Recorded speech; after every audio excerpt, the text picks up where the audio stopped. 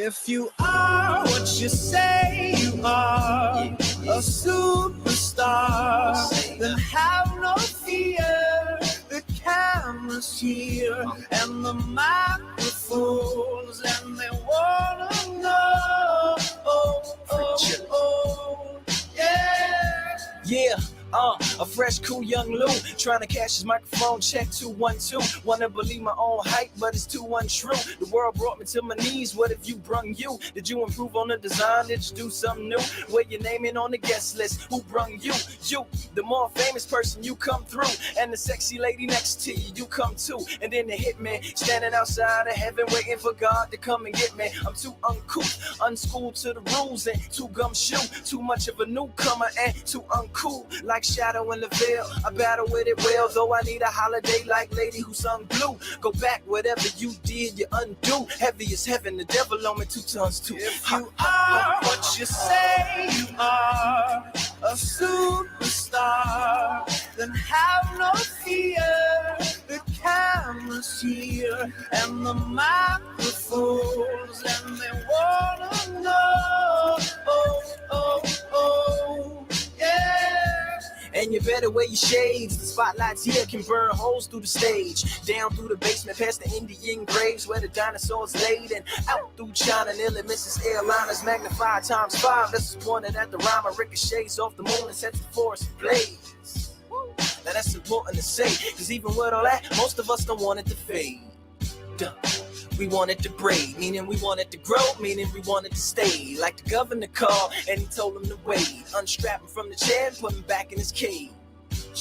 The audience ain't phased, and they ain't gonna clap and they ain't gonna praise. They want everything back that they paid, cause they've been waiting since 10 to see the lights get dim. If you are what you say you are, a superstar, then have no fear. The crowd is here and the lights are on, and they wanna show. So chauffeur, come and take me away, cause I've been standing in this line for like 5 whole days. Me and security ain't getting along, and when I got to the front, they told me all of the tickets were gone. So just take me home where the mood is mellow, and the roses are thrown, M&M's are yellow, and the light bulbs around my mirror don't flicker. Everybody gets a nice autograph picture, one for you and one for your sister, who had to work tonight but is an avid listener.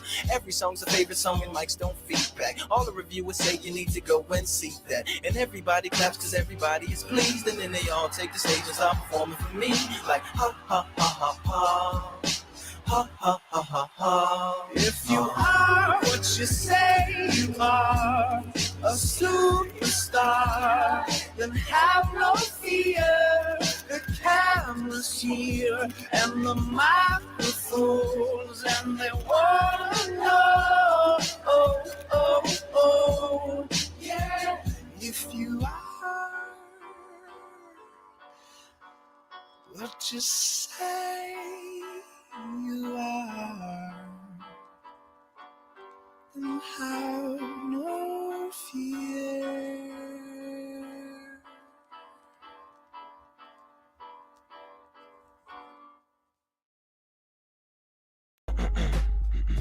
Testicles 1 2, testicles 1 2. Hey y'all, what's crack-a-lackin'? This is your soul plane chauffeur, Captain Israel Mills. Sounds nice. Welcome aboard NWA Flight 069. Time to bust this corner, y'all. In a hot second, I'll be hitting them switches and getting this bitch pumping and jumping. So screw your shit on tight and enjoy the flight. Check out my homie Teddy P's dope graphics.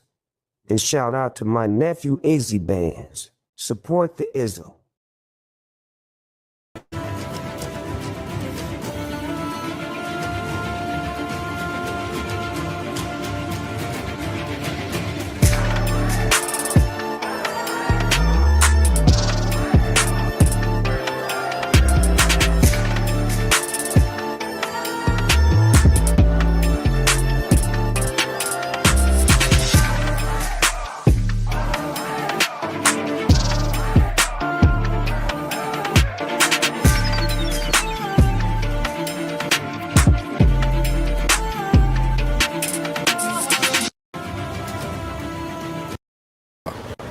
get fat, people think you eat too much. And if you lose weight, people will think you sick.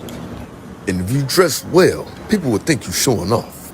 If you dress simple, people think you poor. If you are serious, you are boring. And if you're funny, you're immature. If you're single, people assume that you're lonely. If you speak your mind, you are rude. If you're successful, you're arrogant. And if you are poor, then you are lazy. If you are honest, people think that you are naive. And if you are dishonest, then people will think that you are untrustworthy. No matter what you do in life, people will always criticize you. Do what fulfills you. Do what truly makes you happy. Don't look for the person that makes you happy. Become that person that makes you happy. Make sure you hit the follow button. We may never see each other again. Just keep that in mind. Stay away from an individual who will lie on a person's character. You ever seen people look at you a certain way and you're like, yo, where did this negative energy come from? 9 times out of 10, somebody lied on your character. And the ill part about when an individual lie on another person's character, the person that's receiving that information, they probably believe them. Like, this been my best friend for years. What they got to lie for? That's my mom. What she got to lie for? That's my brother. That's my girlfriend, my wife, my husband. What they got to lie for? That's what make them the worst type of individuals. Because you would never know. They don't got to look. They ain't got to smell. They ain't got a color. It ain't the money. When a person lie on another person's character, they are the worst individual to mankind. He said that he never prayed to God, he prayed to God. I'm thinking godly, God me from the ungodly. Is that welcome? Yeah. And I was back to giving props again, and that was bothering. But it's uncomfortable as an untouchable touching you. The untouchable empire, baby. I'll show you untouchable. Doctor.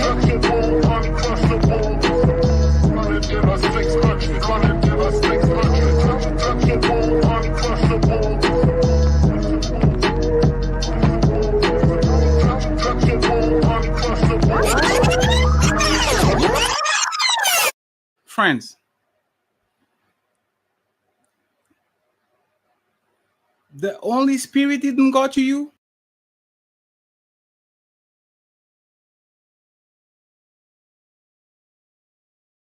Holy Spirit didn't go to you for the grace and mercy. Is that welcome? Yeah.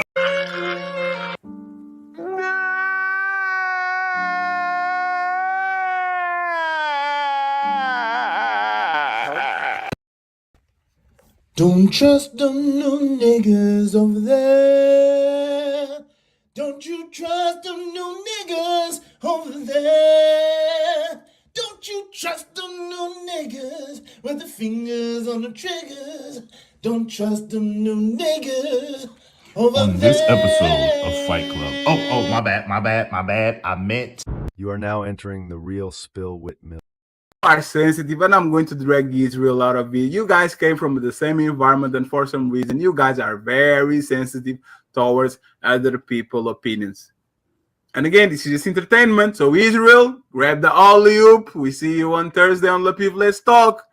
You are very fucking sensitive. It's a trap. He knows it's a trap. Everybody around him sees that it's a trap. Everybody's saying, don't go on that door, bro. You know what's happening, what is waiting for you there. And his pride is so big. He's so big that he's willing to actually do a show about it. He knows I'm actually recording that shit, or somebody will record that shit from me. So there's no privacy anymore. And now I will pick and choose every single word that you do. I have complete control of the control. I can even manipulate your words against you and use that shit maliciously to make you look as bad as possible and make as much money as possible. He doesn't understand. I think he doesn't understand. Is this your game?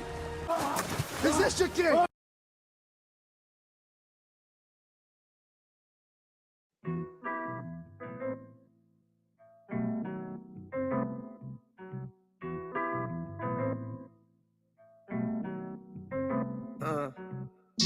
Pride is the devil. Think it got a hold on me. Pride is the devil. left so many R.I.P. Pride is the devil. Think it got a hold on me. Pride is the devil. Yeah. Terrified, paranoid, I put you over everything to fill the void. And when you're gone, will I have anything or will I be destroyed? Terrified, paranoid, I put you over everything to fill the void. And when you're gone, will I have anything or will I be destroyed? Yeah. Bright lights pass me in the city, it's emergency. I'm thankful cause I made it past my 30s, no one murdered me. Still remember vividly the nigga that pulled a gun on me. I'm petrified but moving like I got no sense of urgency. Pride make a nigga act way harder than he really be. Pride hide the shame of sin and cut off all utilities. Pride hide the pain of growing up in hell and poverty. Pride make a nigga feel a way that you won't follow me. Make a nigga flash 1,000 like he hit the lottery. Make a baby mama make shit harder than it gotta be. Make you have to take the bitch to court to see your prodigy. Make you have to use your last resort and pull a robbery. Pride be the reason for the family dichotomy. Got uncles and some aunties that's too proud to give apology. Slowly realizing what the root of all my problems be. It got me feeling different when somebody said they proud of me. Pride is the devil. I think it got a hold on me. Pride is the devil. And it left so many R.I.P. Pride is the devil. I think it got a hold on me. Pride is the devil. Yeah. Terrified, paranoid, I put you over everything to fill the void. And when you're gone, will I have anything or will I be destroyed? Terrified, paranoid, I put you over everything to fill the void. And when you're gone, will I have anything or will I be destroyed? Yeah. Too much money to count, what's the amount? 10 of a bounce, I gotta pay a nigga to add it up. Then pay somebody to make sure whatever amount he say can back it up. Got racks on racks, I'm racking up, stacking up. You reaching or acting up. Break it down, weigh it up, not back it up. Make a 5 of mine, that's regular. Nigga playing with us, that's negative. Go back to start, that's never. I'm a boss, my closet leather. Ain't no off days on my schedule. Long as I live, we live forever. So my twin and shit get better. These niggas then slip, let me ahead of. Got my feet up, I pay 70 bands and have sense on the jet. I don't need them, that shit in the past. I'm feeling like what's next. Got my speed up, foot all on the gas, just not a CA vet. I can beat them, I believe in me. Just tell me what's the bet. How my pride gone, had to lose it all, then I got rich. I own 5 homes, glad some of this shit starting to make sense. I'm staying hella focused, and I can't forget the bigger picture. I can't even hold you. I didn't have shit, I won't forget it. Will I be destroyed? Come to me with everything, it's starting to get annoying. I'm addicted to promethazine, it's crazy, yeah, I know it. All this money coming in, it drive me crazy, not to show it. I'll be crazy if I blow it. Pride is the devil. I think it got a hold on me. Pride is the devil. And it left so many R.I.P. Pride is the devil. I think it got a hold on me. Pride is the devil.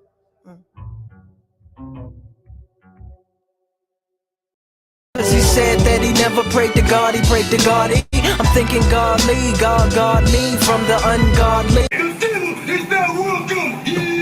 And I was back to giving props again, and that was bothering. But it's uncomfortable as the untouchable touching you. The untouchable empire, baby. I'll show you untouchable. Doctor.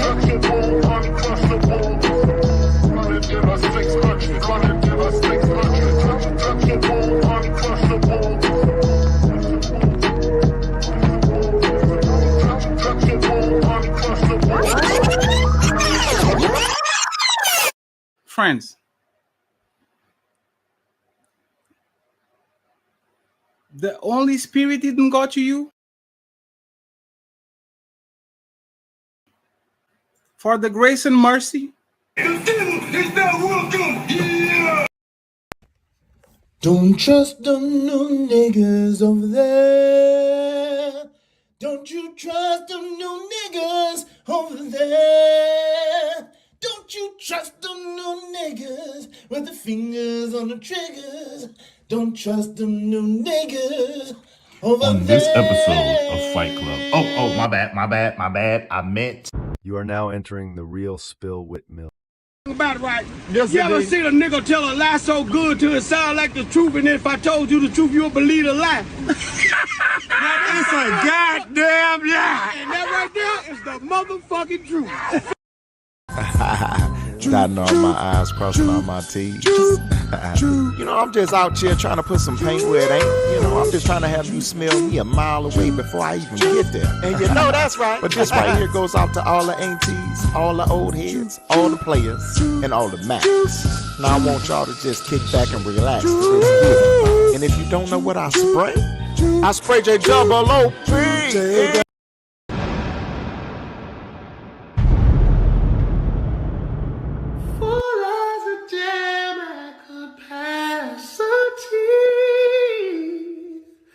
Passion's about to explode.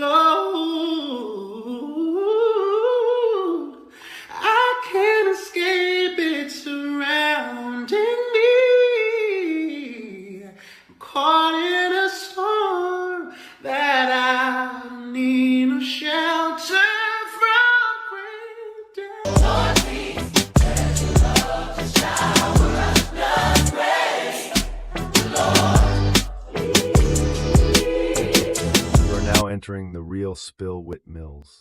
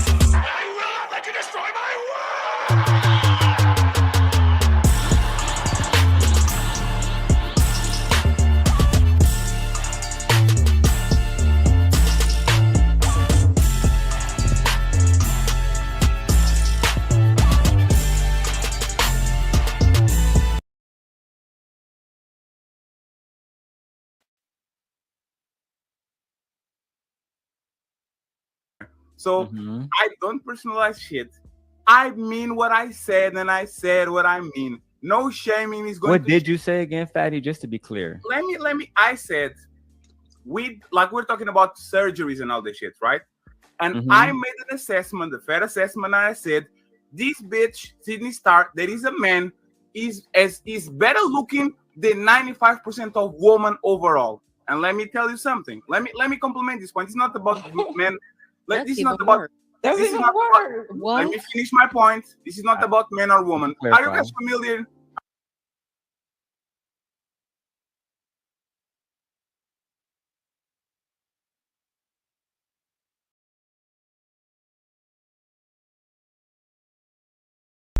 My God, my God.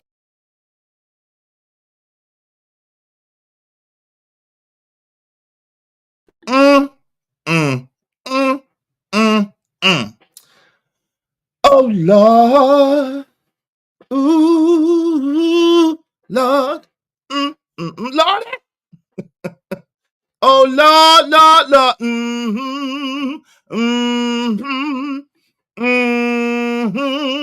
Lord. Yo, what's up? What's up, everybody? What's the deal? What's the deal? What's the deal? I think my brother made a song about a glass house, man. Don't throw rocks if you in a glass house. Come up to me with your hands out. Everybody looking for a handout. Oh, hey, what's going on, everybody? It's your man's Easy Beans, aka Is Real Mills. You know the deal. You know the drill. This is the Real Spill with Mills show. Let's go. Let's go. Let's go. Let's get it. Let's get it. Let's get it. All right.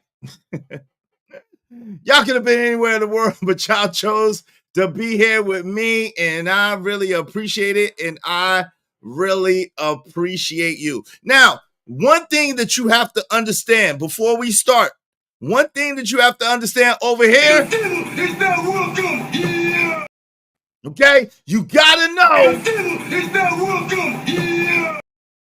we don't play that. The devil is not welcome here, okay? Now, there's a few things in life that I don't play with at all. And there's a few categories of people that I don't play with at all. Number one, I don't play with children at all. Number two, I don't play with my children, people playing with my children at all. And number three, which really should be number one, I don't play with anybody blaspheming the Holy Spirit. You gonna blaspheme me, the Holy Spirit? That's what we doing? That's what we doing? You gonna blaspheme me, the Holy Spirit? See, this is the thing. I hope y'all are paying attention. Like my man Philosophical said in the chat, this is spiritual warfare. This is spiritual warfare. This is spiritual warfare. And make no mistake about it. If you claim you love God, because I love God. You don't love God? What's wrong with you? I love God. You don't love God? What's wrong with you? We ain't preaching or trying to pigeonhole or box anyone into any religious ideology. No. We believe in the Creator, the one and only Creator. And I give reverence and honor to the Creator of all things. Make no mistake about it. I'm not being mocked. It's God who's being mocked. Cause he said that he never prayed to God, he prayed to Goddy. I'm thinking godly, God me from the ungodly. It's not welcome here. And I was back to giving props again, and that was bothering. But it's uncomfortable as the untouchable touching you. The untouchable empire, baby. I'll show you untouchable.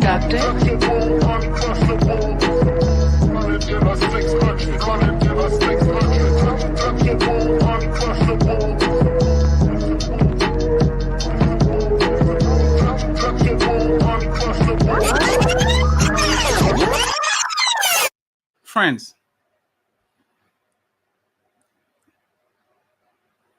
the Holy Spirit didn't go to you?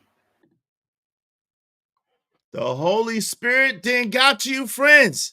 As I have a devil's costume on or overlay or whatever with fake fire, as I'm emulating the devil, I'm asking you, friends, the Holy Spirit didn't get to you?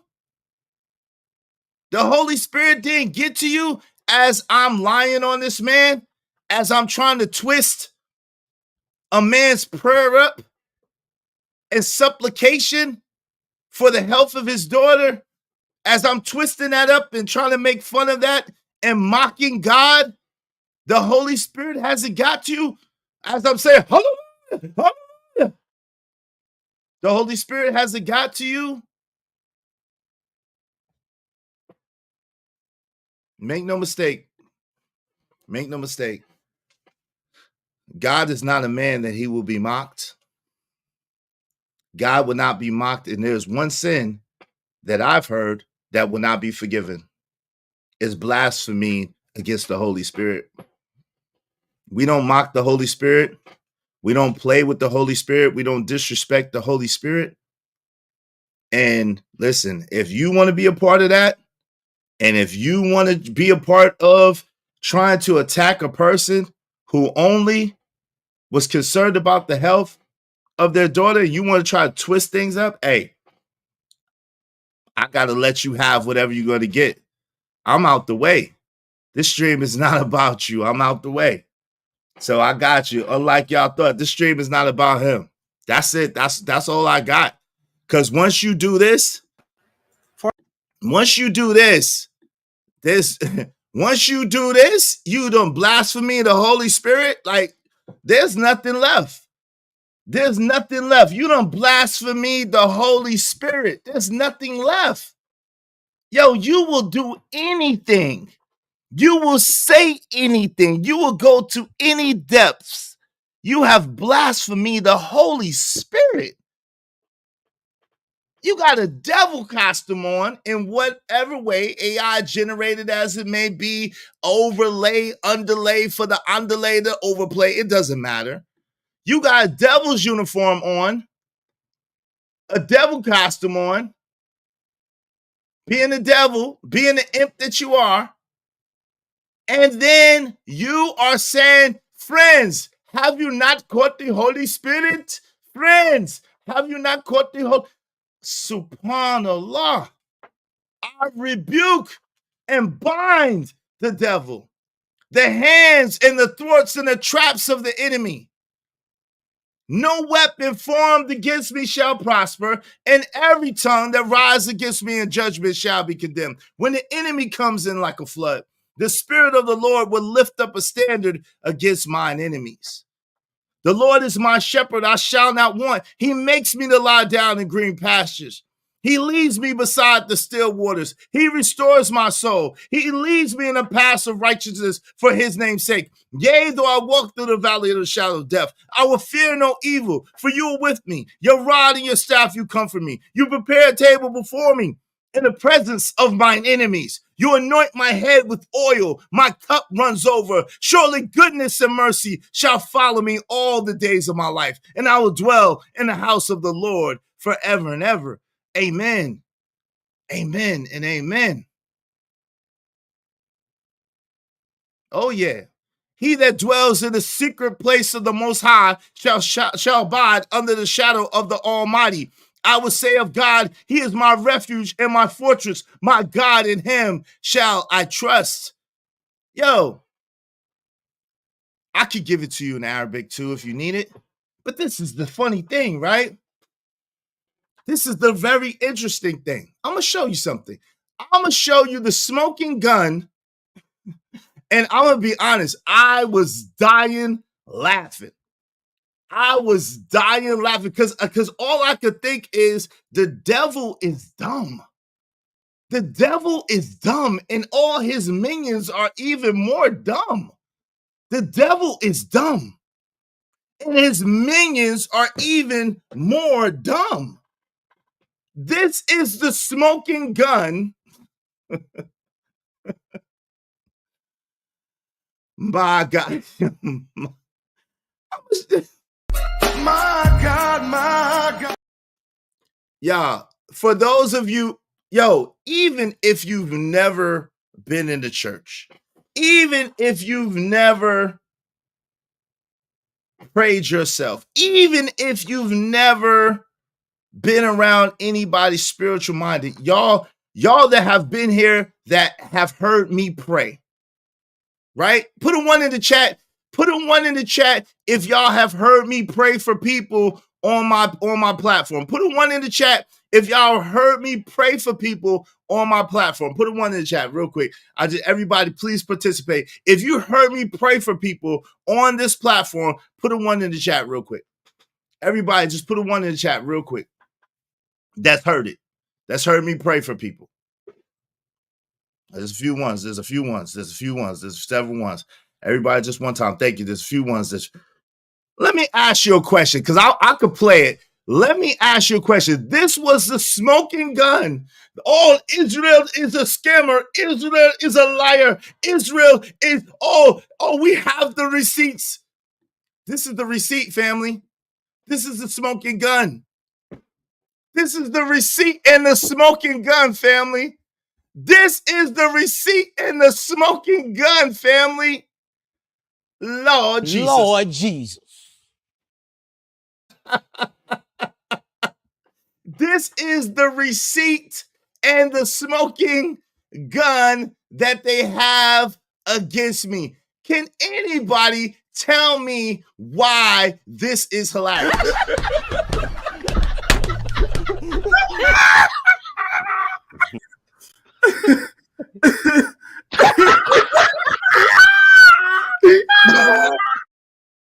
Yo, can anybody that heard me pray, can anybody that heard me pray before, can anybody that's heard me pray before tell me why this is hilarious that they tried to use this to say that I said that my daughter was 100% healed? Can anybody with any kind of spiritualness about them, can anybody with a sense of discernment, can anybody who knows the power of prayer please explain to these devils why this is the worst thing that they could have tried to use to prove that I was scheming and scamming, that I wasn't scheming and scamming? Can somebody please explain it to the uninitiated, please?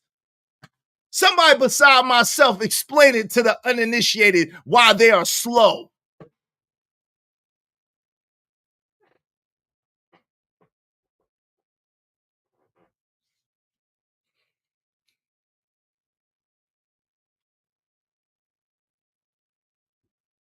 In the chat, if y'all will, someone explain it to them why this does not prove that I said my daughter was 100% healed, even though you see 100% healed in there. Someone break it down for them real fast, please. Real fast, just real quick. Someone break it down other than myself. Shout in the meantime, between time, shout out to Terrell, man. Thank you, man. Keep cooking. Yo, y'all be like Terrell. Hit the Cash App and support the show, support the stream. You know what I mean? Dope discussions deserve dope donations, compensation for the conversation. Listen, they try to imitate us, they try to emulate us, but they can't be us. They not like us. They can't do it. Now, this is the thing. It's taking y'all a minute. Shout out to Boot Camp Clear. It's taking y'all a minute, so I'm gonna break it down. Shout out to Terrell. I appreciate you, family. Thank you so much, Terrell. Let me show you love real quick before I break it down. Thank you very much, Terrell. Thanks, man. It don't matter what the situation. I'm just trying to climb any obstacle a nigga facing. See it through in due time. It's a marathon, you gotta pace it. You can't press rewind, you get left behind. Just grind and the rest be fine, fine, fine, fine. It don't matter what the situation. I'm just trying to climb any obstacle a nigga facing. See it through in due time. This is the thing.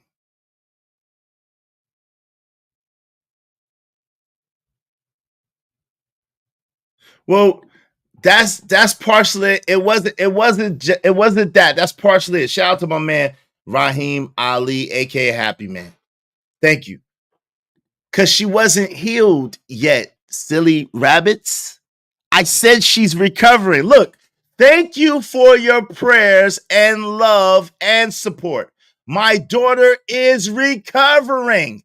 And thank you for your prayers, love, and support. My daughter is recovering, and by the grace, mercy, and loving kindness of God, she's 100% healed, forgiven, restored, and renewed. The reason why I asked if anybody has heard me pray, then you would know that I pray the same prayer over everybody who I'm praying healing for. This is the same prayer that I pray for everybody that I'm praying healing for. Because you ask, so you receive. You seek, so you find. You knock, and it shall be open. And when you pray as though you received it. You have to see it and believe it to receive it. It's right here in front of you. It's right here in front of you. I said, the first thing I said, my daughter is recovering, and by the grace, mercy, and loving kindness of God, she's 100% healed, forgiven, restored, and renewed. How would I know if she's forgiven, restored, and renewed, y'all? Come on now. Come on, family. Come on, family. Then I said it may be a long road to total recovery. It may be a long road to total recovery. Through her traumatizing experience, though she's my child, she's also a young lady, and I have no right to tell her story or cause her to relive the trauma over and over again. Please respect her right to privacy and healing. Again, I appreciate each and every one of you, and I'll be by her side by Tuesday of this week to comfort her, share all the love and prayers that y'all conveyed. God bless y'all. Thank you for the continued support. Now, we gonna get into it. It's a perverse, wicked, and evil generation that needs signs and wonders. It's a perverse, wicked, and evil generation that would sit there and skulk and mock God. See, he didn't mock me. He was mocking God. I don't have nothing to the Holy Spirit. I don't produce the Holy Spirit. Why would you have a devil's uniform asking people, did they catch the Holy Spirit? After you done mocked a prayer of healing that I prayed over my daughter. I'm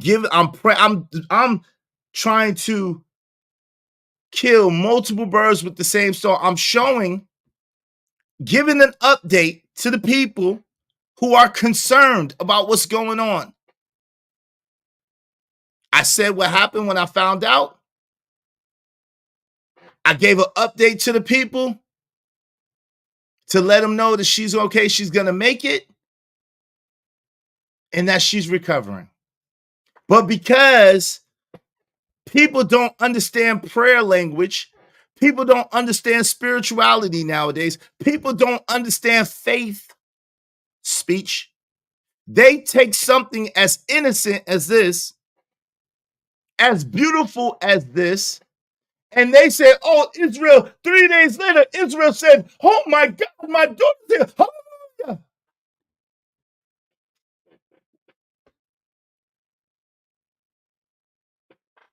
Man, oh man, oh man. Man, oh man, oh man. I hate to be y'all. I ain't gonna hold you. I hate to be y'all. And this is who y'all rocking with.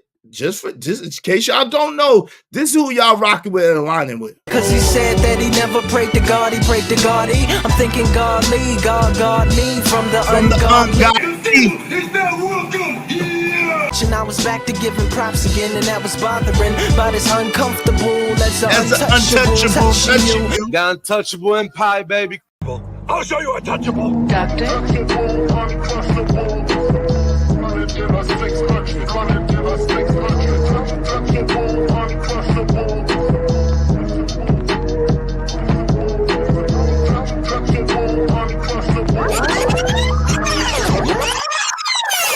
Friends, the Holy Spirit didn't go to you for the grace and mercy. Is not welcome here.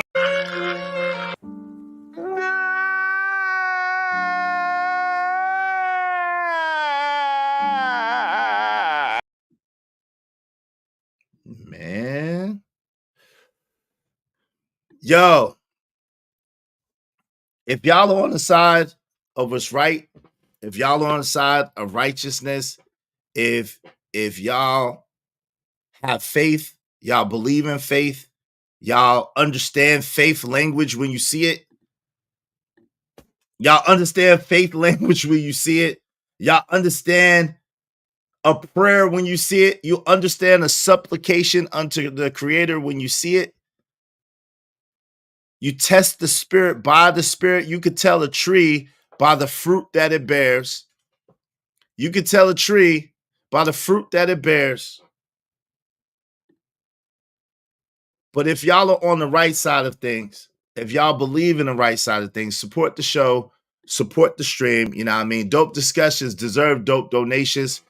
Compensation for the conversation. Let's do good business. Yo, any person that has any being that has flippy floppy morals, any person that would say some stuff like this. So I don't personalize shit. I mean what I said, and I said what I mean. No shaming is going. What did you say again, Fatty? Just to be clear. Let me. I said we're talking about surgeries and all this shit, right? And I made an assessment, the fair assessment, and I said, this bitch, Sydney Starr, that is a man, is better looking than 95% of women overall. And let me tell you something. What? Wait. Hold up. He said, what? Wait. What? Hold up. I know. Hold up.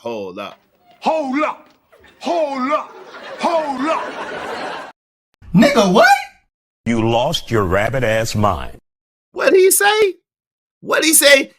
A transformer, what? I made an assessment, the fair assessment, and I said, this bitch, Sydney Starr, that is a man, is better looking than 95% of women overall. And let me tell you something. Let me compliment this point. It's not about men.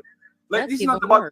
Let me finish my point. This is not about men or women. Are you guys familiar?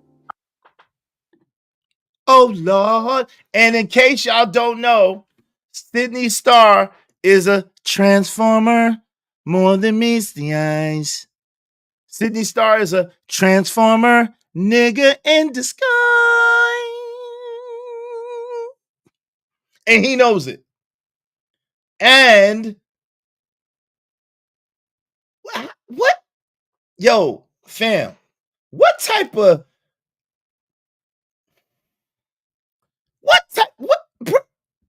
Yo, what? Yo, man. Come on now, dog. Come on, man.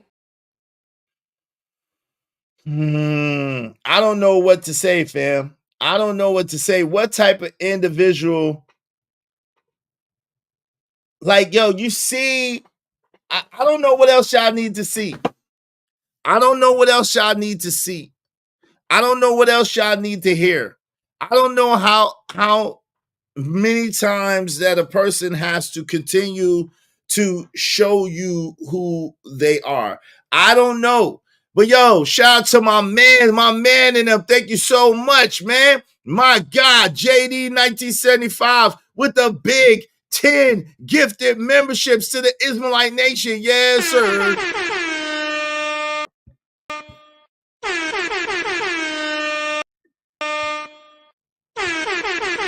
That boy is good. Hey, listen, y'all gonna mess around and let JD 1975 be sponsor the show 2 days in a row. We already celebrated him at the beginning of the show. Man, I hope you caught that, JD. I played something real dope for you. Shout out, and something that I know that you like. Shout out to my man JD 1975 and my man Terrell Wright. Y'all be like them. Y'all hit the Cash App, support the show. If you got a membership from JD 1975, please thank him. And make sure that you keep up with your membership when it's time to renew. We greatly appreciate it. Membership has its privileges over here. Welcome to the Israelite Nation. Thanks, man. It don't matter what the situation. I'm just trying to climb any obstacle a nigga facing. See it through in due time. It's a marathon, you gotta pace it. You can't press rewind, you get left behind. Just grind and the rest be fine. No matter what the situation, I'm just trying to climb. Any obstacle a nigga facing. See it through in due time. It's a marathon, you gotta pace. See, today, the title of today's show is How Different Perspectives Expose Your Hidden Angers and Agendas. A deep dive into emotional reactions. I'm not going to hold you. I'm not going to hold you. Initially, I was going to, let me say this, because there was a challenge issue to me. Sir, the devil is dumb, and so are his followers, sir. The devil is dumb, and so are his followers. Sir, you never go to anybody in America's hometown talking junk for free. That's just not intelligent, sir. It's just not intelligent. Trust me, you would much rather pay me, because you're not paying me to fight you. That's not what you're paying me for. You're not paying me to fight you. You're paying me for protection. You're not paying me to fight you. You're paying me for the protection after you get your tail whipped, and we're gonna make sure you get home safe. We're gonna make sure you be all right. Okay? You're not paying me for protection. Excuse me, you're not paying me for a fight. You're not paying me for a fight. So you do not want to come where I'm at for free. That doesn't even make sense. You do not want to come to where I'm at for free to fight me after you disrespected my daughter and said, I thought you wanted to fight for the honor of your daughter. That's not intelligent, fam.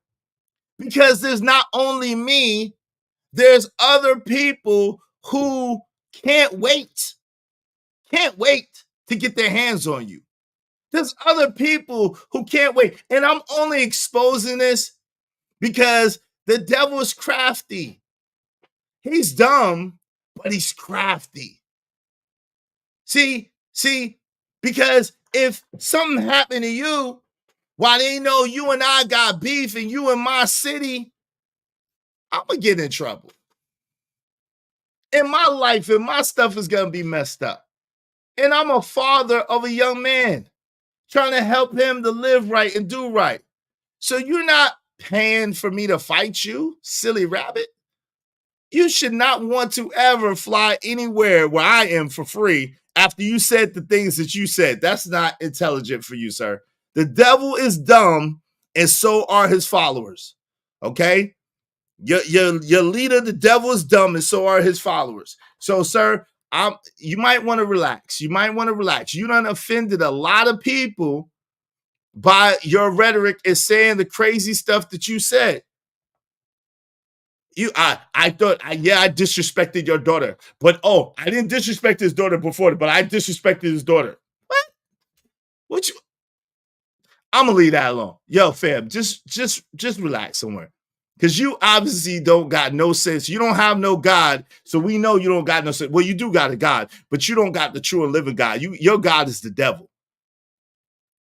You tried to say my God is money, and you're a liar from the pits of hell. Anybody can see that my God is God Almighty, the true and living God, the creator of all things, the creator of heaven and earth, the God of Abraham, the God of Moses, the God of Jesus. Anybody can see the God of Muhammad. Anybody can see my God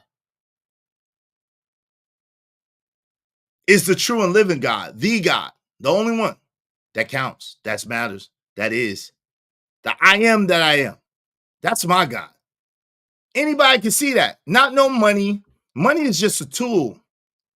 But you would love to affect my money. You would love to affect the contributions I get. You would love to affect people supporting me, because that's how you get down. So you would make something innocent into a scam. You will make something innocent into a scheme. You will make something innocent into something that is not, to twist it up, because you hate God. And anything that gives glory, honor, and praise to God, you're an enemy of. And it's evident. Did you not catch the Holy Spirit? Like, what? What's that? Philosophical 999. Thank you, brother. What kind of peanut butter and jelly is y'all niggas supporting out here? Exactly. That's what I want to know. Fam, that's what I want to know. But hey, there's a lot of people that apparently love the nonsense. There's a lot of people that apparently love the nonsense. That love the nonsense. Yo, thank you so much, Illa. I appreciate you, bro. I appreciate you. Thanks, man. Make money, make money. When shit hit the fan, we'll take money.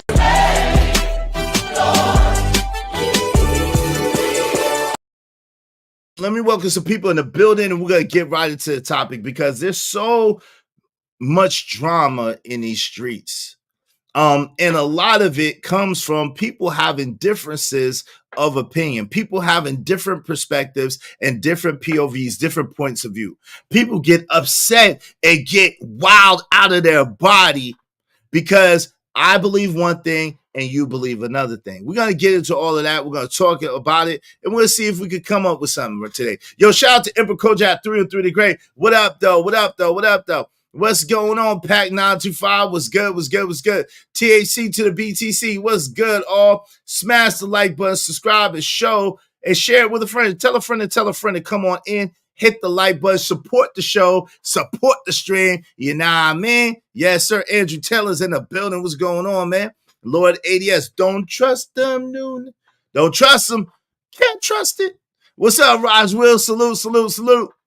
Yes, sir. Can't trust it. Oh, Lord. Ignorant TV salute. What's up, man? My man, JD1975, sponsor of the show, JD1975. Salute to you, good sir. I appreciate you. I appreciate you. I appreciate you. Thank you kindly. King Paris, salute. What's up, family? What's the deal? Yes, Illa is in the building. It is spiritual warfare. And yo, all you people who believe in the true and living God, please, it's important that you show up and you show out over here, man. It's important that we show up and we show out for each other. The people who have the Spirit of God, the people who believe in God, the people who want things to be better, we got to show up and show out for each other because the adversary is busy. He's coming to kill, steal, and destroy. He is the father of lies, and he uses his lies as his own resources. Will tell you the God doggone truth and a damn lie in the same sentence. It's amazing. I swear, this MF Tubby is the Antichrist. Real talk, evil ass bastard. I don't know if he's the Antichrist, but he daggone sure don't love God. I don't know if he's the Antichrist, but he daggone sure don't love God or understand anything spiritually at all. No basis at all, like none. What's the occasion, Darfar? Up? Easy Bands in chat. I want your honest opinion about something I made last night. Tell me what you think about. You know what to do, man. Let me, you know what to do. What's up, Living Humbly? What's going on? I'm gonna let you have that one. What's up, Money Marco? What's good is the camo Ralph Polo. I got the blue one. Shout out to the blue one. Shout out to Tommy. He had my shirt on the other day. Shout out to Tommy. I told you, Tommy, I got that one too, man. I done sported up here before before people try to say, oh, you trying to be like Tommy Sotomayor. Nah, I've been had this. Tommy just got good taste. Shout out to Tommy with the good taste. Shout out to Tommy. What's up, Bucket 88? What's good? Yo, Angry Man got the sweater. You know what I'm saying? Great minds think alike. Angry Man got the polo camo sweater. Shout out to that. Great minds think alike, man. Shout out to Angry Man. Hey, what up, is in chat room? What's going on? I love the Lord. Get thee behind me, Satan. No authority. Exactly. We stomp on the devil's head. Bang, bang. What's up, Terrell in the building? Good to see you, family. Yes, sir. I rebuke, bind Satan and his demons, including Tubby, in the name of Jesus. Grab Holy Bible, Apocrypha, Holy Water, Holy Salt, and Exodus oil. Yeah. I got some ointment, man. I got some anointment ointment, man. I don't play with that. Yo, enjoy the Florida sunshine, Andrew Taylor. Yes, sir. Enjoy that Florida sunshine, brother. Yes, sir. Shout out to that. Shout out to all my peoples hanging out. What's up, Classic Creole? Good to see you, sis. Money Marker said, the devil is very complex, diabolical, and organized. But he's still dumb as hell. Devil dumb as a doorknob, boy. And his people that follow him are even more stupid. The devil's dumb as a door now. The people that follow him is even more stupid. What's up, Say You Life Podcast? What's the deal? What's good? K-Stay Dreaming in the building. What's good? Good to see you. My man, King Parish. Juan Solo ATL. You ain't never heard me pray for anybody. It's cool. Psalms 91. Yes, sir. Psalms 23, Psalms 91. You already know. They right here. You already know what it is. Hey, come on, people. Shout out to Miss Lolita Gore. Glad to see you. Know that you're doing better and better every day. Come on, people. Hit the like button. Likes are free. Likes are free 99. They don't cost you nothing. Make sure y'all hit that like button. Support the show. Support the stream. You know what I mean? Yeah, sir. What's up, boot camp? What's going on, family? Yo, it's been a minute since I watched your show, but I remember when the incident happened. Are dudes still talking next? Yes, they are. They're trying to, yes, they are, Terrell, man. They're trying to bring it back. They want an excuse to talk about my daughter and try to do it in a slick way. So they've been bringing up my daughter, talking about my daughter, disrespectfully, disrespected her. And they trying to make it seem like it was a scam or a scheme when it absolutely was not a scam. It absolutely was not a scheme. It absolutely didn't have anything directly to do with money. So they use the fact that I showed my eyes. But if you remember, Terrell, what was going on right then, Terrell? People, number one, asked me how to support. So that's why I put the Cash App in the body of what I said was going on at the bottom. Number two, people were hitting me and saying, there were people that wanted to support that said, yo, how can I support? I put the Cash App in the body at the bottom for them. But then there are people saying, oh, well, we can't even see your eyes. We never seen your eyes. Show us your eyes. We don't know. How can we believe a man that wears sunglasses all the time? La, la, la, la. So I'm like, man, yo, here's my eyes. Now, what's your excuse for not supporting? Here's my eyes. So I posted a picture along with that. Here's my eyes. What's your excuse for not supporting?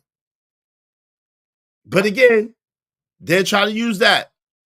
It's anything. If I kept my glasses on, oh, he kept his glasses on the whole time, so he had to be hiding. I show my eyes. I say, yo, here's my eyes. Now what? Here's my eyes. Now what? Oh, well, hey. Yo, anything. My man, Raheem Ali, Happy Man's in here. Yo, KO Black, what's going on, family? What's the deal? What's it? And that too. Yes, sir. Let me see. PH Doofus said, now I understand why security boss called him an antichrist. Oh, absolutely. I can't say he's the antichrist, but he definitely have no respect, no regard, or no kind of reverence for God. He has no respect, no regard, and no reverence at all for God. And yo, now some people say, well, Israel, you was over there. I was over there a while ago when he invited me. I invited him over here. He never came. He started doing streams with his shirt off, and I was done.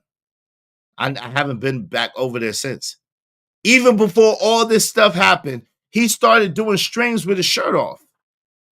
I'm not going over to a man's channel with his shirt off to watch a man chest naked. I'm not doing that. He started doing streams with his shirt off. So when he started doing streams with his shirt off, I'm like, wait a minute. What type of stuff is this? What type of stuff is this?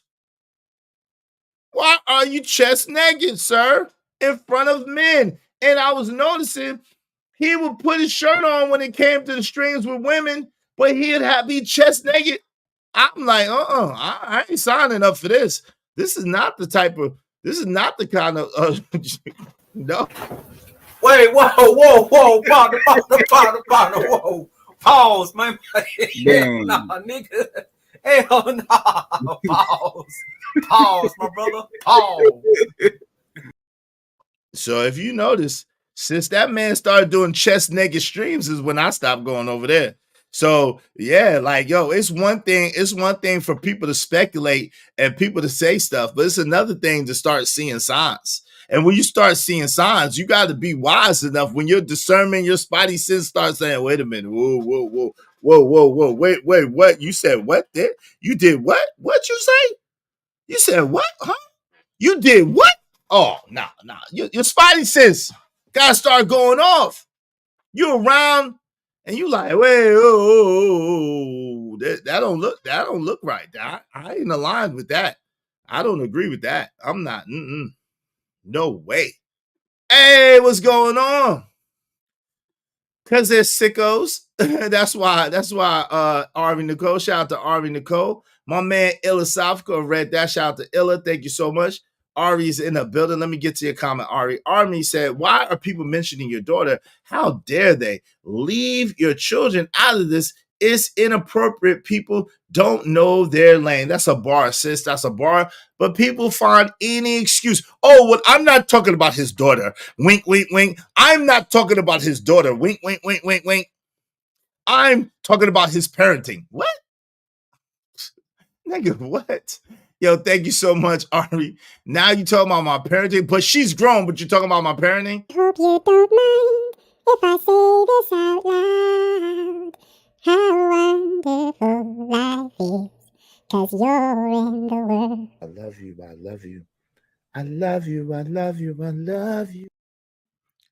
I hate that people are delusional and ignorant. Yes, and Ari, I'm like the one place where I agree with Glorilla, and there's only one is here. One thing I hate is a delusional ass nigga.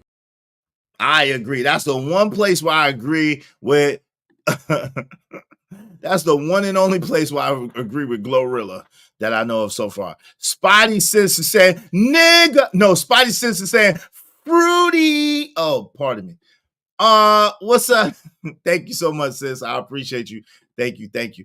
He don't have boundaries because he don't got God. Yo, living humbly, that is a bar right there, living humbly. And that's why I have to bow out, because there is no limits that he will not go. He'll twist up and manipulate the truth and try to use it.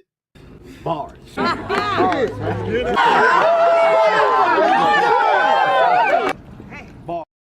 That's a bar. Ain't nothing else to say. What's good, old Goon Network? Coming soon. Good to see you, good brother. Can't take her serious with that bonnet.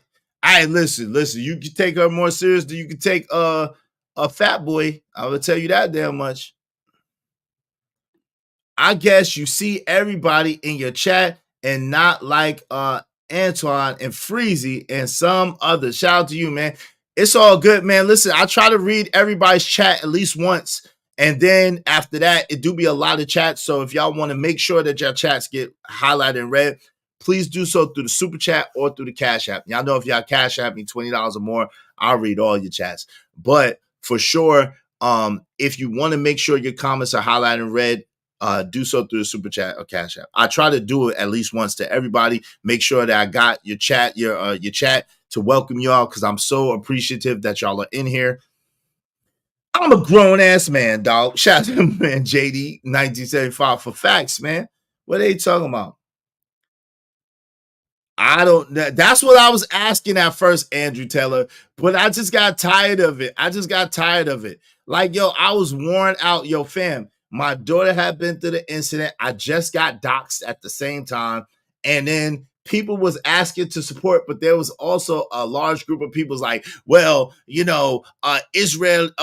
And then Sour Juice was over there spreading her lies and just effing the story all the way up. Sour Juice was effing the story all the way up. I'm like, yo, none of that happened. Like, what are you talking about? She didn't know what the hell she was talking about. So I had to address Sour Juice. God doggone, I'm really not in the total loop of what's going on with my daughter because she's so far away. I'm trying to understand what's happening. Didn't really get all the answers at first. Like, it was a lot, man. It was a lot. And then people saying, well, yo, how do we know the story is true? Israel wears glasses. So how do we know it's true? Like, what? Like, all right, man, let me help y'all out. Now you can see my eyes. Now do you think it's true? Come on, man. What are we talking about? People just find anything. I'm gonna tell you what. I was new, and y'all gotta remember, I was new to that whole stuff back then.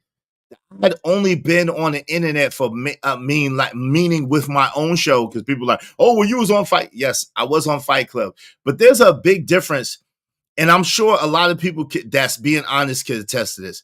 There's a big difference between going to people's shows and being able to log off and having your own show. When you have your own show and you're doing your own thing, you learn very quickly that there's a huge difference between the one and the two. It's a huge difference.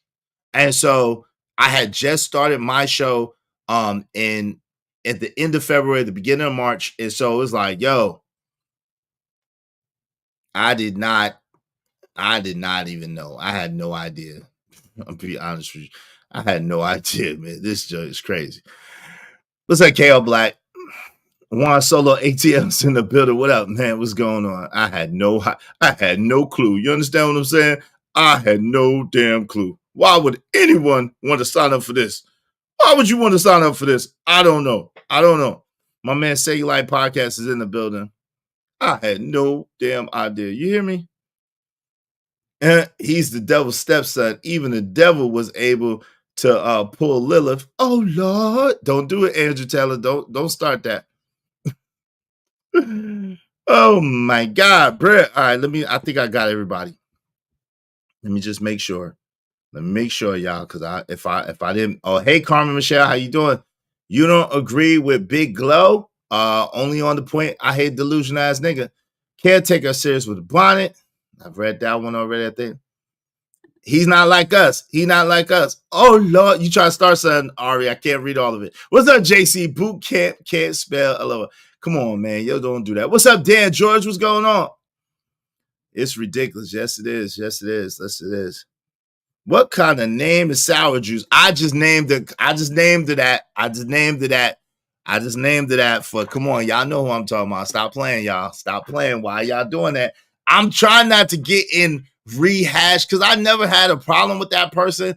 It's just that they put themselves in my business like Fat Boy, put themselves in my business and got the story all wrong and then was spreading a totally wrong story. I'm like, what in the world is wrong with you?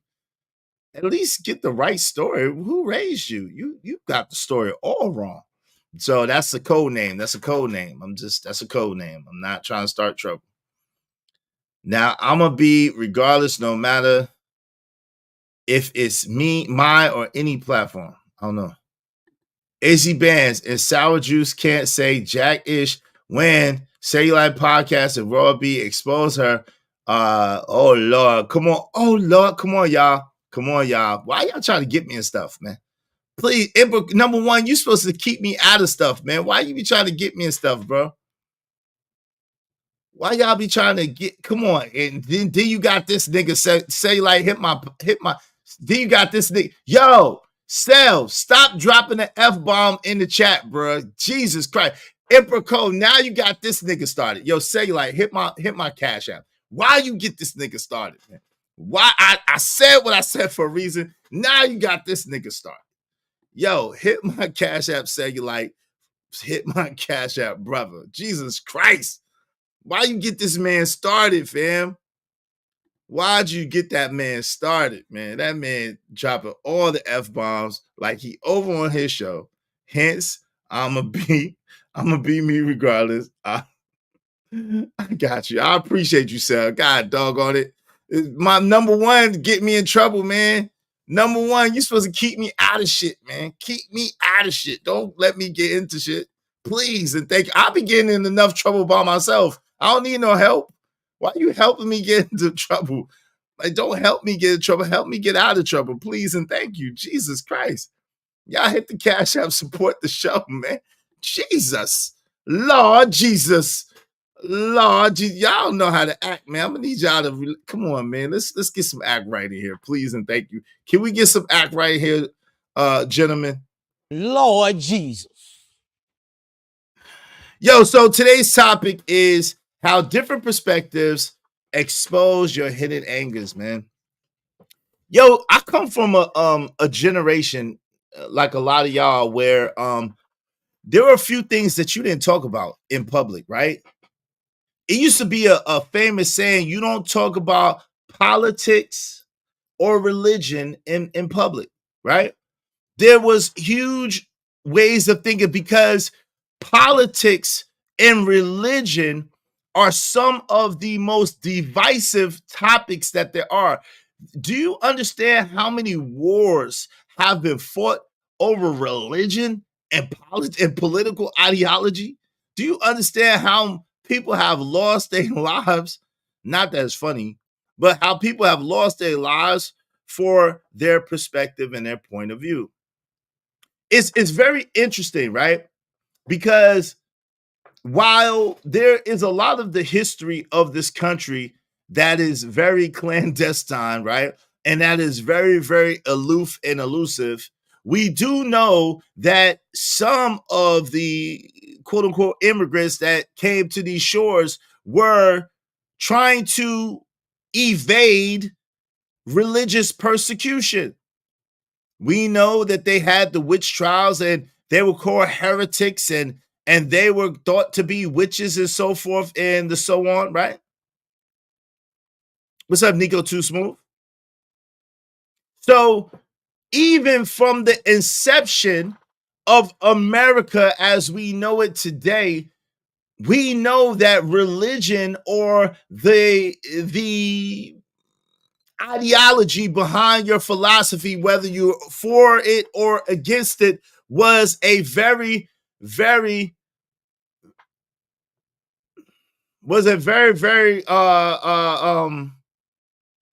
a very, very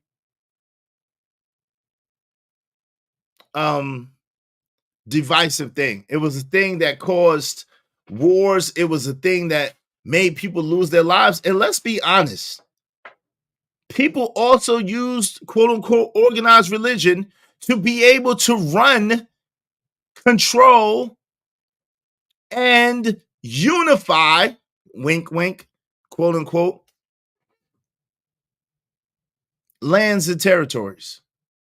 So we have to understand when we start getting into these debates, these conversations, conversing about religion, about politics, about our ideologies and viewpoints, so things get heated. And I've been seeing that around like people that I didn't even know was that passionate about anything. They be going crazy when you start talking about candidates. To some of these Negroes, if you start saying anything, and some of y'all are in here right now probably, but if you start on one side, if you start saying anything that remotely seems like you're not rocking with Kamala Harris or Biden, people lose their mind. But on the other side, it's on the other side. If you act like you remotely don't like Donald Trump, there's some people that will lose their mind. Now, I'm going to be honest. It's kind of like sports. Like, I never understand. Look, Juan Solo ATL, look, a hit dog will holler. Why you calling me out is I didn't know I was calling you out. I didn't know I was calling you out. Shout out to Uncle Jeff. Religion is what keeps the poor from deleting the rich. Napoleon. Shout out to that. Thank you for the quote. Thank you for the quotable. Thank you for the quotable. People like want to hurt you. They want to hurt you. When you are talking about they politics and they politicians, like I never understood that. Like, I'm gonna be honest, like you catch a strange. I don't know why you catch a strange, bro, but okay, if that's how you feel, hit the Cash App on your way out. Thank you for bringing the logic to everything and then sprinkling spirituality on it. This channel is for logical and critical thinkers. Yeah, thank you. I appreciate it. It really is, right? All right, man. I need $5 every F-bomb you drop in my chat, man. Jesus, can you please stop dropping the F-bomb in the chat, brother? Shit.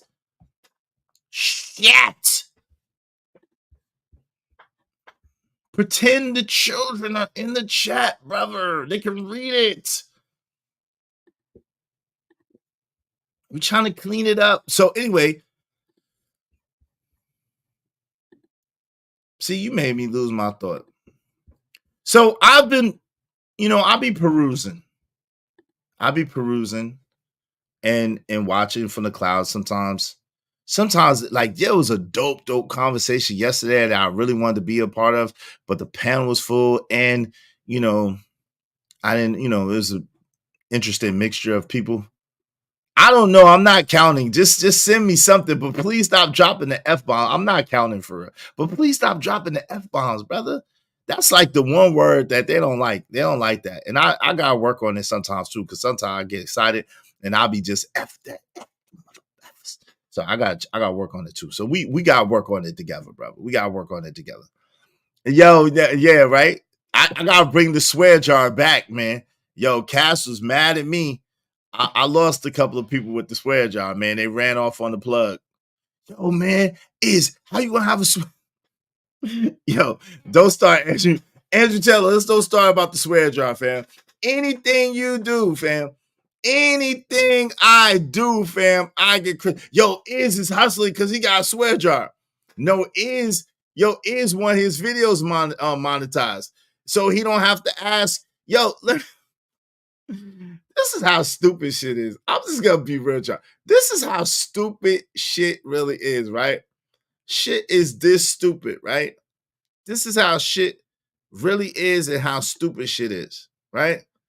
So look, I just want to show y'all something. I've shown y'all before, but I just want to show you an update.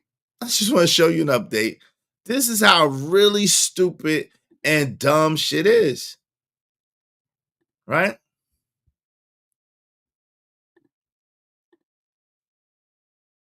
Look at this shit. Limited, ineligible, limited, ineligible,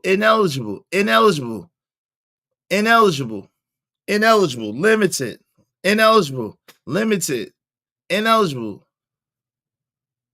profit sharing, god dog, ineligible, limited,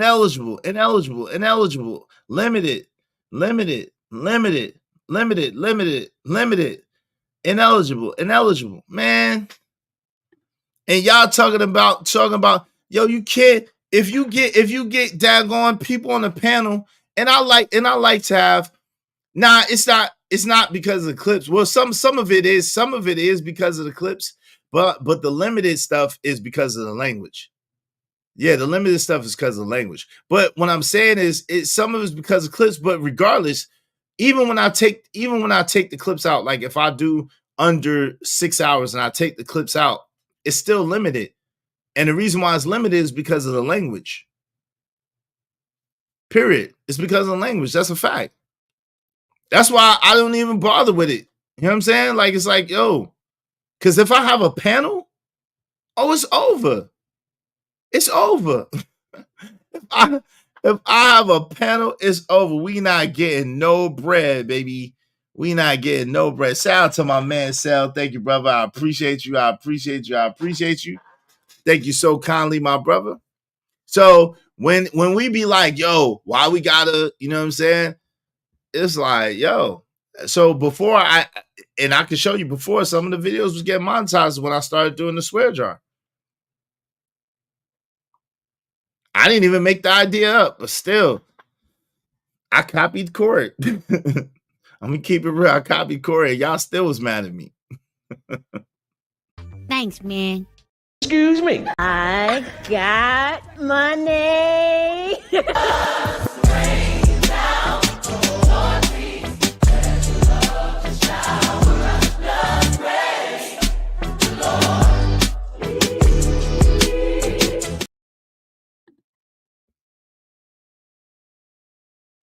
Yeah. So it's like, thank you, Emperor. He said that's why I've been cracking down on folks using trigger words, because it was very bad the other day. Yeah, you can't use trigger words, man. You can't use trigger words. Like we just can't do it. So it's like, you know, people, man, I love to have the panels and have people come up and you know what I'm saying, and kick it and all that. I love it, man, because I like the interaction. At the same time, it's like, yo, I can't remove other wrenches. I could only time them out, though. Yeah, people's upset. Yo, I can't say anything. What are you trying to say, bro? What was you trying to say? Was you trying to text a message with all trigger words? Like, what were you trying to say? I can't say anything over here. Yes, you can. You just can't say trigger words. Why do you want to use trigger words? Hey, we gotta add the F word. Hey, yo, Emperor Code, we gotta add the F word to that list. Do me a favor, add the F word to that list, man. And you gotta introduce a cuss word detector that beeps every time someone uses those words. Well, if we put the F word in there too, that would be great. So some of the things that people argue about is policies, and they get upset. Policies, political disputes, right? Policies, political disputes.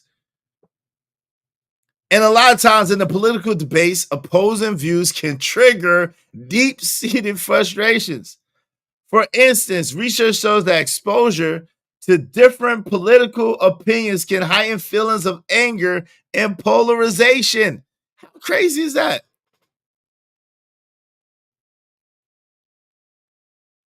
Okay, well, okay. Well, hopefully the wrenches won't say the bad words. And so it's interesting because that implication makes it seem as if some of it is involuntary. I guess if you get that worked up and you get that invested in a topic, or you get that worked up, or you get that invested in a particular program, then you are going to feel a certain type of way when people come after your candidate, when people come after your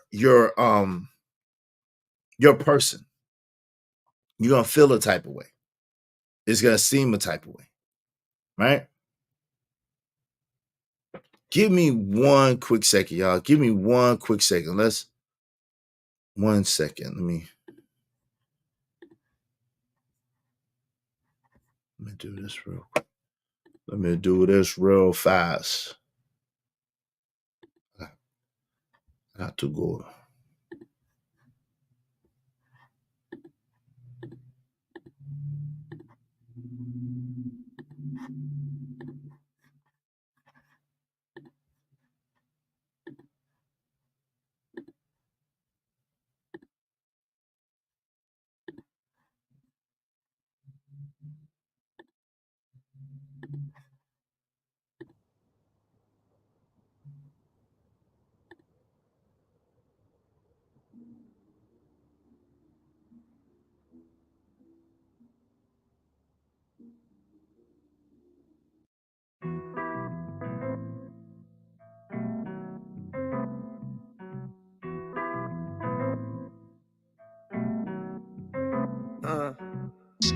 Pride is the devil. Think it got a hold on me. Pride is the devil. And left so many R.I.P. Pride is the devil. Think it got a hold on me. Pride is the devil. Yeah. Terrified, paranoid, I put you over everything to fill the void. And when you're gone, will I have anything, or will I be destroyed? Terrified, paranoid, I put you over everything to fill the void. And when you're gone, will I have anything, or will I be destroyed? Yeah.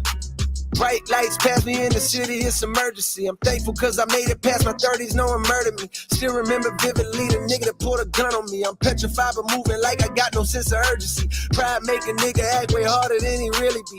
Pride hide the shame of city, cut off all utilities. Pride hide the pain of growing up in hell and poverty. Pride make a nigga feel a way that you won't follow me. Make a nigga flash 1,000 like he hit the lottery. Make a baby mama make shit harder than it gotta be.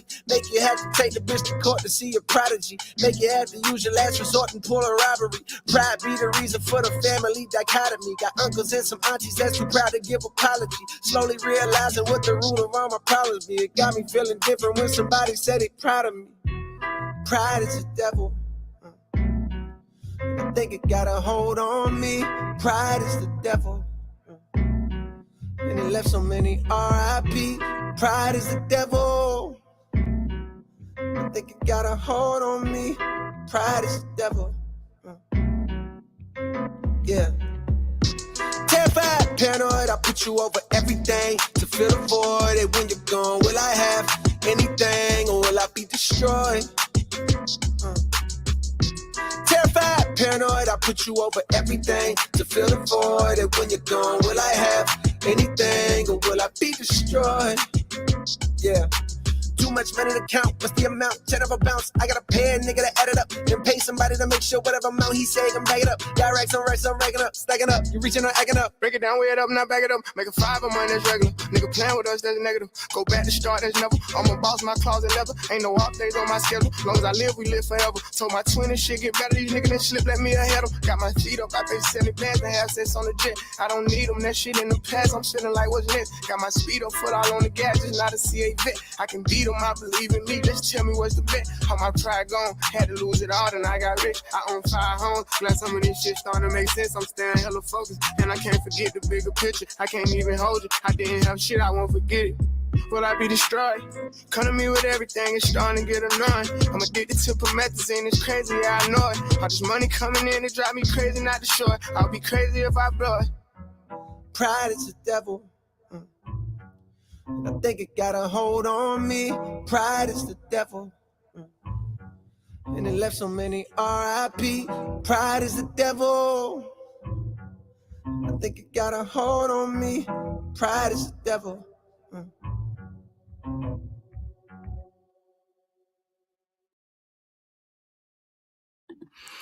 Yeah, so we're gonna open up the panel soon because I definitely want to hear what y'all have to say on this. Let's hold down the F-bombs. Please, no F-bombs. No F-bombs today. All right. Can we try no F-bombs today? That's what we're gonna try.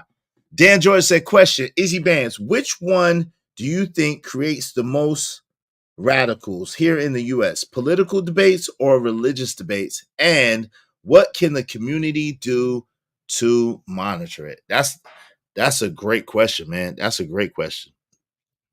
So I would definitely say religious debates. I would say religious debates, but I wouldn't. When you say monitor it, do you mean like to try to control it, to try to stop it? Is that what you mean?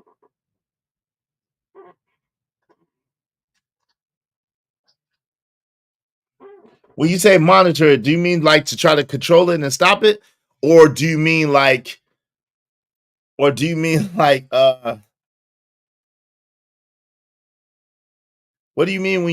you say monitor it?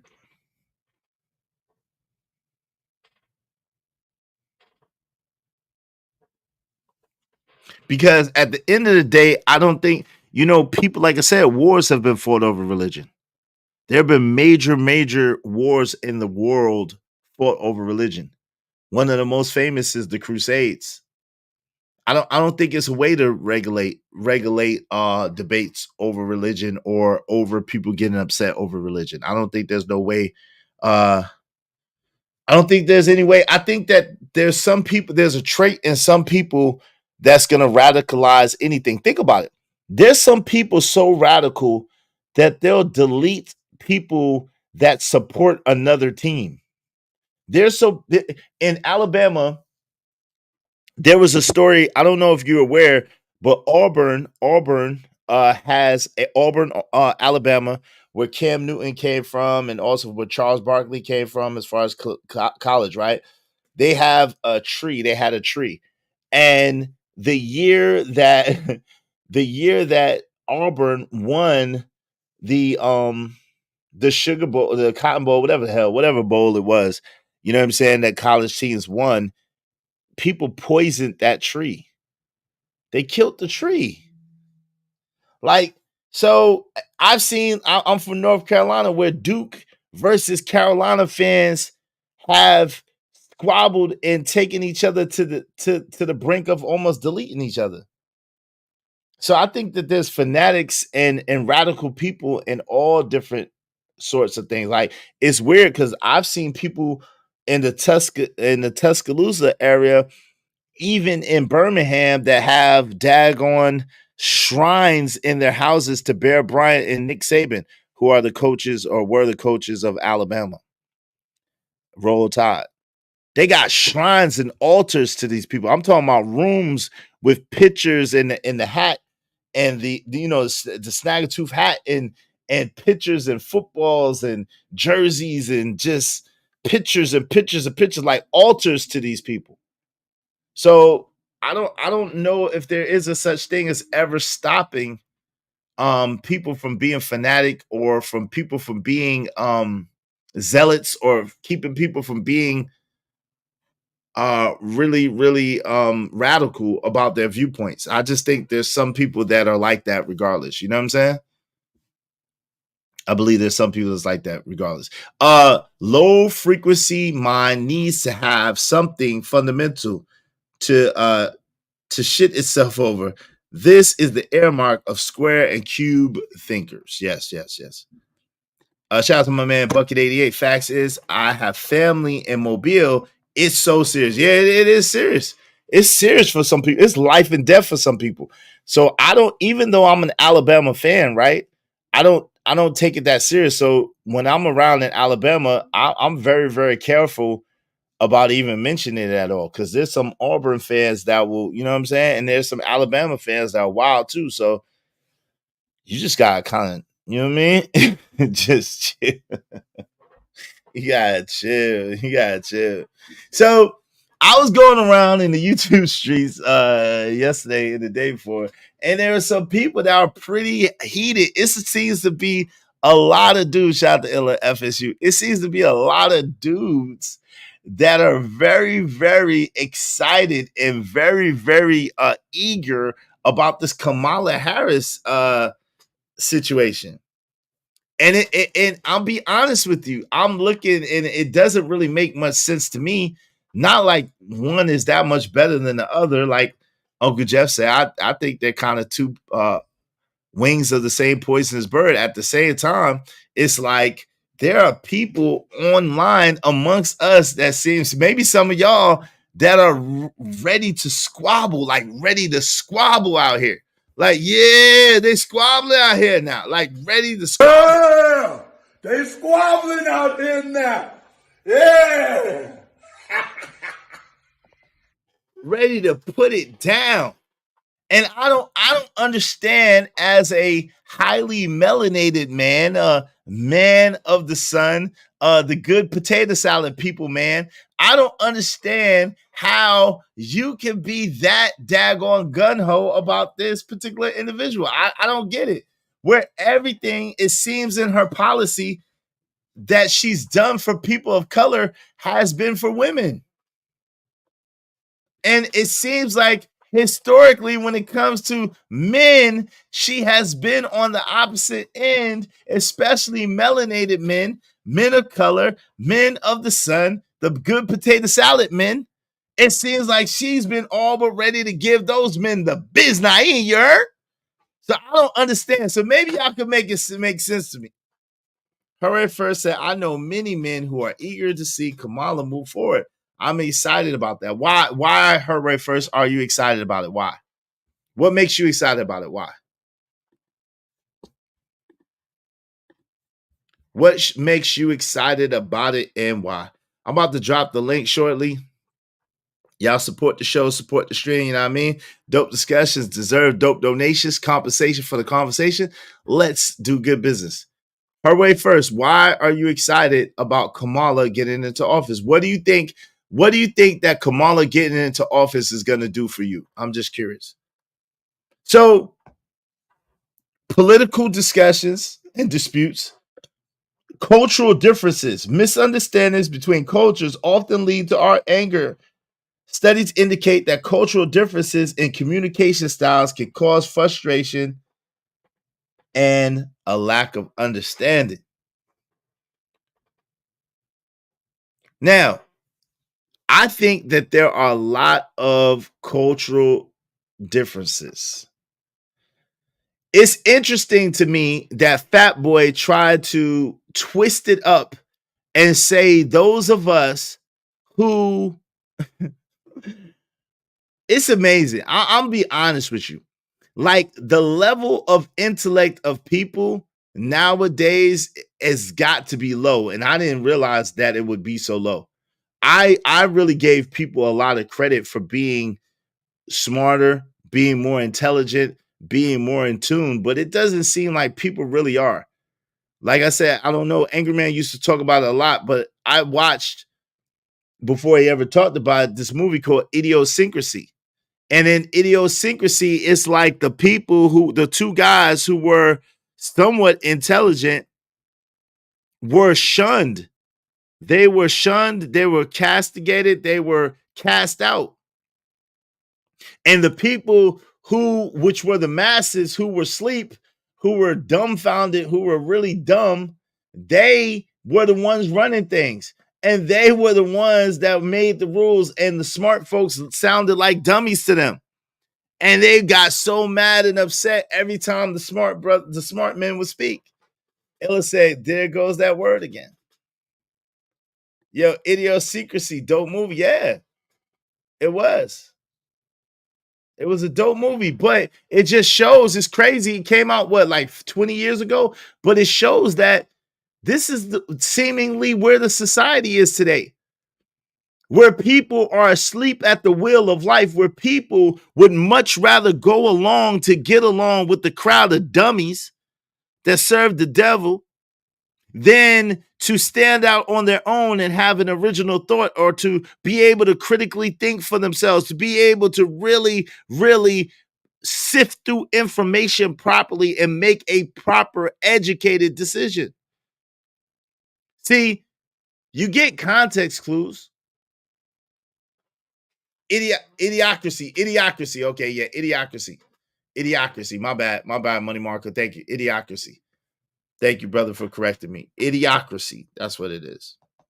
But it was an idiocracy. Yes, you pronounce it wrong. Okay, my bad. Idiocracy. My fault. Thank you for correcting me. I appreciate it. I stand corrected. I've been seeing both sides of the spectrum about Kamala in these spaces. Some for her, some against her. Ladies, what do you think? Let me read this. She said, her way first said, because it's a change for the better. More balance. America needs to catch up with other countries who have had female presidents. It's time, as women will keep applying till it happens. So let me ask you, you gave me a bunch of word salad. That doesn't help me understand any better than when I asked you. Let me ask you again, her way first. What is the balance that you believe that Kamala brings? What do you think specifically that Kamala Harris will bring to the White House besides being a female of color? What else do you believe that Kamala Harris will bring to the White House beside those two things? What is the balance you believe she bring? What is the specifics of it? This is what I'm asking for, specifics. I don't want to, try to guess, because I don't understand what you're talking about. And I would love to understand.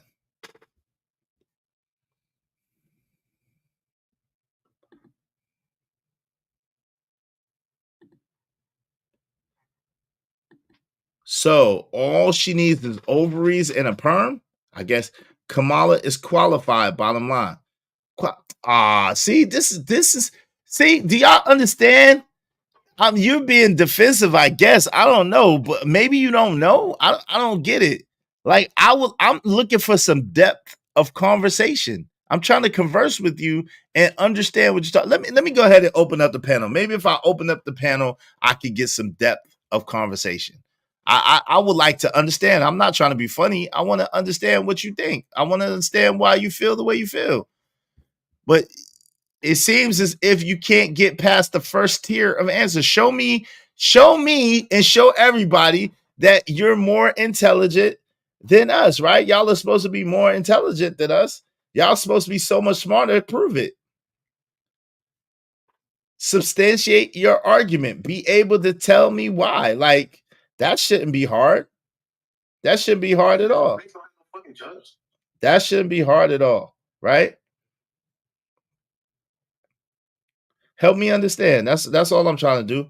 I just want to understand. Help me understand. Make sure y'all hit the like button. Likes are absolutely free. Likes don't cost you nothing. Hey, the link, I'm about to pin the link to the top of the chat.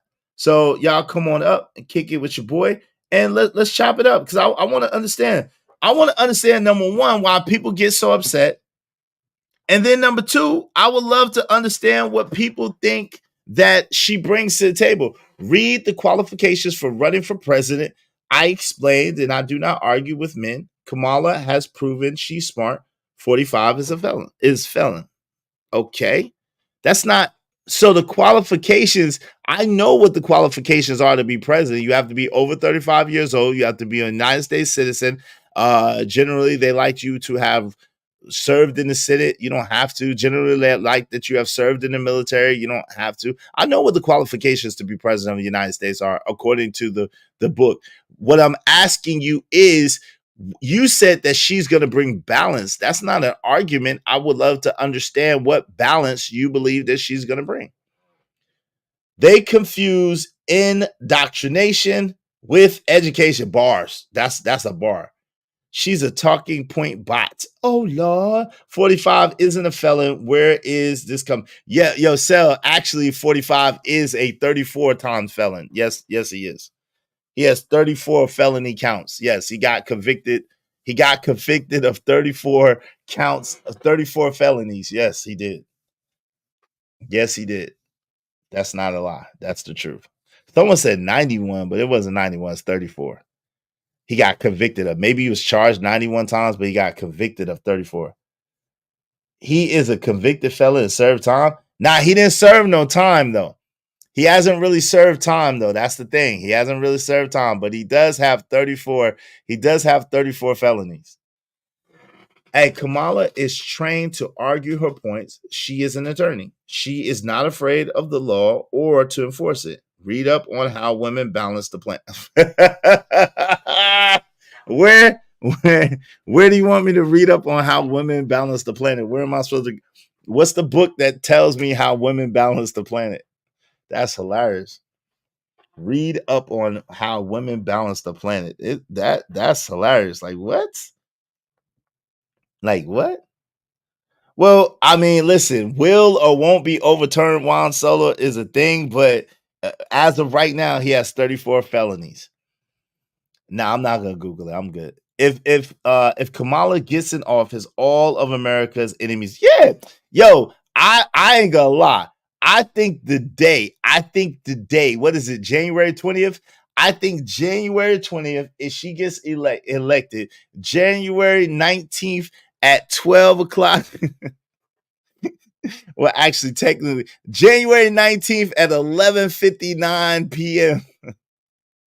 They're going to send something over here, man. They're going to send something over here. It's going to be a problem. It's going to be a problem. First of all, yeah, KO Black said women balance the planet. Hey, listen, y'all support the show, support the stream, you know what I mean? Let's do good business together. Dope discussion deserve dope donations, compensation for the conversation. The panel is open. We can chop it up. Show me the money. Spot for a Glock. I took a loss over floss, but still got a knock. Show me the money. Busy bands. Be sure to hit the Cash app $Israel Mills, or you can scan the QR code on the right side of your screen. Show your support. Let's do good business. Make the Cash App ring during the stream. $Israel Mills. $Israel Mills. Yes, sir. Support the show, support the stream. If y'all got time, it'll be better if y'all come up, because y'all got me reading overtime. My man Illa said, these women just want power. The quote unquote image of power at that. She's not even quote unquote black. Both her parents are Brahmin Indian, the most racist, elitist Indians of them all. Wow. Hey, I thought her dad was from Jamaica, though. I thought her dad was Jamaican. Illa, I thought her dad was Jamaican and her mom was Indian. I don't know. That's what I thought. Y'all could correct me if I'm wrong, but that's what I heard. That's what I read. My name. What's up, family? How you doing? America forgives. First time felons. Shout out to Omar Epps. Yeah, that's a movie. First time felon. I remember that. Hey, I thought one of Kamala's hair. I thought Kamala Harris' dad was from Jamaica. I thought he was Jamaican. Nah, he's Indian? What? Come on, fam. I thought. What? Her dad is Jamaican. That's what I thought. Hey, KO Black. That's what I thought. Illa said he's Indian. I think her mom is Indian, Illa. I don't know. I'm going to look it up. I'm going to look it up in a second. Because I looked it up the other day, but I'm going to look it up again just to be sure. Okay? Her dad is mixed, so she's technically more Indian than anything. I thought it was Jamaican, but I'm going to look it up. I'm going to look it up. I'm going to look it up right now. Y'all make sure y'all support the show in the meantime, between time while I'm looking this up, because I looked it up the other day. Oye Terminator Negro said he's Jamaican and white. He looked like a black man, and obviously he wasn't there or something because she was mad as hell that he wasn't Jamaican dad, Indian mom. That's why I thought KP. I thought that. That's why I thought I heard. My man Illa said, nah. Why you say nah, Illa? Where you get your information from, brother? Because let us know, because I got different information. I got the same thing that KP said. That's what I heard. The same thing that my man KP said. Money Marco said, you're right, but let me just check it out. Oh, Weedy 504 said, no, her stepdad is Jamaican. What? Hold on, Weedy 504. What the hell? I ain't heard about no stepdad.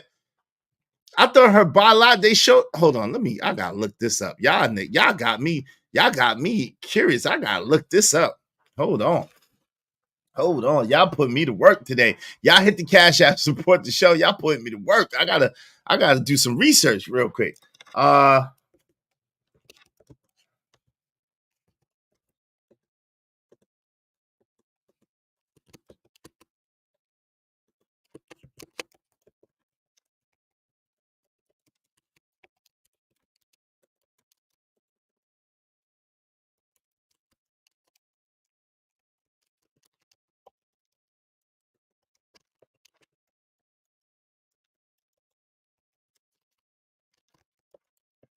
Bear with me, y'all. I'm trying to.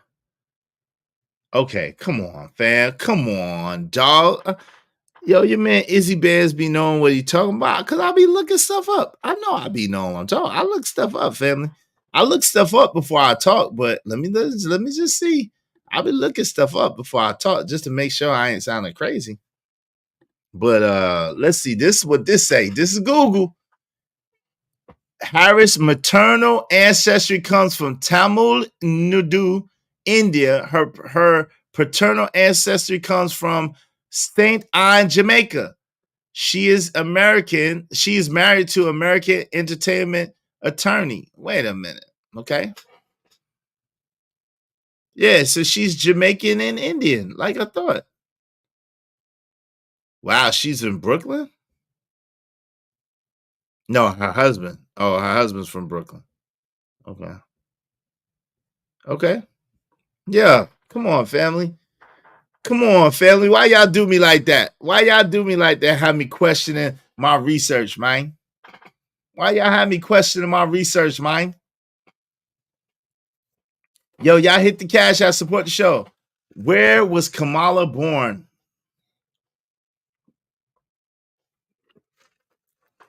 What that got to do with anything? What that got to do with anything? Let's see where she was born. What that got to do with anything? Everything you need to know about Kamala Harris' parents. And Kamala parents had a real good. No, they didn't. They didn't have a. Harris credits her mom with raising her to be a strong black woman. Shit, how does that happen? How does that happen? Essential to her backstory is the biracial identity she inherited from her parents, Shamala Gopalan and Donald Harris. Both immigrated to the United States from India and Jamaica, respectively, to pursue doctorate degrees at the University of California at Berkeley. My parents matched and marched and shouted in civil rights movement of the 1960s. It's because of them and the folks who also took to the streets for no justice that I am, to fight for justice that I am where I am, Harris wrote on Instagram in 2020. They laid the path for me So only the second black woman ever elected to the United States Senate. Of course, Harris soon became the first black woman to be vice president too. Yeah, we see how that's working out. Okay. Wait, all it takes is an AKA sweater or an electric slide routine on HBC cosign and black women will support. Oh, Lord. Y'all trying to start something. Come on up here. Y'all trying to start something. Oh, Lord. So her Indian mother raised her to be a strong, exactly, Roswell. That's exactly, Roswell. That seems weird to me. When I heard it, it seemed weird to me. It seemed a little off to me. I was like, how you do that? How do you do that? How can you raise somebody to be something that you don't know how to be yourself? How can you raise somebody to be something that you don't know how to be yourself? That's who raised you. Who raised you? I don't understand. But hey, it is what it is. I don't know. I'm confused. She identifies as black like a man can identify as a woman. Wow. Illa feels strongly about this, apparently. Well, I know that I've heard her identify herself as Indian American. That's every time I've heard her identify herself, she identifies herself as Indian American, but that's interesting. Although Harris' parents eventually divorced in 1971, the two were an accomplished duo. After graduating, her mom went on to become a prominent cancer researcher. I know her father became the professor, right? Yeah. And she don't even rock with him. I know this story. Here's what we know about the parents who helped shape Harris from a young woman. Wow, look at that. Look at that. My mother used to say, you may be the first to do many things, but make sure you're not the last. On International Women's Day, we recognize how far women have come and how far we have to go to achieve full equality and oh my, see, yo, nigga, nah. Shamala and Donald first met in Berkeley, California, and were active in the civil rights movement. Y'all believe this? Yo, somebody come up. Do y'all believe this? Y'all believe this ish? Do y'all believe this ish? I don't know. Seemed a little sussy to me. Let's go a little further. They both immigrated to the United States to receive doctorate degrees at the University of California, Berkeley. The two, quote unquote, met and fell in love at Berkeley while participating in the civil rights movement. Harris wrote in her autobiography, The Truths We Hold. Shamala's marriage and her decision to stay in the United States were the ultimate acts of self-determination and love. How do we found love? What are we going to... they even took a young Harris to some of the marches. According to a 2004 Los Angeles Times piece about Harris, a favorite family story begins with Harris' parents pushing her in a stroller as they marched for civil rights, joining in the protest chants. After one march, Shamala asked, "What do you want, Kamala?" The toddler replied, "Freedom!"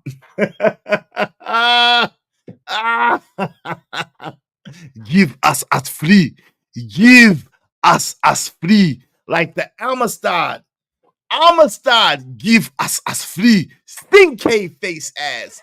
Give us free. The Indian woman asked her Indian baby, "What do you want, little Indian baby?" Freedom!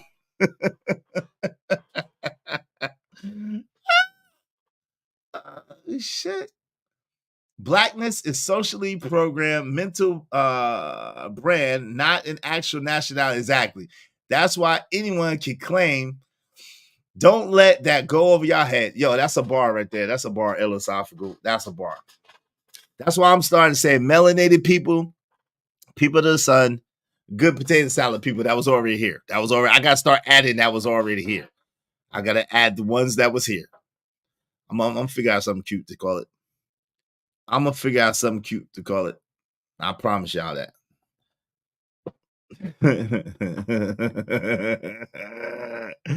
Yo, Donald Harris was born in Jamaica. Welcome to Jam Rock. He was born in Jamaica. Donald Harris was born in Jamaica and shared that with his daughters as they were growing up. According to Harris' 2019 autobiography, Donald was born in Jamaica in 1938 and immigrated to the United States to get his doctorate degree from the University of California, Berkeley. He eventually became a naturalized U.S. citizen. After teaching at the University of Wisconsin-Madison, Donald joined the Stanford Department of Economics in 1972 after he got rid of that woman.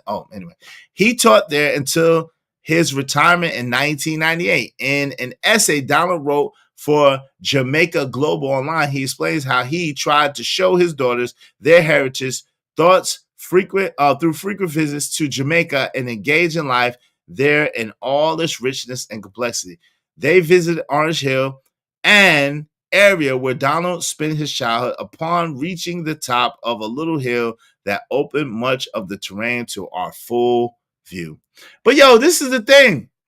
She don't like her daddy because her daddy wasn't there. She got abandonment issues, man. She don't like her daddy because her daddy wasn't there. Allegedly. I remember the stories. I know the stories. Allegedly. They actually come from a Dr. Martin Luther King quote that did. HBCUs are a breeding ground for good Negroes. Oh, Lord. Are we attacking the HBCUs now, philosophical? Oh, Lord. Are you saying you're nothing but a jigaboo? School days, ninja. Oh, she doesn't have her husband's last name? Oh, Lord. She grew up to be a pussy clock. Oh, Lord. Come on, man. Y'all are being rude. Man. Y'all hit the cash app for such debauchery. Y'all hit the link, man. Come through. So, we got the religious conversation, right? Then we got the cultural difference, but then there's the generational gaps. Conflicts between generations such as millennials and baby boomers can reveal underlying anger rooted in different worldviews and values. Be beefing. We see it every day. But this is the crazy thing, right? It's like we try to, even what Illa is doing right now, which I understand how you feel, Illa, but I don't understand why you feel that way, right? Help me understand why you are poo-pooing on people getting an education from an HBCU. I don't understand that. I don't have an education from an HBCU, by the way. I'm just curious as to what you think. Yo, my man KP for KC5 waving the back, so I know it's you. I'll bring you up. And Illa, if you got time, it'd be great if you could come up, man. What's up, KP? What's the deal, brother? How you doing, man? Can you hear me? I can hear you. I was getting in my truck. Man, it's hot out here. Yeah, what's up, brother? What's good with you? How you doing, fam? Out here working, man. I'm laughing at you, man. You bringing up the man, it's a total op mission for them to blame black men when this person doesn't win the election. That's all it is. What if she wins? If she wins, then all it's going to show is that all those quote unquote fraternities and sororities that can support her could also support the same community that they claim they want help for, right? Because how can you raise all this money and all this support for somebody, quote unquote, the divine nine, but you can't help the community, but you can support this person? Because this person hasn't promised anything. I haven't heard a policy take at all. All I've heard is we're going to get behind this sister. Has she secured the nomination yet? Brother. Has she totally secured the nomination? That nomination is secured. They're basically telling you right now, if you don't vote for Kamala, you ain't black. Just like Joe told him 4 years ago. But but we see how that worked out good for him. But it usually don't work out good for black people or people of color when they say it. You know what I'm saying? So I don't know. It never does. They started calling brothers white adjacent if you don't vote for Kamala. That's interesting. So but that's the sisterhood. That's the sisterhood, though, right? Right. So I'm gonna shame you to vote for somebody, but I'm not gonna promise you nothing. What? Well, I guess they figure that at least it's better than lying. They just practiced in full benign neglect now. I guess they say it's better than lying to you and pretending like we're gonna give you something, right? Would you rather they pretend? Would you rather they pretend like they're gonna give you some shit, or you would? Yeah, no. I wouldn't want them to pretend. They can't pretend anymore because we come to a point of demanding now. So that's why they put her in place.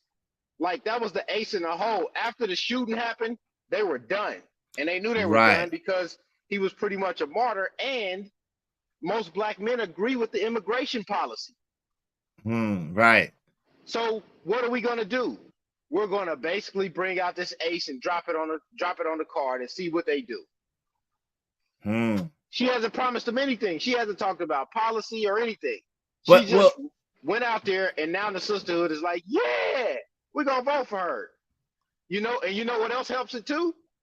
You know what else helps it on another level? Psychologically, they see that white man, and they like, yeah, she got a white man. Oh, the white man behind her husband. Oh, yeah. Oh. It's a psyop on them, bro. They gone, bro. They are gone. They are gone. All those quote-unquote college-educated sisters that ran around here, got their little bachelor's degree from African studies and all that political science bullshit. They run around here looking for Matt to grab them up, just like what's old girl that's on ESPN? They be running niggas in the ground. What's her name? You talking about Carrie Champion?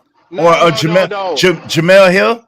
No, not Jamel Hill. It's Edwards. Oh, Malika Andrews, that pump bitch. Andrews. Yeah, that pump bitch. Andrews. Yeah. Okay. Yeah. You know she's dating the 24 karat guy too. So it's no she's dating isn't she dating Dave McMenamin? Yeah, the 24 karat guy. Yeah. Same shit, bro. No different, bro. Ain't no different, bro. Wow, that's crazy. That's crazy. Shout out to Young 41 in the building. They did another Zoom call with 50K men who raised over $1 million as well for Kamala. But this is the thing, right? I thought about this though, KP. Shout out to my man Cajun Darkfire. Yo, if y'all got a chance, come on up and kick it with us, man. Shout out to Cajun in the middle of the night. Yo, so I mean, yeah, that's what I wanted to show you. Oh, salute. I see you. You peeking through, man. You gotta find a way to fall back so you don't peek through. But I got you. All right, but listen, let me ask y'all a question, right? This is what I thought about. I just thought about this joint yesterday. Like you alluded to just now. Ain't it funny how until the failed attempt on Donald Trump's life, Joe Biden was strong and staunch about running.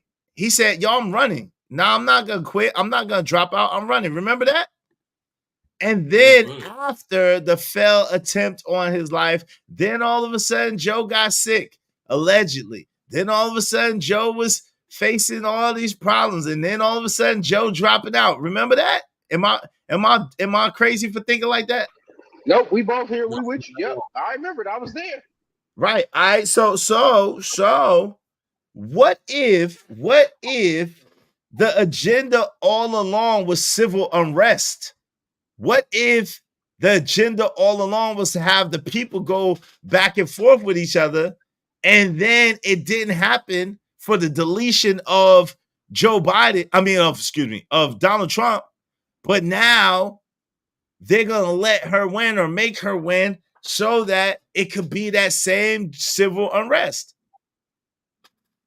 Yes, and I think the thing that foiled it is okay. Let's say if they take him out, right, with Biden being in the state that he was in, everybody was going to accept her as the president if Biden would have croaked down. You know what I'm saying? But since the thing didn't succeed on Trump, now they had to remix it. Wait. THC to BTC said that dude wasn't ever shot. He got hit by a piece of glass. A piece of glass from where? Where a piece of glass come from? THC to BTC, where a piece of glass come from to get hit by? Hey, listen, y'all support the show, man. Hit the Cash App and support the show, family. Come on, man. Dope discussions deserve dope donations. compensation for the conversation. Y'all support the show, support the stream. You know what I mean? Let's do good business, family. Let's do good business. Yeah, a piece of glass. Where a piece of glass come from, TAC? Where a piece of glass come from? That's a stretch. Yo, Cajun, what say you, family? I'm saying, man, who would think something like that, man? Oh, they said the glass came from the teleprompter? Oh, come on, dude. So what are y'all saying? Are you saying the bullet hit the glass and then the glass shattered from the teleprompter and hit his ear? Is that what y'all saying? That's a lot. Okay. That's a lot. That's a lot. That's kind of a little bit stretch. That's a little bit of a stretch. I ain't gonna hold you. That's a room right here floating from my connects inside. That's a hell of a stretch. That ain't even possible. Come on, man. I mean, I can't say it's not possible, but hey, Illa said that shot looks suspect to me too. Yeah, I got you. I mean, I can hear that. I understand that. Yeah, that's why I got Joe Biden up there. Joe Biden was the shooter. That's why I didn't see. Come on, man. Come on, fam. Oh, Lord. That's how rumors get started. That's how rumors get started.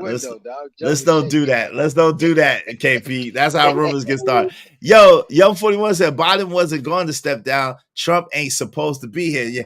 How did you get here? I'm leaning towards that theory. That's the theory I'm leaning towards, that he wasn't supposed to be here, but since he is, they got to go plan B.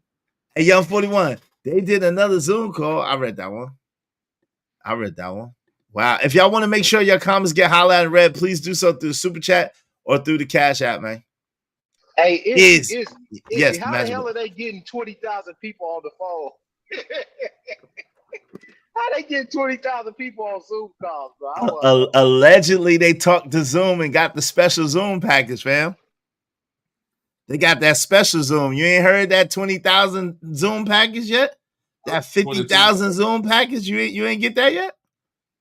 Never heard of it. Cheese to get yes, that's the Platinum Plus Infinity package. Just imagine if I had that kind of money, I'll be past people in this motherfucker. Hey, look, if you get 1.5 off a Zoom call, nigga, you gonna mind giving up 100,000, 150,000? Know what I mean? I'll give you $250,000 knowing my ass. That's what I'm saying. But shit, that's what I'm saying. If you get 1.5, you ain't gonna mind giving up 150,000. Wow. Sure enough. Hey, why is it so secretive with just those people anyways? Things that make you go, Very good question. I wish I had an answer. Say what? Me both. I was just saying, man, even my family, they're getting in on this. I'm like, I don't know what y'all talking about, man. I'm not going. I mean, I ain't vote for nobody the last time the elections came around. So I don't even know if I'm gonna do it this time. But knowing me, I'll probably be floating to Donald Trump anyway. You're gonna get attacked. They're gonna get you, man. They're gonna get you, man. They're gonna get you, man. Hey, bro, you just forfeited your black card. I don't know the value of that motherfucker, but you just forfeited it. I'm gonna tell you what the value. This is the value of a black card. Dotting all my I's, crossing all my T's. You know, I'm just out here trying to put some paint where it ain't. You know, I'm just trying to have you smell me a mile away before I even get there. And you know that's right. But this right here goes out to all the aunties, all the old heads, all the players, and all the Macs. Now I want y'all to just kick back and relax. That's the value of a black card right there. That is the value of a bottle of juke. J-O-O-P-E. The sisterhood give it, and the sisterhood take it away. Oh Lord. Well, my goddamn ass, I'll be like, yeah, I don't give a damn. Trying to come get my black card. Hey, philosophical. I have the soul of black folks right next to me right now, brother. I know about. Very good book. Very good book. Yeah, hey, Illa. I got the soul of black folks right next to me right now, and it's on top of Up from Slavery by Booker T. Washington. So I'm very familiar with what you're talking about. Yeah, we got some great. I got them. I got both of them books too. Yep. Got them I'm very familiar about what you're talking about, good brother. Very familiar. Very familiar. Yeah, Raj Will. How do I? Hey, Ninja, you gotta get 20K people. Ninja, you got 20K or 50K people walking around and they ain't subscribed to me. We gotta have to have a talk, fam. Yo, Raj Will, if you got 20,000 to 50,000 people on your team and they ain't subscribed, you and I got to have a long talk, Playboy. You don't need that. I'll probably be saying, man, what's happening, bro? You don't need that plan, bro. I thought we was tight, bro. Hey, yo, listen, I understand Illa, but I just wanted to see where you was coming from. I was just trying to understand where you was coming from. I got you. I just wanted to understand what you thought. That's it. I don't want to project. I try not to project my thoughts and ideas on other people. I try to listen to them and hear them out and see what they're saying. Nah, you know what I'm saying? I know what I think. Illa, we seen them we seen them folks on TV buck dancing. I got this person on the line, and he's from such and such. Okay, brother, we hear you, brother. So we got to get in line, huh? Okay, whatever. Oh, he Lord. He didn't sound no different than his master, Joe. Master Joe told him go out there and tell them folks. Otherwise, we ain't gonna give you no TV money to be on this TV. Yeah, we gonna fire you, boy, if you don't do it. And the boy went out there and danced the best he could with his Gregory Hahn tap shoes on. What's that, Cajun? That's the thing that's behind me. It's in motion, though. Okay. I'm confused. Why do you have... I'm confused. Okay. Hey, shout out to... Huh? I wanted you to check it out. Okay. Shout out to CBP 1012. I read up from slavery in 8th grade. My father had me being proud to be black from a young age. Shout out to your dad. Say it loud. I'm black.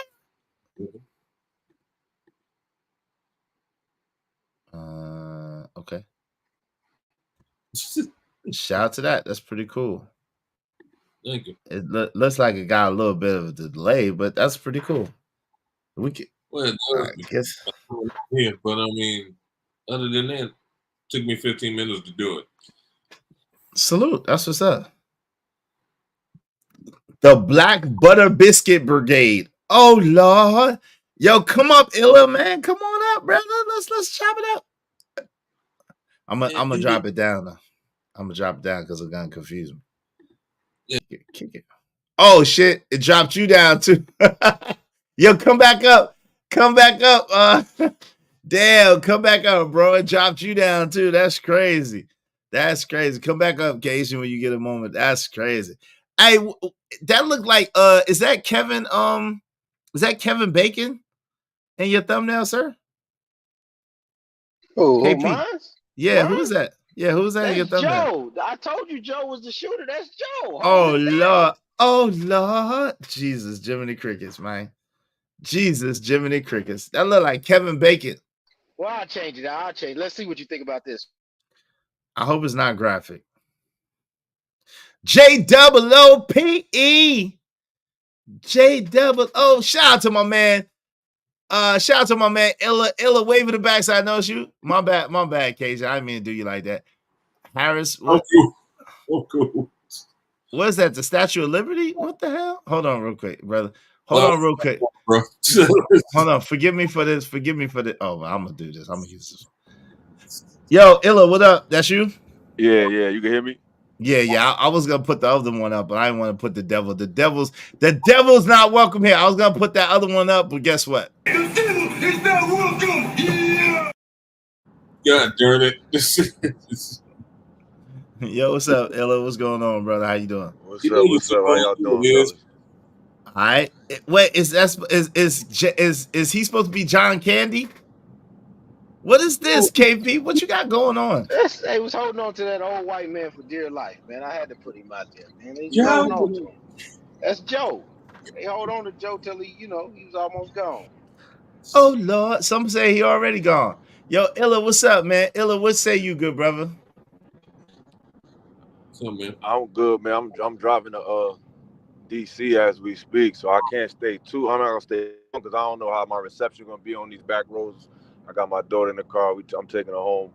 But no, I just wanted to elaborate on the point I had made. Thank you. I just wanted to elaborate on the point I made.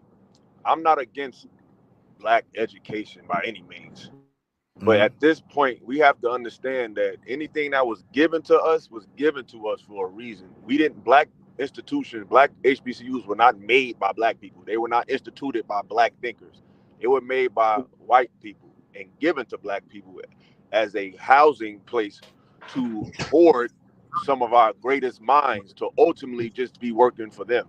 If you do your homework on a lot of sororities, a lot of fraternities that came from black HBCUs, they are the ones that work for IBM. They're the ones that get the jobs at Coca-Cola. They're the ones that be on the CEO of McDonald's, all the boards of all these different corporate boards. They're not making grassroots programs. They're not creating grassroots organizations. They're just extensions of white corporate America, and they can be the eyes and ears and the temperature checkers for white America in blackface. So when I say I'm never against education, but HBCUs are here for a reason. Howard was named, which is probably the most famous HBCU, was named after a European man. So how do you go into a black organization, a so-called black college, and come out Greek, and come out even more bourgeois, and come out even more uppity, and come out even more elitist? So obviously there's a problem with these institutions, and they are the white person's choice for blackness. They're the white person's choice for progress. They're the white person's choice for the image of progression in America. They're not for us. Now, you can go to one and still come out official because it ain't on you, it's in you. You can go anywhere. You can come from the hood and come and be a good person. You can be raised around Bloods and Crips and still be a person that don't gangbang. So I'm not saying if you go there, you're destined to fail. But we got to be hip and know that most people that come out of these, that work for white America, that sign the sexy reds, that sign these crazy artists, they be from HBCUs. So it's like, what are they actually learning? Are they learning things that's going to better us, or are they learning how to get us prepared for white agendas? You tell me. Well, the two HBCUs that I can think of in Alabama are both started by black people. Alabama State University originally was started by 4 black people, and Tuskegee Institute was started. Tuskegee was started by Booker T. Washington. So, now Alabama State is a state college now, you know what I'm saying, of course. But originally it was started by Diddy did go to Howard. But originally it was started by black people, you know what I'm saying? So, but I guess, I hear what you're saying. I see what you're saying. It's a hard point for me to argue. I'll be honest with you. So I get it. I get what you're saying. Okay, his connection dropped. Yo, if you could come back, man, Illa, come back, because I definitely would love to converse with you about it. Hey, Diddy did go to Howard. There are a few that started by black people. Alabama State for sure, Tuskegee for sure. I think St. Augustine as well in Raleigh, I think was started by black folks. St. Augustine College. I want to say Livingston too. I'm not 1,000% sure about that. That's interesting. The car you're driving your daughter is white American or Asian or German or it's probably not white American. I'll be honest with you. The car he's driving is probably not white American. I'll be honest with you. Yeah, Lane College, Stillman College. There's a Stillman College? Where's Stillman at? You mean Spillman or Stillman? Spellman? I mean Spillman. Spellman. Go ahead, family. Yo, can you hear me? Illa? Damn. Uh-oh. He's in a bad area. Hey, yo, listen, y'all support the show, support the stream. Come on, family. Where is the $5 challenge, family? $5 challenge. Show me the money. Spot for a Glock. I took a loss over floss, but still got a knock. Show me the money. Yeah, we can't. We don't want to be looking like this, man. Listen. Y'all don't want. We don't. I know y'all got the bread. We don't want to be looking like this dude with the bread. We ain't got to do this. Just because I got that bread, baby, don't mean I'm a cash out. You know, for some reason, when you got that bread, everybody wants you to cash out. They want to love this. They want to love that. Yeah, I got that bread. I got it. I got that bread. If you want that bread, you can have it. Yes, sir. Donate, don't hate.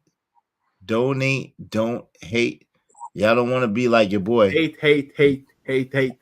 Nigga, I'm jealous.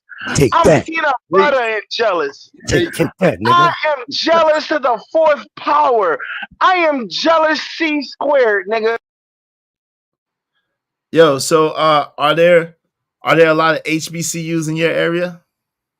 In California, I don't know. Nah, I'm talking about originally in New Orleans. Yeah, New Orleans. We got Grambling, Southern, Xavier. Who started those? Are you familiar with who started those? Grambling, I'm not sure. I forgot about Southern as well. Xavier is a saint. He's a saint. That's how he came out with it. Yeah.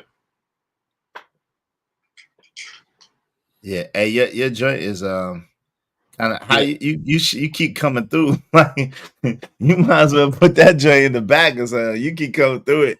You might as well put it as a backdrop. You might as well put it as a backdrop. You keep busting through that mug, man. Like yo. Yeah, you keep busting through that thing. Yeah, you keep busting through that thing. I don't know what's going on right there, player. Shit, what the hell I was gonna do? You said all the HBCUs. I don't think all the HBCUs are in the South. Let me look that up. That's another thing to look up. That's interesting. He said all the HBCUs are in the South. Let's see. Not really.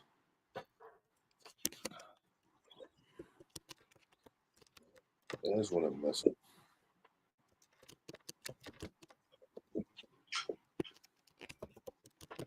Is this better? Hold on, I can't see. I was trying to look something up. Play. Oh, come on, man. Yeah, a little better. Don't make that face. Don't make that face again, player. Don't do that. Don't do that no more, man. Don't do that no more. Don't do it. I got something that's been waiting. Man, what's up? Why your mic is trash? I don't think that is right, big dog. Let's see. I don't think it's right either, but we're gonna look it up. See, we ain't got to speculate. Why you got Oprah up here? What the hell? I don't got Oprah on my thing. Why I got Oprah? The fuck? Why I say Oprah? Yo, they cheating, man. It don't got nothing about Oprah while I'm looking at. Yo, they cheating, fam. That's that bull crap. Yeah, that's good. Hold on, they don't got Oprah. Hold on. Let me see. Why check that out, is say something crazy to me. So what? I said, check that out, is I just put something down there for you to look at. What's that, man? What is that? What is that? You know how you be complaining about your eye be acting up every now and then, man? I just hope this don't happen to you. Nah, I'm good. Hey, HBCUs make America strong. The positive economic impact of historically black colleges. So let's look. No, I want to download the report. I want to know where they're at. Download the national. I don't want to know what the HBCU black. Okay, so look, there's by state. So there's one in Delaware, Delaware State. Delaware is not really the South. So one in Delaware. There's 1, 2, 3, 4 in Arkansas. 1, 2, 3, 4. Damn, there's 15 in Alabama. Shit, I didn't even know that. Yeah, Texas A&M is the HBCU too, ain't it? I forgot about that. Troy, I don't know. Troy is not. I don't know. Troy is not. I don't think. Alabama State is. I know that. Alabama State. I didn't know about Lawson. I don't know. I didn't know these Miles College, Oakwood, Selma. Okay, Selma, Tuskegee. All right. Stillman is in Alabama too. Wow. I didn't know that shit. Talladega College. Okay. So there's 15 in Alabama. All right. Let's see. Arkansas. There's a lot in Georgia. DC got 2, so that's not the North. I mean, that's not the South. Kentucky and Maryland is not the South either. So it's mostly in the South though to get to what's real. Y'all got a lot in Louisiana you didn't know about either. Y'all got about 1. Y'all got 6. It looked like y'all got 6 in Louisiana. I named 3. Huh? I named 3. Yeah, you named 3. Yeah, y'all got like 6. Yo, I didn't see Ohio.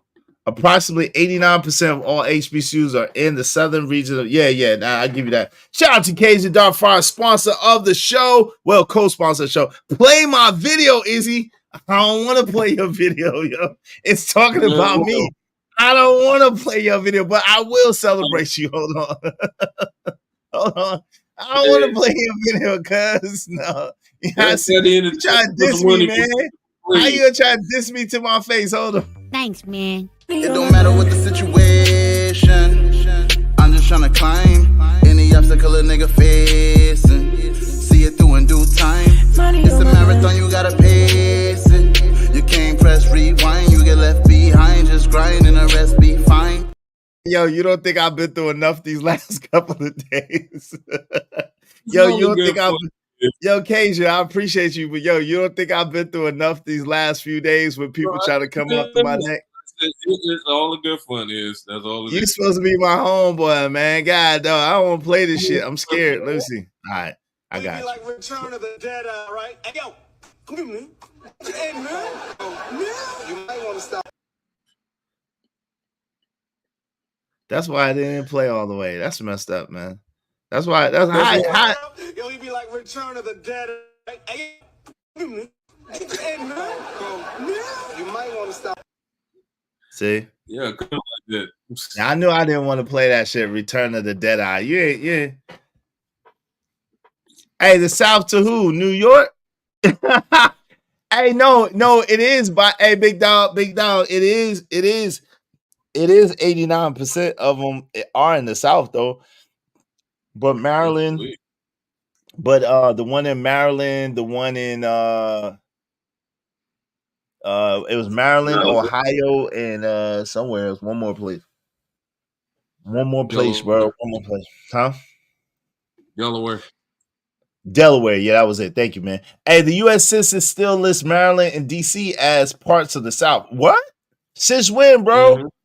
Whoa, since when? Illa, that's crazy. Since when? Shout out to my man. Since what? I thought the Mason-Dixon line was below Maryland. Mm-mm. Since when? I thought the Mason-Dixon line was. Hold on, y'all make me look this. I know this stuff, man. Y'all be challenging me. I know what I'm talking about. Hold on, I'm gonna look it up. Y'all about to be in trouble. I'm gonna look it up, and it's just gonna confirm that I'm right. Because you know when I'm wrong, I'm even right. Because I'm right. Because I'm wrong, but I could be right. So I'm right. I could be wrong, but I'm not. I'm right. I'm gonna look it up. Y'all gonna put me back on my P's and Q's. Y'all gonna make me look up stuff. It's all good. I got you. I'm gonna look it up. I got Google, nigga. I know how to look stuff up. I'm gonna Google it. Is it Googleable? Maryland is the Mason-Dixon line. Yeah, I thought the bottom of Maryland. But the bottom of Maryland is the Mason-Dixon. Hold on. It's Googleable. I'm about to Google it. Y'all got me working today. Y'all gotta hit some cash apps, man. Thank you to my man KJ Darfar, my man Cellulite, my man Terrell Hicks. Terrell Wright, and my man JD 1975, and also to my mans and them philosophical. Listen, y'all be like them and support the show. Hit the cash out, support the show, support the stream. Y'all got me working hard, man.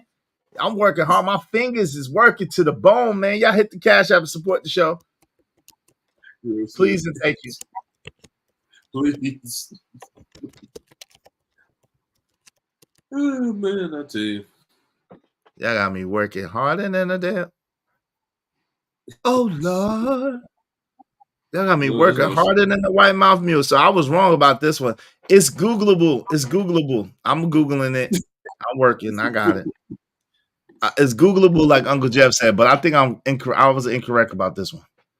Nope. It doesn't. It doesn't. I thought so too. We went to the same school, big dog. Yep. Virginia is. We went to the same school, big dog, but it's not true. That's not where it starts at. This is what they saying, big dog. They said it starts at line south of Philadelphia, which they got us, big dog. They got us. South of Philadelphia, Pennsylvania. So let's look. That's where they got it. They got us at. They got us, big dog. Yep. Because look, DC, Delaware, and all that. So that's the Mason-Dixon line. So Maryland, DC is south, according to this, and even really kind of Delaware too, depending. God dog, big dog. They got us, big dog. Well, they consider north because they're on the outside. Well, you know, part of it is north, part of it is south, but part is south. Yeah. Jesus, Jimmy, they got us, big dog. We went to the same school, big dog. Virginia was the capital of the South. I thought Alabama was. Alabama was the capital of the Confederate South. I know that, so I don't know. Because of Stone Mountain. Huh? Because of Stone Mountain. Hey, look, see, we learned something today. See what happens? We Googling stuff. Y'all gotta hit the cat. All this education y'all getting today. All this education y'all getting today, come on now, dog. And then my man that tried to diss me with the damn, that's messed up, man. Y'all just don't care about my feelings, huh? No, I do care about you, man. I'm just y'all don't care about my feelings at all. It's okay. It's all right. I would love for somebody to cash at me. I want to get me some tacos.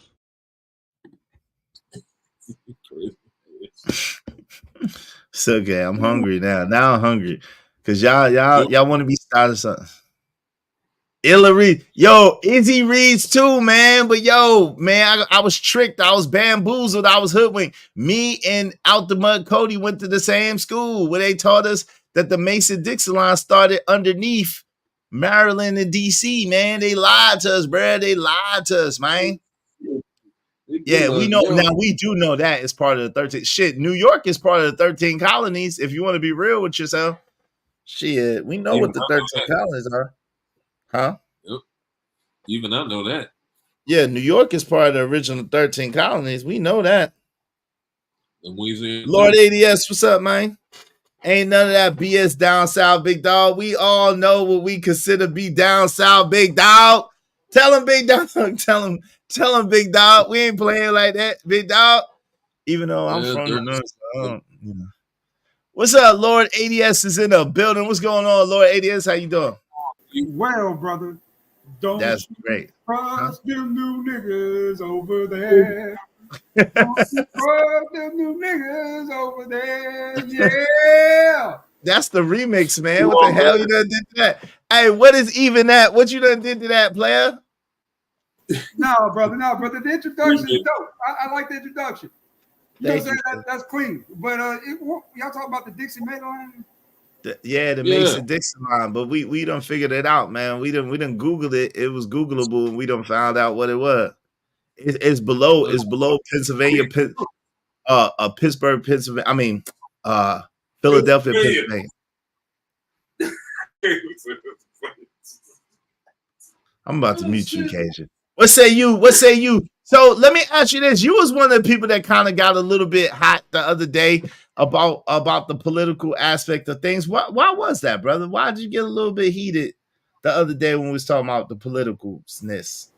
Because I don't like being lied to. I don't like when you dead. I don't like when you play in my face. I don't like the shit. Whenever you tell me that you got shot, but in the back of your ears, now they find out that it's shrapnel. I thought it was staged, now we knew it was staged. You playing with me. Secondly, when it comes to Kamala Harris, how you gonna tell me that we don't have a primary? We just gonna throw Joe away and put her in the front? You know what I'm saying? All of a sudden, out of nowhere. No. You knew what you were doing the whole time. You set this up because the president really can't step down in this situation unless he dies or unfounded illness. Right. That's the only other reason. So they play with it. This is them playing our face on both ends. That's why I got heated. I don't like them playing with us like this on either side. Right, but well, being that he's still technically in office until the inauguration, is that still count? But I know what you're saying. They're kind of doing it slick so they could automatically make sure that Kamala is on the ballot without having to run a primary in the Democrat. I understand what you're saying. If they put a primary out there, you got Hakeem Jeffries. That's my dude right there. Pro-black, black national, let's go. That's my dude. That's my brother. Secondly, you got, you know what I'm saying, what's his name up there in California? What's his name? I forgot his name. But the dude, the governor of California. Then you got Amy Klobuchar. You put in your street against Kamala Harris, she gets smoked.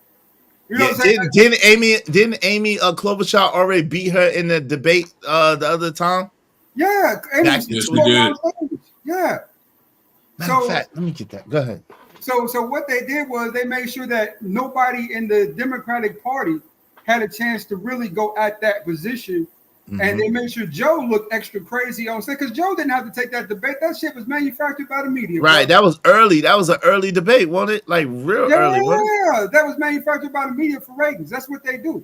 And Joe took part of it in a planned scheme. He got there, he looked crazy on purpose because he was planning to step down anyway. He just wanted to protect Kamala as long as he could before allowing her to fly loose into the presidential primary election, the presidential election itself. That's what happened. That was a scheme and a strategy. Trump been playing the PR role too. This shooting, yeah, things happen, right? I don't disagree with that part. But to tell me all these failures, and then he said he got shot, and we found out that it's shrapnel, you know, and then he took 10 minutes on stage to pump his fist, find his shoes, all that stuff, brother. They both playing with us. They playing with us right now. I got you. They didn't let him. They didn't let him. What you call it though? Yeah, that joke is crazy. They didn't let him. They didn't let him get his shoes though. They didn't let him get his shoes though. But what is the shrapnel thing? I haven't heard the shrapnel thing just yet. You know what I'm saying? That's kind of new to me. So who's saying they found shrapnel? It was in the news yesterday, USA Today. I forgot. I think Huffington Post, CNN, and I think USA Today. No, USA. I didn't see no USA Today, but on those two sites, I saw where the FBI was saying that they said they weren't sure that Trump got shot. And then in some of the earlier articles, they were saying that Trump hadn't been shot in the ear. That was shrapnel, right? A piece of glass that hit him across the ear. So then they started asking other questions around that, like, wow, he bled out that much behind a piece of shrapnel on his ear. And I was like, you know, that kind of, you know, if you were shot in the ear, put it this way, you know, say even if it was grazed, you can see the burn marks on the man's ear. You can see the hole injection. You can see a whole lot of stuff there, right? That validates that you have been shot in the ear. You don't see none of that because it wasn't a good. Put it this way, I'm going to leave that alone because life was involved with that situation. But brother, I don't like either one of them playing in our faces like that. I got you. I mean, that makes perfect sense. Shout out to Jay Lewis. That makes perfect sense. I don't know. I can't say. So what is your But you kind of seem to be like you was leaning. What did I hear wrong? I thought you was kind of leaning towards Kamala Harris. So right now, as an independent, that's what I am. I voted independent every election. The first person I voted for back in 1999 was George Bush. Okay. I voted for George Bush. Okay.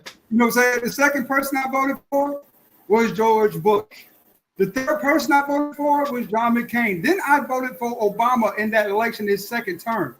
Now, when it came down to Hillary and Trump, I voted for Trump, but I voted for Biden in this last election. And now I'm thinking to myself, black men really ain't going to benefit either way. You know, it's almost like pick your oppression, right? Do you want to be oppressed by feminists or do you want to be oppressed by nationalists? You get to pick. That's what it really comes down to at the end of the day. Right. And so, but that's what I'm saying. So, but I thought you was, so did I hear you wrong when I thought you was leaning towards Kamala? Because the excitement I thought was from your feelings about Kamala. I heard that wrong? What you probably heard was rage. And you probably confused with excitement. Because at the end of the day, one thing, put it this way, Miss Harris has done a litany of different things, including when she got in the office. All of a sudden now she Indian Asian, but now she needs to vote, she black again. Okay. Right. You know, and then just this primary alone, you know what I'm saying? And then let's not even talk. One thing either one of them ain't talking about, because they know that, you know, say both of that can mean unpopularity, is their policies. I want to see what because believe it or not, one thing about Donald Trump he don't get a lot of credit for is that even through his nationalist bans, which that's what they were, it was just people, he was just kicking brown folks out for whites. There were more, you know what I'm saying? When he put the ban in place and closed off the border, there was a lot better. It was more of you saw a nice, robust of job creation for men. Mm-hmm. I've done well under all administrations, but one thing I did like is that my boys too, my homeboys who had struggles and challenges were finding jobs out here making decent money for a change. You know what I'm saying? So that made me feel a little bit better about the whole situation, circumstance. His rhetoric, though, it's almost like, coming from wrong here, it's almost like public policies, social policies against governance. That's what it kind of feels like between the two, right? There's the tug of war thing. You know, one of them you don't like socially because of his behavioral patterns and some of the stuff he says. It's hard for me to talk to a guy who says he's a nationalist. That means you associate with clans, all that other stuff, and you cool with them. That's very challenging to let you be in charge of things. You know, but on the other hand of that, you know, feminists, bruh, you know what I'm saying? They when it comes to black men, they are almost just as bad. When they don't like us either, believe it or not. Them feminists don't like them. Oh, of course. Oh, no, not at all. Of course not. We know that. Yeah, you ain't saying nothing slick to a can of oil. That's a fact. That's a fact with some cheese on it. Give me 1 second. Shout out to my man Ogun Network coming soon. Thank you very much, brother. $10. Bro, people saying that someone would stage this is wild. Occam's razor. Yeah. Suppose an event has two possible explanations. The explanation that requires the fewest assumptions is usually correct. Shout out to my man Ogun Network and Occam's razor, man. Shout out to that. Shout out to Occam's razor. I'm gonna give you a second to reply. Thanks, man. It don't matter what the situation. I'm just trying to climb any obstacle a nigga facing. See it through in due time. It's a marathon, you gotta pace it. You can't press rewind, you get left behind. Just grind and the rest be fine.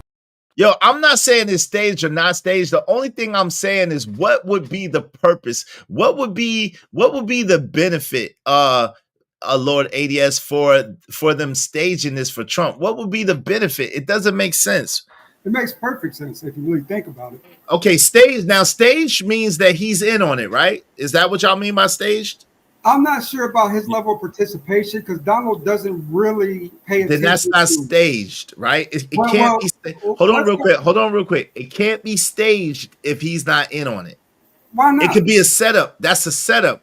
That's not staged. Staged means that everybody's in on it, and there is. Let's look that up. Staged. My understanding of staged means that, hey, listen, we're all actors in this play, and we're all playing a part, so everybody's in on it. That's what staged means. But now, setup. I could buy a setup. I just can't buy a stage. I could buy a setup. I believe he absolutely was set up. But staged, I don't think he was in on it. Let me help you out here, Izzy. After he was allegedly shot in the ear, he looked for his shoes. But now that's possible. That's possible. Let me keep going. Since you asked me, you want my explanation, you can explain off. And that's another thing too. When you got to give me more explanations, more saying for the assumptions that are being made, that tells me there's a lot of holes in your story. But let's get back to what I was saying. Not only did he do that, took time out, he took 2.5 minutes to pump his fist. That doesn't seem like a man who's very concerned with his audience, his security, or himself. That seems like a guy who it kind of feels like he was acting in a role like the reality star he was. Now, on the flip hand side of that, let's talk about what he has to gain. Let's go through some of the things he could gain. Before you move past that, let me address that.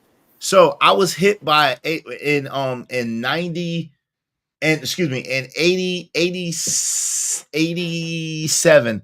I was hit by a 1986 Cadillac, and if you know what those were all metal, and the person was going like 40, 50 miles per hour down a block, and I was hit by a Cadillac, and I flew up in the air, and my shoe fell off, and I flipped up in the air, and I hit the ground hard. One of the first thing I was talking about was where was my shoes. So I'm just saying, I've been in a traumatic experience, and the first thing I was looking for was my shoe. So, hey, I no, I was a kid. I was 10 years old, but I was looking for my daggone shoe. I wanted to know where it was at. Adult, to get yourself to safety, check yourself out, make sure that you're okay, and then reassemble, and then you can go back out there on stage once the coast is clear. Have you ever been shot at? Like literally? Yeah. And you didn't panic. You didn't go in shock. You didn't. Nigga, I ran, found safety, and when the shit was cleared up, that's when I came out. You were in the military when it happened, or were you just regularly walking around and regularly doing regular things? Actually, it happened in the military for me, but for some people, saying in real life, I could see, that occurring as well. Friendly fire happens all the time, bro. No, but you realize that that's a different thing, though, right? Like a military, so if you're going into the military, right, and you're going into combat. Thank you for your service, by the way. Thank you, I appreciate you, man. Right? So you're going into combat, right? You expect to at least be fired at, right? So and I'm sure there's only so much preparation that you can have for that, right? But if you're doing a speech, a rally that you've done by now, what, 30, 50, 70, 80, 100 times by now, and everything is supposed to be smooth, it's supposed to be your people, you're the last thing you're expecting, if you're not in on it, is to be shot at. So it could be shock. So the first thing you do is find your shoes and then turn around. Not even look at your ear as much as find your shoe. You know what I'm saying? You got cotton on your ear, you pumping your fist. That took 7.5 minutes. Brother, that seemed like a man who wasn't concerned about being shot at as much as the moment and making a PR, public relations appearance. That's what reality stars do in those circumstances. Because at the end of the day, there's some scripting in that particular plot. So let's just keep it real. For one, you can't explain to me how an 18-year-old boy walks across a full field, with a long weapon, 20, 20, whatever, with a long weapon across the field, climbs to the top in which the local police are supposed to be surrounding, gets on top of a roof. The FBI, the Secret Service men see him on top of the roof, don't go do anything to stop him, and then he starts firing shots. The second thing is that how come you hit a guy that was 25 meters away from Donald? The woman was 3 meters away, the second person you hit. And then on the third one, Donald Trump's hit 20 meters left? Not brother. There seems something like, it's almost like something's off. But that's not even the main. And what does he have to gain? What does he have to gain from this? One day before the convention, he still, even though Joe Biden bombed, I mean, my God. That was the worst debate performance I have ever seen in my whole entire life. I've never seen anything as that. He's still only up by Donald Trump's still only up by 5 points. He's still only up by right now. If that been Mitt Romney, he'd been up by 35, 40 points. Would have been no coming back. It's just been a wrap. But Donald Trump, he needs the extra boost because he's not as popular with a lot of the country than we would like to make him out to be. So what he's doing is trying to boost his particular polls up, getting stuff ready, getting his base excited, making this stuff look like a tragic hero. And then from there, he's supposed to take off and run. What he didn't see coming was the surprise of Kamala Harris. That's what I'm seeing here. Okay. But look, who didn't see that? Donald Trump. So you think Donald Trump set that up? So obviously you do see that his ear is bruised. Obviously, you do see there's even if you could pin it. There's actually a hole in his ear at the top, at the top corner of his ear. You see that little white piece? Yep, it's some white meat. It's some white meat and was bleeding profusely. Just for the record. Just for the record, people. Right there. Just for the record. I don't know, man. I don't know, man. I don't know. Put it this way. I'm thinking along the time between now and the election day, if there are more details to come out, they should come out. You know what I'm saying? Because believe it or not only is the Secret Service investing this, the FBI is investigating this. And I'm thinking to myself that if they drop this load about Diddy and these other dudes, they're definitely going to drop a load about this, that there's something else to it, right? So we will see.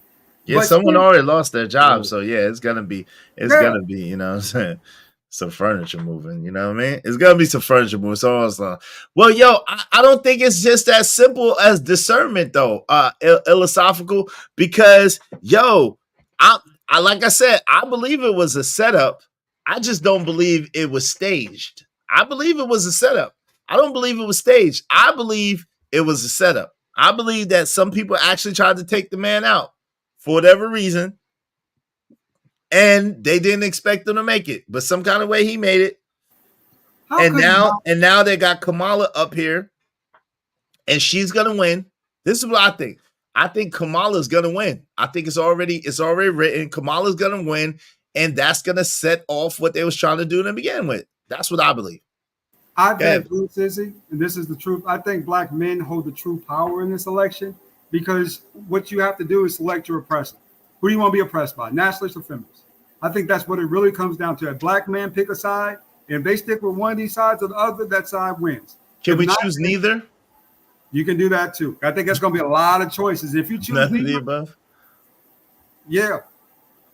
I think if you choose neither, I think, you know, saying that's a vote for the other side, of course. I think that's a vote for Donald Trump, every one of us that don't choose, because the Democrats are really running on is social policy. They're not changing on government policy or governments. They're running on social policies. So if black men cop out, it's a wrap. My man Ogun Network coming soon said no one changed their vote because Trump got shot. I don't want no BBE oppressed by nobody. Yeah, I don't want to be, I guess Twisted Pop would say, I don't want to be oppressed by nobody. Me neither. Nationalist isn't racism.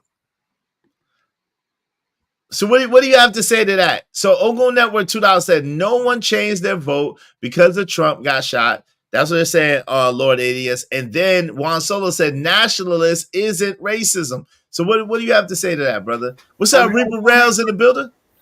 I agree with the Ogun Network himself, because that's a smart analogy. It didn't move the polls like he thought they would. It ended up staying the same. So it really didn't work out to his advantage like he probably thought it would at that particular point in time. What it did was solidify his base, but didn't really grow his base much. So that was a good point. The second one, Juan Solo, brother, I'm trying to have your ass deported anyway. Deported? How you gonna get him deported? He from Atlanta, Georgia. We gotta get him deported to. I don't know, bro. We have to send him somewhere. Yo, ninjas who voted Democrat are still voting Democrat. Ogun Network coming soon said, hey, Jay Lewis, that's hilarious. Jay Lewis said that ear would have bruised for a while. He was healed overnight. No black and blue face is strange. Well, if he gets shot in the head. To tell you the truth, we as black men, we have to be the moral authority here. We are what you call the anchor. Black women are the socialites of our group, but when it comes down to wins and losses, we're the ones that make the real difference here. So we have to be able to see through the smoke. You know what I'm saying? I think both sides is playing us. Both sides are playing us. And right, but what's okay? But what? Of course, that's been going on for time. They've been playing us. Both sides been playing us. But in this particular thing, what do you think the end game is in this particular instance? Both sides been playing us forever. The whole fact that they have a Democratic and Republican, the whole fact that they try to get us to vote, the whole fact that they even got an electoral college, all of that is playing us. So, I mean, let's just keep it a buck. Yo, we seen people win the popular vote by millions of votes and still lose the election. Multiple times we've seen this. So with that being said, what do you think the end goal is in this particular case? It depends on which direction she goes for VP. It really does. I think that JD Vance is hilarious if you listen to that dude. He is crazy, stupid, insane. I mean, he's funny as fuck if you listen to him. You know what I'm saying? But I think Kamala has to, because remember, Trump likes people he can control that listen to his orders, who follow what he says. Those are the people he will pick to as the people who surround him, including vice president and cabinets of his staff. He tends to go with those type of people who are obedient to his will, right?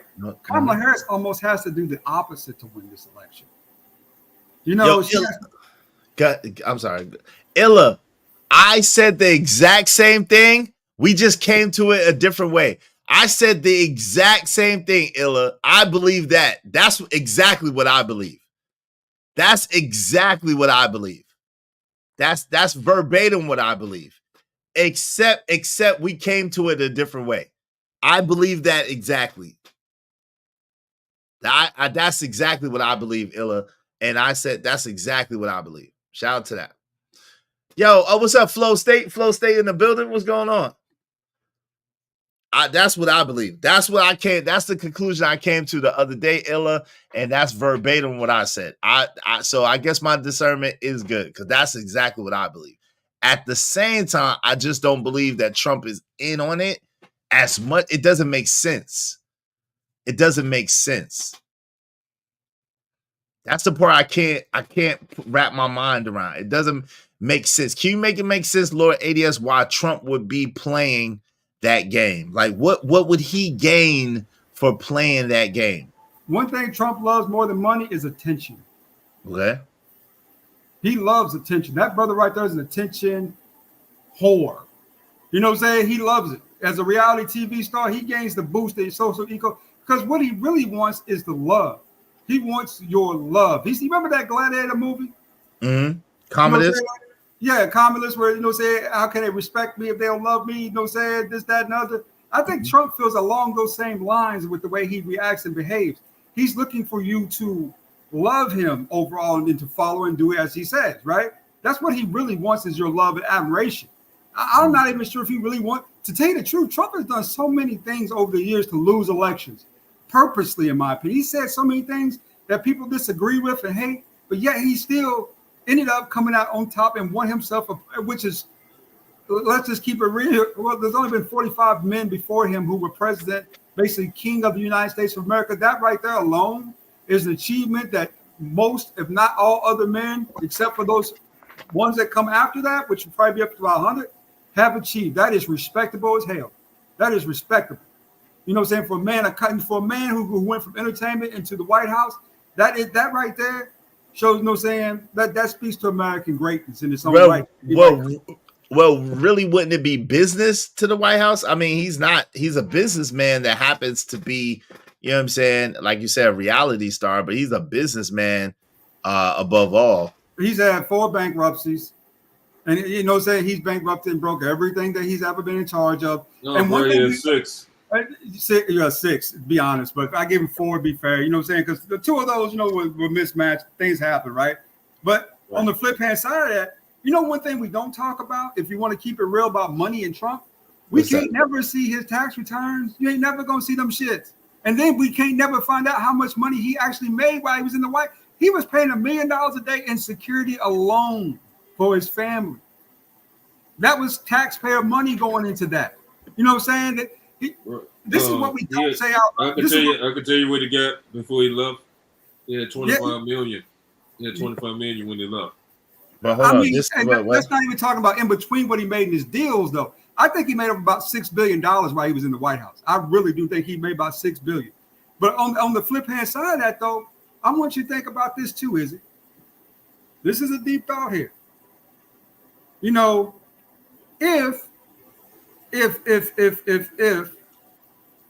at this point, if Trump happens to lose this election, what kind of shit is he going to be in? Right now, you know one thing I don't like, Izzy, What's that? I don't like when men achieve goals and women try to come in right behind us and do the exact same damn thing. You got, what I'm saying, people coming right, when black men do things, it's like, if he can do it, anybody can. That's not true. That's not true. That's some special stuff. You know what I'm saying? That's good sauce. But it's almost like we do that so often in our society nowadays, and it doesn't, and it never works out as it's supposed to. Hillary Clinton was the wife of Bill Clinton. Bill Clinton was a political genius in his heyday. Mm-hmm. But yet, say just because you Bill wife and you had a state of a dude, what I'm saying? But we supposed to no. Your policies matter to people, especially the men. We pass the emotional stuff. We want to see what you are going to do for. It's almost like you being on a high, that puppy love, and you marry somebody, and then find out, right after you marry them, that ain't what you came for. This ain't what you pay. This isn't what you signed up to do.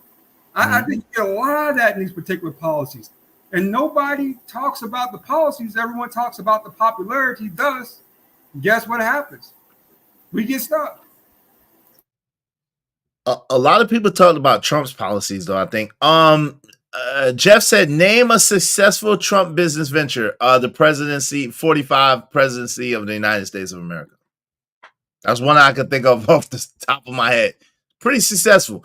Yo, Juan Solo ATL said $5. I don't entertain lonely, old, I'm a Democrat until I get checked. Then I'm an independent, corny, deport these nuts. Damn, come on, corny ninjas. What the hell? Why y'all beefing? Where is this coming from?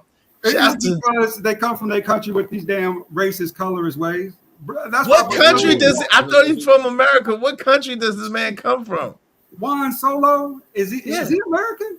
I thought he's from Atlanta, Georgia, man. What are we talking about? Behind his name, but I ain't sure if he's from here or not. Yeah, he's from America, man. I'm pretty sure he's from America. I'm not sure about that, brother, but okay, it is what it is. If he feel that way, that's on him. Let him feel that way. Say keep it on the inside, my nigga. No one care on the outside. But why y'all going back? King Parrish said this dude ideas is wild. Biden and Kamala's plan have overran my city with illegals. Yeah, you must be DO. They're everywhere in my city. You can't even get a storage unit because they live in them all. Thanks, Kamala. God, dog. Uncle Jeff naming all the things. Trump steaks failed. Trump's airlines failed. Trump University failed. Yeah. Trump the game failed. Hey, Trump the Apprentice, massive success. Trump the business books, massively successful. Trump the president of the United States of America, massively successful. Now, what's up? Let's go. Trump Hotel, Trump Towers, massively successful. Let's go. Trump Casino, I don't know. Is the Trump Casino still open? Jesse the Body Ventura was a wrestler and he got into politics. Arnold was an actor turned governor of Texas. Are not constitutional. Taxes are not constitutional. The IRS is foreign, so that point is irrelevant. Trump the criminal guilty. Trump mortgages failed. I don't know about Trump mortgages. I've never heard of Trump mortgages. Have y'all heard of Trump mortgages? That vodka sure sucked. I got some of that vodka and this was shit. Yeah, Trump vodka? Yeah. But at the time, I think about 3 or 4 years ago when he first came out with the brand or something like that, I remember seeing it, right? So I got a bottle down there at the package store of it. I took a hit of that, man, because I fuck with vodka. I do like vodka. I like Grey Goose. I like Belvedere. I like vodka, right? I like tequila too. I like. Sound like you like to drink. Sound like you fond of the drink, my brother. Sound like you fond of the bottle. When I do drink, I know what I like, and that's a lot of different stuff, though. You named a few different items. Put it this way, brother. Back in the day, I used to get those 50 mils of Alizé. Remember back in the 90s when they had? Yeah, I remember that. Yeah, I bought 3 or 4 bottles of them one time. I used to buy the Ace. You know what I'm saying? Yo, Juan, chill, nigga. Hey, Uncle Jeff, man, stop twerking in chat and come up if you got time, man. Come on up, man. I want to talk to you direct. Hey, Trump Tower seems to be doing just fine. It does seem to be doing just fine. I ain't gonna lie. Trump Tower seems to be highly successful. It seems to be highly successful. Hey, Izzy, I'll go ahead and drop, brother, but I'm just saying. Why you dropping? we ain't got a lot of good options, brother. So, you know what I'm saying? We need to be on, you know what I'm saying? We need to measure this out these next couple of months. Make sure we get the right person. You know what I'm saying? If we I mean the better of the two, because at the end of the day, like I said, I don't see a whole lot of this, you know. But you think Miss Kamala, because you was excited the other day. I want you to be real with me. You think Kamala's the better of the two? No, the other day you did. You're switching up on. This is what I think. You know what I'm saying? I forgot what I even said a couple of days ago, my brother. If you have recorded, you can show me and I can explain it. But if not, I know what I'm saying, let me tell you what I'm thinking right now. Okay. I think that Kamala got past the primary because if they put her into a primary, she get dusted by, you know what I'm saying, 1 to 3, right? Amy Jeffries or one of those, somebody with a smoker, right? So they hit her all this time, let Joe take the fall, let Joe pretend to be crazy, then they popped her out there. I think that Trump has stayed in this race consistently, and he's just been chosen by his people. They gave him, you know what I'm saying, that's just what they have done, right? This is what they chose. I don't know how that comes out in this election, but it will probably come out in a weird, funky way. And, you know what I'm saying, we're going to see what happens from there, because a lot of people feel like they went out and voted for Joe Biden and they got Kamala Harris. So you know what I'm saying, we're going to see where that goes and how well that works out. Fast. All right, cool. That's what it is. Thank you, Lord ADS. Appreciate you coming through, kicking it. Yo, J. Lewis said Trump Casino Atlantic City failed. All right, y'all can stop naming stuff that failed with Trump. Yo, without any further delay, I want to press this. I want to press play and see what my man that I don't know in real life, by the way, the research guy had to say. Because I was trying to play this the other day.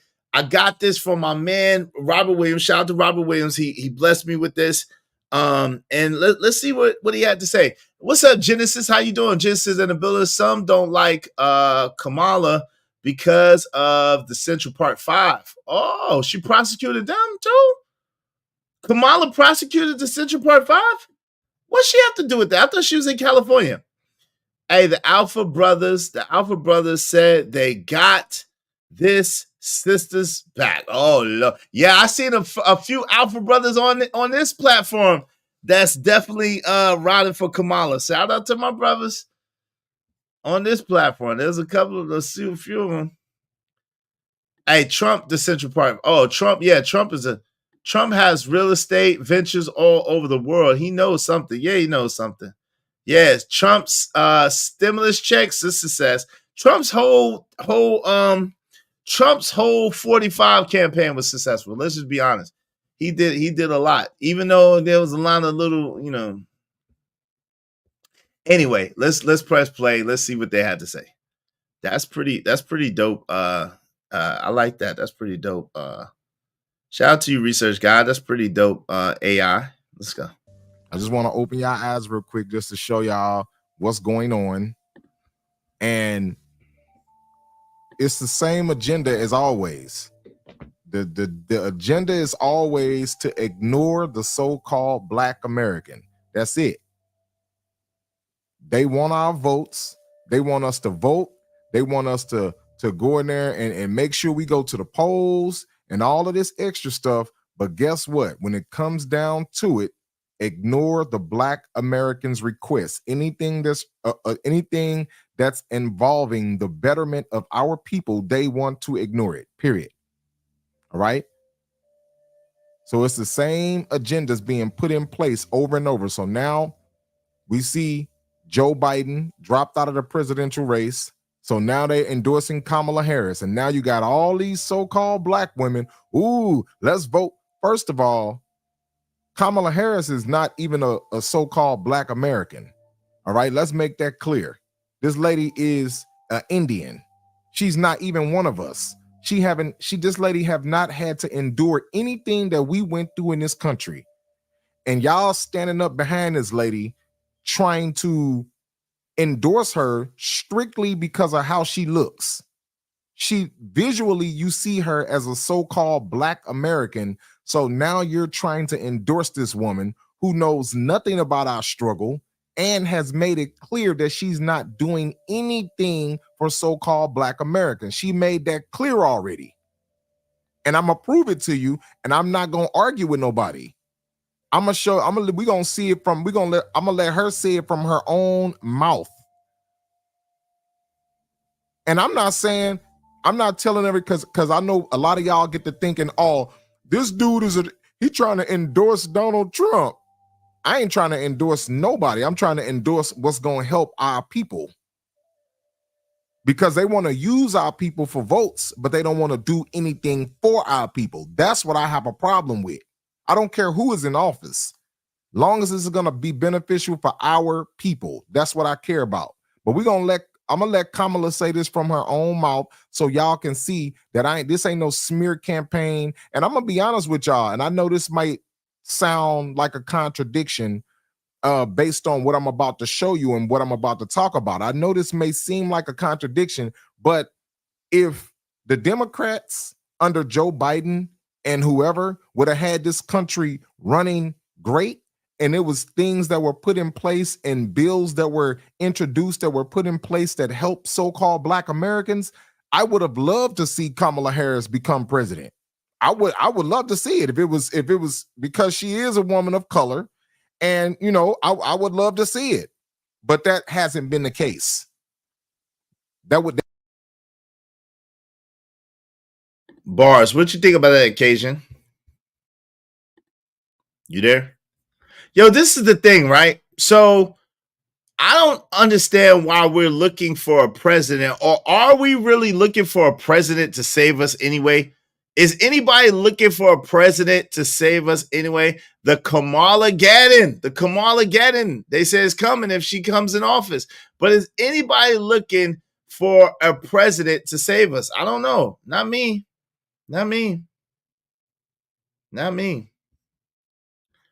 Yo, Jay Lewis says, who gets grazed by an AK-15, an AR-15? It's an AR-15, not AK-15. AR-15 and don't have a black and blue face. Why is your ear not bruised? Well, it looks like his ear was bruised. I'm gonna be honest, but he had that gauze over it, so we don't know if it's black or blue or not. It's not gonna be black and blue right away. That's just for the. He was bruised. I showed you that. He was bruised. This is the picture. He was bruised. You can see it at the top of his hair. But it's not going to be black and blue that fast, just for the record. It's not going to be black and blue that fast, but he was bruised for sure. Okay? Trump Tower seems to be doing just fine. It does. In the meantime, between time, listen, dope discussions deserve dope donations, family. Compensation for the conversation. Let's do good business, family. Let's do good business. Hit the Cash App. Support the show. Support the stream. You know what I mean? Donate, don't hate. Give him everything you got. Hit the Cash App. It's Cash App, $ Israel Mills, $ Israel Mills. Oh, God. Be is this dude right here. This is the last thing you want to be. Is this guy right here. You got that bread, share the bread. Support the show, support the stream. You don't want to be hate. Nigga, I'm jealous. Take I'm that. peanut butter and jealous. Take that, nigga. I am jealous to the fourth power. I am jealous C-squared, nigga. Y'all hit the Cash App, support the show, support the stream. You know what I mean? Let's get it. Let's go. That hasn't been the case. But watch this. I'm going to let her say it for herself so y'all don't think the research guy making nothing up. Do you support reparations for Black people? Well, listen, again, we had over 200 years of slavery. We had Jim Crow for almost a century. We had legalized discrimination, segregation, and now we have segregation and discrimination that is not legal but still exists and is a barrier to progress. We have disparities around housing. We have disparities around education.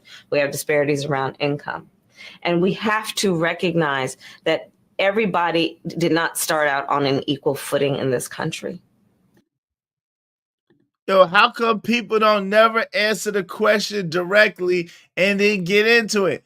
She went into a daggone soliloquy and a soapbox and did not answer the question directly. How come people don't never answer the daggone question direct and answer the question? Oh, we've had. We know what we've had. We know what it is. Well, she is a woman is. Yes or no? This woman say yes or no. Anytime a politician says, listen, or look, they about to tell a long-winded deflection. Exactly. These Negroes got a Messiah complex. Bars. Go ahead, Keisha. What say you, bro? I was saying all the time, man. They always doing that. She don't get my vote at all. I know that's right. Let's get it. They all do that. I know. Like, it's like politics 101. They can't answer a damn question directly. Shit. It's so nerve-wracking. Look, you know she lying. And in particular, Black people have not. And so we have got to recognize that and do something about that. And that's what she asked you. That's why, for example, I'm proposing the LIFT Act. Give people who are making $100,000 or less as a family a tax credit, which will benefit. She asked you about reparations, not no goddamn LIFT Act. She asked you about reparations, but here's the truth. The truth is they can't. This is the truth, family. Y'all got to recognize, and I know y'all have heard this some places before, and this is the truth. Until we have a nationality, and it's not going to be Black, until we have a flag, until we have, you know what I'm saying, a charter, until, and unless, there is going to be no reparations, okay? Just let's know this. They don't pay reparations to Black. Black ain't going to get you no reparations. Just for the record, okay? Black is not going to get you no reparations. Say it loud. I'm blacking up. Oh, well, no check. No check. Say it loud. I'm blacking up. Oh, shit. So that's really the truth that she can't tell you, okay? That's the truth that she can't tell you. Till you know your tribe, your people, then you ain't gonna get no reparations. Black don't get reparations. We Black don't get reparations. There's no reparations for Black. Everybody could be Black. Black is a color. Black is not a designation. Black is not a nationality. Black is not an ethnicity. So until you have a nationality and ethnicity, there is no reparations. So this is why she got to talk about everything and everyone else. This is why everybody got to be included. Yo, my tribe is bitch better have my money. Real shit. Yeah, you from the bitch better have my money tribe, fam. Yo, Nico, that's hilarious, name. Yo, Nico from the bitch better have my money tribe. Yo. Shout out to you. Shout out to you. Is that, are y'all sovereign? Do y'all have you have a creed? Y'all got a flag? What's your flag, Nico? What's your flag look like, man? Y'all sovereign nation, bitch better have my money tribe. Yeah, that's hilarious. Let's go. Uplift 60% of Black families who are in poverty. So by default, it affects Black families, but there's not a particular policy for African Americans that you. Now watch this. Soon as she started, you see that look right there? Soon as she looked away, that let you know she about to come with some bull crap.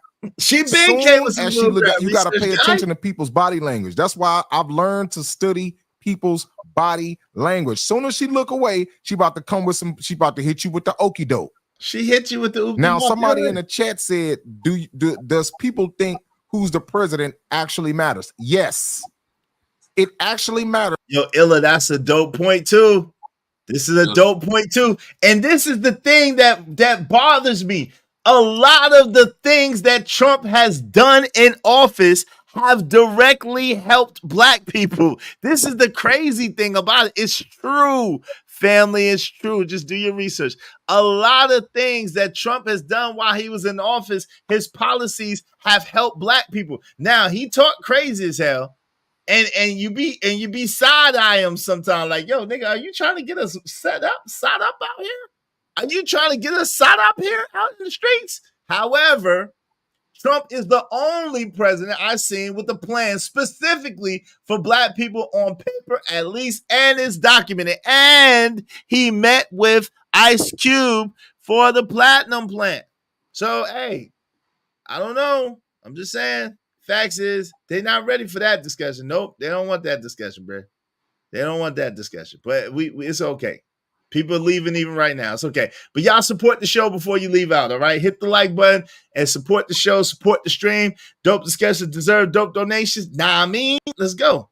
Let's do good business. I had that show is, and you pull up. Yeah, I got you. I'll pull up on you. Let me know. I'll pull up on you, player. There's who's president. You see, one thing about our people, we got to stop coming with all these conspiracy theories. Because I was going to put out a video about all of the myths that so-called black people have heard over the years, all of the myths that we heard about the Tuskegee experiment. Oh, they was using black people for syphilis. Wrong. Absolutely wrong. That is not what was happening. What? Michael Jordan invested in prisons that locked up black people. Wrong. Wrong, Michael Jordan. All of these conspiracy theories that we've heard and learned is a lie. It matters who's president. You know why? Because each president is going to introduce certain bills that's going to affect the way you get money, the way you spend money, the way your taxes is set up and everything. That's why it matters who's in office. I'm not saying it matters who's in office as far as their name, and if they're a Democrat or Republican. I'm saying it matters who's in office because certain people is going to introduce certain bills that's going to change the way your life is set up. Yo, what do you think about Uncle Jeff specifically? Uncle Jeff, where you at? What do you think about that? What do you have to say to that, Uncle Jeff, specifically? I'm curious to what Uncle Jeff specifically has to say to that. That, yes, not as far as Republican or Democrat, but the policies, the things that people bring with them when they come in office, as far as what policies, what procedures, what taxes, whatever the case may be. What's your thoughts on that? Please explain exactly what happened with the Tuskegee instrument and why that is different from what we have been told. Well, I'm not saying, I didn't say that. I need you to answer my question, Uncle Jeff. Don't come up here asking me questions when I ask you a question. That's this man, the research guy, said that. I didn't say that. Let's stick to the points here, Uncle Jeff. Please help me understand when you say a president doesn't matter. What do you have to say about the policies and procedures that they bring with them as a person coming into office? That's all. I'm curious about that. Let's go. Fair use. Because I don't know. I can't answer for him because I can't answer for him. I was curious about that myself. Maybe I have to talk to him. Oh, okay. Yeah, the research guy. Give me yeah, I probably won't be live in an hour, but we can talk about it later. I appreciate you, man. I pray your business call goes successful. I'll probably shut this down in about a few minutes because we don't really have no more support, man. Listen, if y'all want to keep the show going, we're coming up on 4 hours.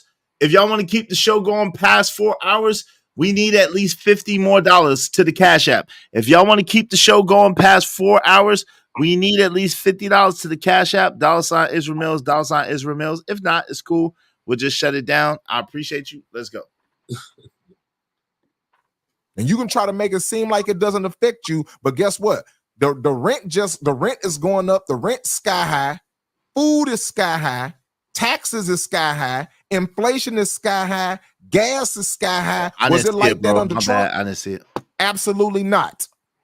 So we got to look at the facts. So it matters who is in office. You can disagree with it all you want to. You can disagree with whatever you want to, but the fact of the matter is, when Trump was in office, the inflation was down, gas was super low, taxes was low, we was getting money. When Biden got in office, all of that changed. So it does matter who is in office. It matters. Trust me. But watch this. Watch what she about to say. She said you don't have a specific policy in place for Black Americans. Watch her answer. But no, if you look at the reality of who will benefit from certain policies, when you take into account that they're not starting at the same place and they're not starting on equal footing, it will directly benefit Black children, Black families, Black homeowners, because the disparities are so significant. So if we focus on the specific issues that have resulted in the greatest disparities, And we understand that that's part of why we're doing it. Listen, the reality also is this. Any policy that will benefit Black people will benefit all of society. Let's be clear about that. Let's really be clear about that. So I'm not going to sit here and say I'm going to do something that's only going to benefit Black people. No. See, she told you out of her own mouth. She said, I'm not going to do anything that's going to specifically benefit Black people.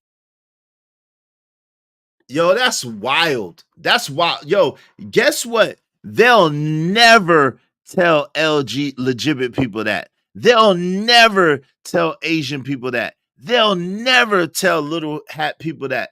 They would never have the nerve, the audacity, the unmitigated gall to say, oh, I'm not going to do anything specifically that's going to benefit Asian people. No. I'm not going to do anything specific that's going to benefit little hat people. No. I'm not going to do anything that's going to specifically benefit legitimate people. No. But yeah, that bullshit y'all feeding into, but nah, man, it ain't no bullshit. It's real. How in the effing do women of any Black people follow her after that? Exactly. She literally said it. They would not say that about any other group. Out the mud, Cody. They would not say that about any other group. But she know by default, because she said, oh, well, it benefits America, so it's automatically going to benefit you as a Black person. No, she ain't going to do nothing specifically for you. But guess what? Under Obama's administration, they did something specific for Latino people. Under Obama's administration, they did a lot specific for the legitimate community. Right? Okay. Yeah, shout out right to you. on. We saying the same thing. Shout out to you, man. You a smart brother. Salute. Let's get it. It's crazy. It's crazy though, big dog. I agree with you, man. It's crazy, big dog. They don't care about us. They don't give a F about us, big dog. They just automatically think because they Democrat, because she looked like us a little bit, that we supposed to automatically give her our vote. No policies, no procedure, nothing specific. And she told you to your face, oh no, something specific for Black people? No, I'm not gonna do that. Shit. That's just crazy though. You convinced me I'm no longer Black. I'm going to grow my sideburns out, buy me a small hat, and I'm switching. Shout out to you. You're going to be like Shine, huh? Shout out to you. She said it. Yo, can anyone give me a Kamala Biden or Obama policy that benefited us that isn't health or prison related? No, I don't have one. HBO1 said he could. I don't have one. HBO1, if you still in here, man, can you type that in chat? Because I don't know. I'll be honest with you. I don't know.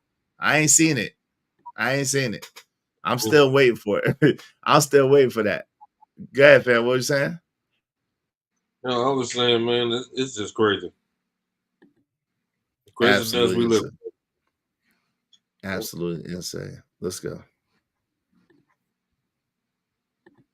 But guess what? When Donald Trump said he had the platinum plan that was a contract with Black America, they hurried up and got him out of office. Donald Trump didn't even win because a lot of y'all said, well, since Donald Trump said he had this platinum plan, how come he never did it? Well, he never got in office. Never got reelected. And then y'all jumped on Ice Cube when Ice Cube actually tried to get with Donald Trump to make it happen. That was a contract with Black Americans, specifically for Black Americans. Specifically for our people. Y'all got mad at Ice Cube because he went to go get it done with Donald Trump. And they got Donald Trump out of there. He didn't even get an opportunity to do the platinum plan. Go look up the platinum plan right now on Google and just type it up. There's a PDF that entails all of the things that was instituted in the platinum plan for Black America. Go look it up. Those are all the things that were specifically for our people. Y'all got mad at Ice Cube and tried to cancel him and all that. But this woman just told you out of her own mouth she ain't got nothing. She don't have a plan. The agenda is to not have an agenda for the so-called Black Americans. That is bottom line. That is bottom line. It is, let's make sure we don't have an agenda to help them. Period. The only thing I don't like about Donald Trump's new campaign right now is that, I don't know if y'all heard, but he's trying to institute something to where, because I know a lot of our people, and I'm not being funny when I say this, and I'm, you know what I'm saying, I'm not being funny. I'm not trying to, you know, I'm not trying to be funny or nothing. I'm not trying to be you know, I'm not trying to sound harsh. All right, just understand that. But what I'm saying is, I know a lot of our people depend on taxes at the end of the year.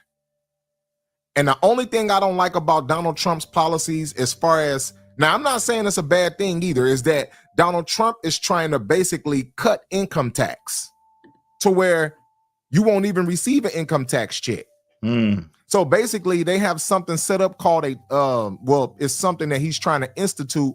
Basically, he's favoring tariffs over income tax. And what a tariff is basically all the countries that's trying to import cars, anything that they manufacture outside of the United States, and they're trying to bring it into the United States to sell to our people. Donald Trump is like, okay, well, we're going to tax you more money for that since you want to bring your products into our country. We're going to tax you more money for that. So that way the Americans that's working won't have to pay more taxes while they're working. They just won't get income tax at the end of the year. Yo, so for me, I would prefer that. What y'all think? For me, I would prefer that. That makes sense. I like that. What do y'all think about that? What y'all think about that? I like that. I can save my own money. Shit, let me save my own money. I like that. I like that. Put a tariff on the people bringing in the goods and services. Tariff the people who's trying to sell their goods and services to American people. Make them pay a higher rate, because guess what? It costs a lot less for them to make it over there. They're getting paid hand over fist. They taking jobs away from Americans. They taking opportunities away from Americans. So if they're producing their goods and services, we're importing it. Why not put a steeper tariff on it? Why not do that? Yeah, we can save our own money, right? Classic Career, we can say that. We can do that. Yeah, people need their money up front. That make more sense. It sure would. Make things cheaper on the front end. Yes, it will. Yo, Mr. Logic is in the building. Yo, wave in the back, bro, so I know it's you. Yo, what up, Logic? What's going on, bro? Yeah. For the dude who talk about tariffs, he kind of slightly, if they implement tariffs, most likely you would end up, you know what I'm saying, you're gonna eat the cost. So the consumer's gonna eat the cost. So the consumers, how would it make, if they're taxing people more to import goods and services, why would it cost the consumer more? Because they'll raise the price. Okay, raise the price. Okay, raise the price. Okay. But if the people are saving that money by not having to pay taxes on it, you see what I'm saying? Because you said it yourself too. Like, it costs only a little bit of money to produce something overseas, right? It doesn't hardly cost any money to produce. Let's just say a pair of sneakers. A $200 pair of sneakers costs what, $20 to produce overseas, if that. Yeah, but see, the reason he was saying that is that to make America make stuff again. If you make America make stuff again, like put it like this: if you look at in South Korea, right? South Korea, everything they have, or they primarily utilize with cars, is Hyundai and Kia. They're not affected by foreign tariffs. Right, because they're made in America. Kia and Honda are made in America. No, they're made in Korea. Nah, but they're manufactured in America. Kias and Hyundai? Yes, Kia is manufactured in Georgia, and there's Hyundai plants all over Alabama. Yeah, I just think that them plants for America. Right, but that's what I'm saying. But they make them, you know what I'm saying? They make them, right. But I'm speaking from the aspect of a South Korean. Okay. But when they bring their shit over to South Korea, they tax the fuck out of it. So it'd be super fucking high. Lamborghinis, ball of 1942, Hennessy, it's extremely high over there. Mm-hmm. Because you got to get their shit. So I understand that Trump want to do foreign tariffs. Because if you force them to do foreign tariffs, that means now Apple will have to consider coming to manufacture in the United States. All these car dealerships will have to come bring stuff in the United States.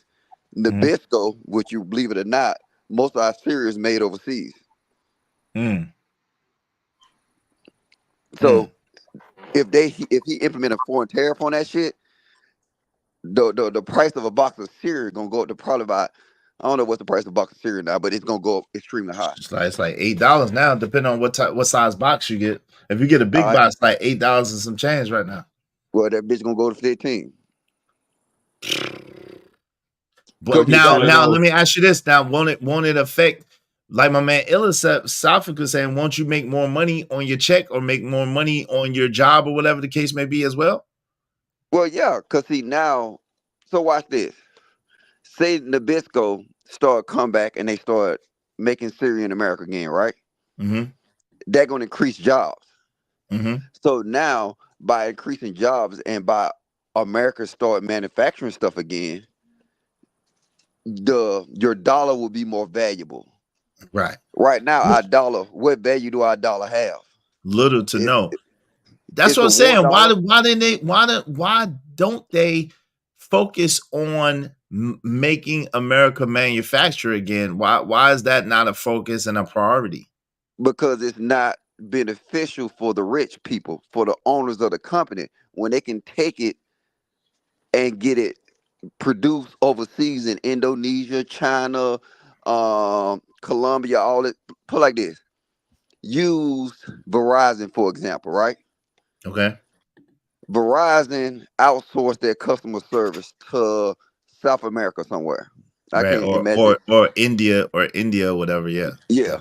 So if they do that in South America, they don't got to offer them health insurance.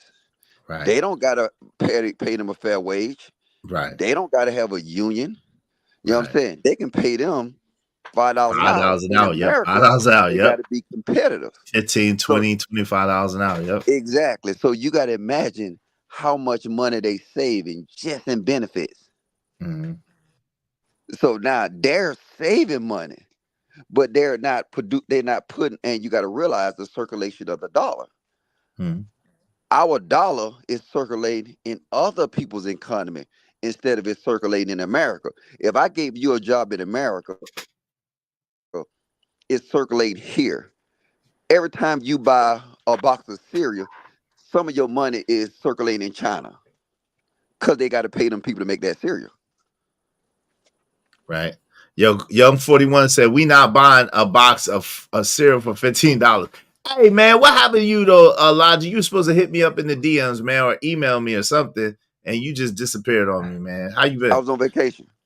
Okay. Shout out to Miss Bella, FKHFJB. Okay. I don't know what that means. All right. Post cereal gets made in Covington, Georgia. What is he talking about? Well, he said he didn't say Post. He said what you say? What's the other one? Nabisco. He didn't say Post. All you Yo, KP waving the bad side nose. You shout out to my man KP. Hit the cash app. Thank you, brother. I appreciate you. I appreciate you. I appreciate you. Hey, y'all be like KP, man. Hit the cash app. Support the show, family. My man KP showing love. Y'all show love like KP. Let's do good business, family. Hit the cash app. Support the show. Support the stream. You know what I mean? Thank you. Thanks, man. Make money, make money. When shit hit the fan, we'll take money.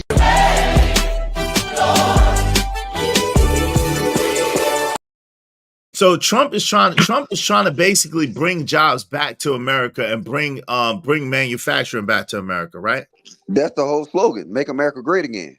Right. So let me ask you a question. Then why did he outsource so many of his companies out of the country if that's what he's about?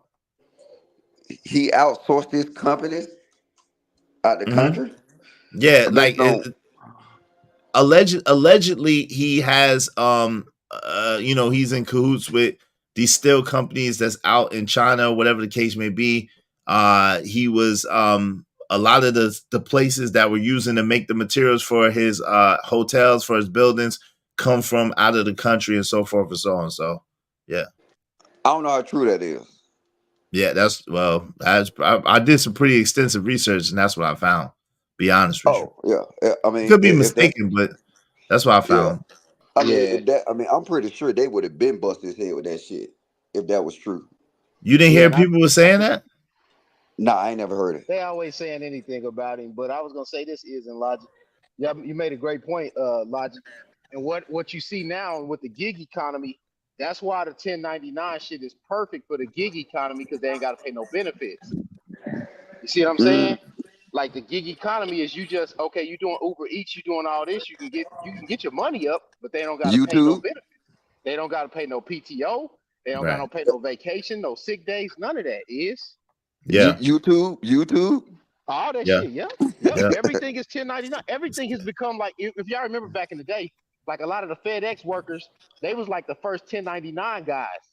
And after that, now everybody's damn near 1099, bro.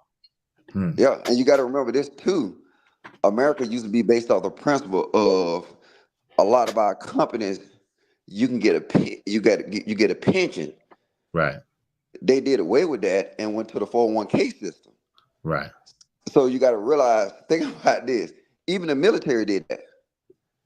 The military used to be able to do 20 years and you was eligible for a pension.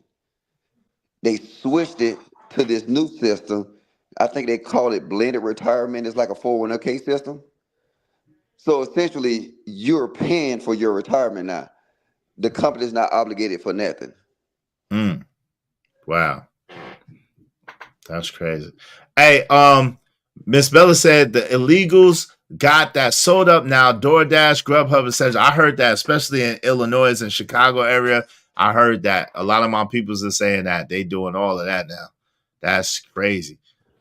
Let's get back to the video. Yo, if y'all want to make sure your comments get highlighted in the red, y'all support the show, man. Come on, support the show, support the stream. You know what I mean? Dope discussions deserve dope donations, compensation for the conversation. If we don't get $40 more to the Cash App at least by the 4 hour mark, then we're gonna shut it down. You know what I'm saying? It's all good. We'll just go again tomorrow, okay? But let's go to the video for the meantime, huh? Yeah, no, you out here struggle streaming. Nigga, hit that Cash App, y'all.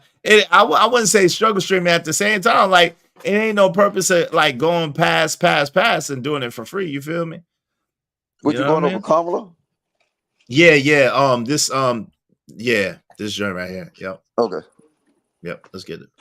So basically, you'll get more money while you're working. You just won't get no income tax at the end of the year, and taxes will be slashed more in this country for the American citizens, so you don't have to pay more out for taxes. So basically, it's saving you money either way. You just basically either you're going to get your money while you're working and not get it at the end of the year, or we can have these Democrats in office who's going to have the same thing, and we're going to keep having inflation is going to be sky high. All right, that's it. That's the only thing I don't like about Donald Trump's policies. Other than that, you cannot, no person in this, even Democrats will tell you that under Donald Trump, this economy was cracking. I don't care what nobody say.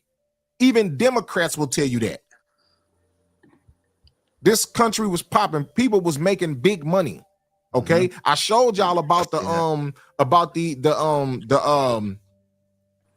when they was giving all them black women in Atlanta those grants to start their businesses. I told you how they shut that down.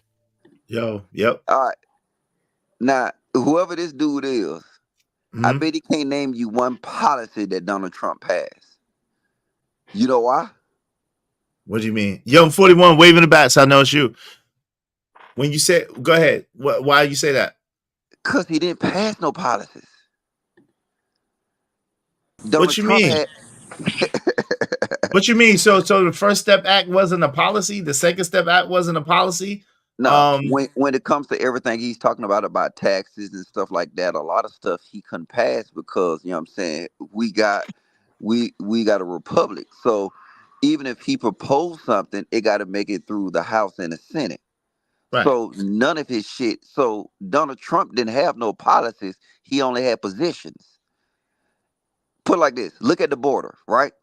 Okay. Why the wall didn't get built? Because the people didn't fund the wall. The people didn't vote to have the wall being built. They didn't fund Yes.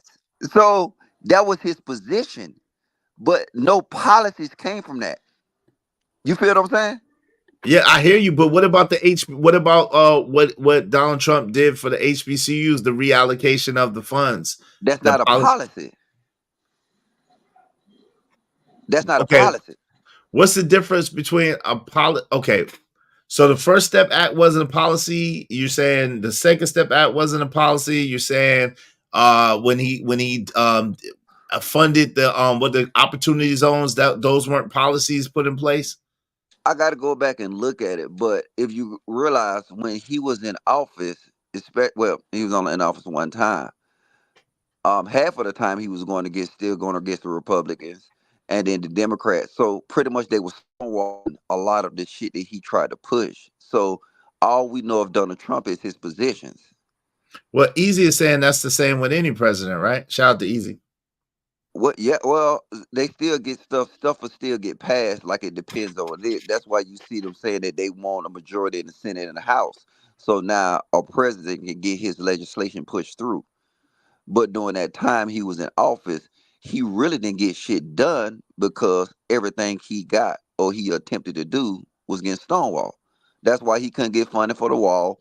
That's why if you look at his tariff proposals, it never went nowhere. Look at his policy when it came to NATO. That didn't go nowhere. Okay, so now, Young 41, what say you, bro? How you doing, man? Yo, what's up? What's up, guys? Salute. Logic, do you think he's in a better position now with the cabinet and stuff that, like, if he was to try it again, do you think he's in a better position? Yeah, because isn't it like 200 plus seats up for re-election? Right. So I wanted to speak on the whole tariff thing, and I agree with what Logic is saying partially. When we talk about and it seems like I hear a lot of people saying, well, no, if tariffs and they're just going to make the American people pay for it. But here's the thing with that, man. You gotta realize there's certain things with Americans, and you could even look at yourself, like there's certain things that we have to pay for, that we will pay for regardless of what the price is. But it's some things that we're not gonna pay for, bro. You know what I'm saying? If you try, like think about the stuff, the necessities and things that we need, right? Gas. I mean, a lot of people drink milk. I don't. My family don't. But there's certain things that we just have to pay for, that we're going to pay for. But like we were talking about, like a box of cereal, if they try to move prices up, $5-10 extra dollars, we're not gonna eat cereal no more, bro. We're not gonna be sitting in line.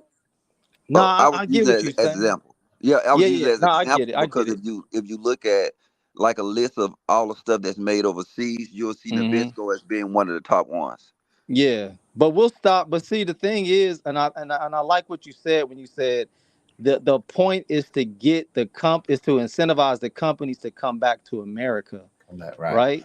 So that's the point. If we can get that, everything's gonna be down for us, because you know what I'm saying. The cost, I feel like the cost is gonna be if we can get everybody here, and we're penalizing those who are not here, because we basically did it in the reverse, right? That's what we got going on right now.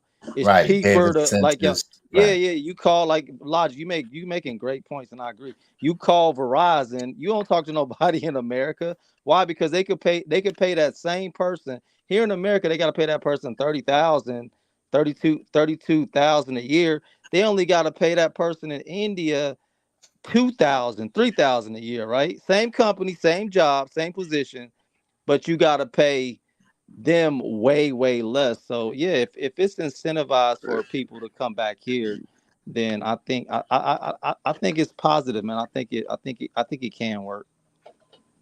No doubt. It will. Oh, go ahead. I'm sorry. No, go ahead. And then Uncle Jeff, go ahead. You got it.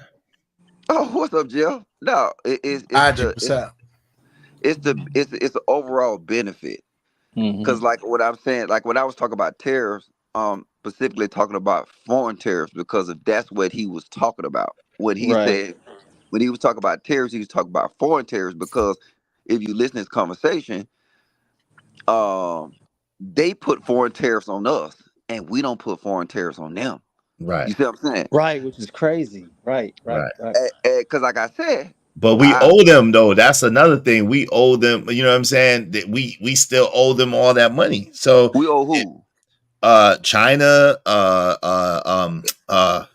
Brazil, Venezuela. Yo, there's a bunch of places we owe because of the imports. And see, that's the thing. We used to be a land that imported a lot, but now all we export, excuse me, we used to be a land that exported a lot, but now all we export is culture.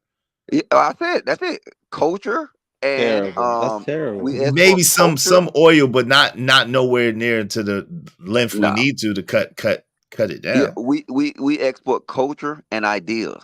Yeah, our ideas is being manufactured all over the world. You got to realize Apple is one of the biggest ones. Have you noticed that everything used to say made in China on all your Apple products? Trump got in office and started talking about it. They took it and they changed it. And then the new phones now you go and see, it'll say made in China, no, it said manufactured in China, made in the USA. So even though they said it said manufactured in China because that's where they put it together. But you know what I'm saying, it's made in the USA, saying that it's the idea. The iPhone is an American product.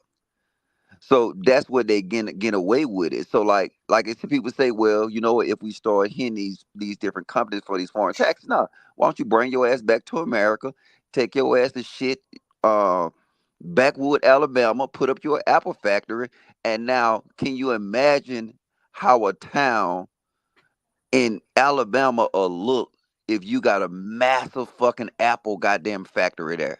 Yeah, that's what happened. That's what happened with Kia, and that's what also happened with the Hyundai plant. But you're exactly right. Yeah, it will become modern Detroit all over America. Right. But these companies ain't gonna do it because guess what? They're not being penalized for it. They're not being penalized for actually offshoring. You know what I'm saying? All this labor. Yo, Easy said Verizon pays people like Chubby 2 goats and a bootleg Lakers jersey. Yo, that's hilarious. That's crazy. Yeah, you hilarious. Yo, what's up, Sugar Shack TV? Easy Ben. Yo, your boy is terrorizing all of you. You've been seeing Logic. Your guy is a super terrorizer now.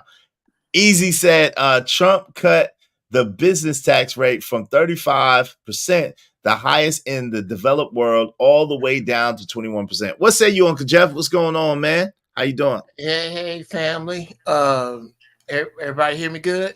Yes, sir. Okay. We can hear you. All right. Number one, I'm sorry that the information man left because well, he never was up here. We're reviewing the video. He never was up here. Well, there was somebody whose picture was a leather jacket that is gone. Talking about this? Yeah. Yeah, that's a video we're reviewing. Oh, that was a video. But Jeff, you're showing your age, sir. Okay. My bad. That's a video reviewing, sir. Let me here's a phrase that Logic is more than familiar with and has probably been pissed off by. The needs of the army. Yeah, you know right where I'm going. The needs. Do you know how many times niggas that walked out of the career planner or the NCOIC's office mad because of the needs of the Marine Corps? The needs of the Republic of the United States no longer include a middle class. We don't need you. Bad news. This thing that, and in my opinion, Trump is the outlier to the grand plan of things. They weren't planning on this dude getting this level of popularity because they wasn't planning on people getting this mad this quick because of this much information. Yes. This flood of they didn't expect. They were still running. The people in power, the people in control were still running industrial revolution plays on information age people. You think so? I mean, what? Yes. How? Let me ask you this: with the fact that they allegedly plan 100 years ahead, at least, you don't think that they had the foresight to see the stuff that was going to happen? I mean, they had Bacon's rebellion, like my man talks about a lot. They had a lot of stuff that's went on in the past, and they know that the past, the past is tend to repeat itself. So history tends to repeat itself. So you don't think that they had no inkling or no clue about? I think they had the same inkling and clues that two professional sports teams have before they take the field. There's a whole bunch of variables that go in there. I tell you what, here's how we win. Two of you stop Jordan. Yeah, okay. That's the plan. But does it go as planned? Trump wasn't part of the plan, bro. Definitely not. To get this many people, I've said this. I've said this years ago, bro. You can go back to me on the foxhole when the common white man figures out that he's being screwed over just a little bit less than the common black man. There's going to be smoke in every city, and that's what January 6th is. What Trump represents is what the common man wants to see. Let an idiot run it for a minute, because all you people who've been smarter than me have screwed me over. So you think Trump is an idiot? I think that his base is the idiots that he doesn't really give a damn about. Okay. And they see him as one of them because Trump doesn't speak like the other talking heads, because Trump has been far more accessible, because he's always been a symbol of success to those who didn't know any better. Yep. And he came in snitching. Come on, man. And he came in snitching. Wait. You remember when they was like, hey, why don't you pass that COVID bill? And they tried to blame it on him, saying that he wasn't giving help to Americans. And he snitched and was like, hold up. Hey, fellow Americans, have you read that fucking COVID bill? Why are we sending goddamn $100 million to fucking Iran for transgenders? Not a part of the plan. Yeah. Let's talk. He got up that bitch snitching. But that's the thing. JC said he was never supposed to be president. Shit, I would argue if he was never supposed to be president, he wouldn't have got to be president. They know what to do. Hey, listen. In the meantime, in between time, dope discussions deserve dope donations. Compensation for the conversation. Y'all support the show, man. This is a dope discussion. Support the show, support the stream. You know what I mean? Let's do good business, family. So let me ask you a question. With that being said, we haven't talked in a while. So Logic, do you think it was staged what happened with Donald Trump, or do you think it was like more so a setup? No, they wanted to take. I think they wanted to take him out. Like, you look, check this out. One thing you don't play with is guns and bullets. So look, ain't no way in the hell that retarded ass kid got up in there and shot that man ear off. You got to realize, you know what I'm saying, how precise of a shooter. And then, like I said, and then didn't he have just a regular assault rifle? He didn't have a sniper. Yeah, he had AR-15. Yeah, so yeah. But he was only 150 yards out. He was relatively close. It still don't matter.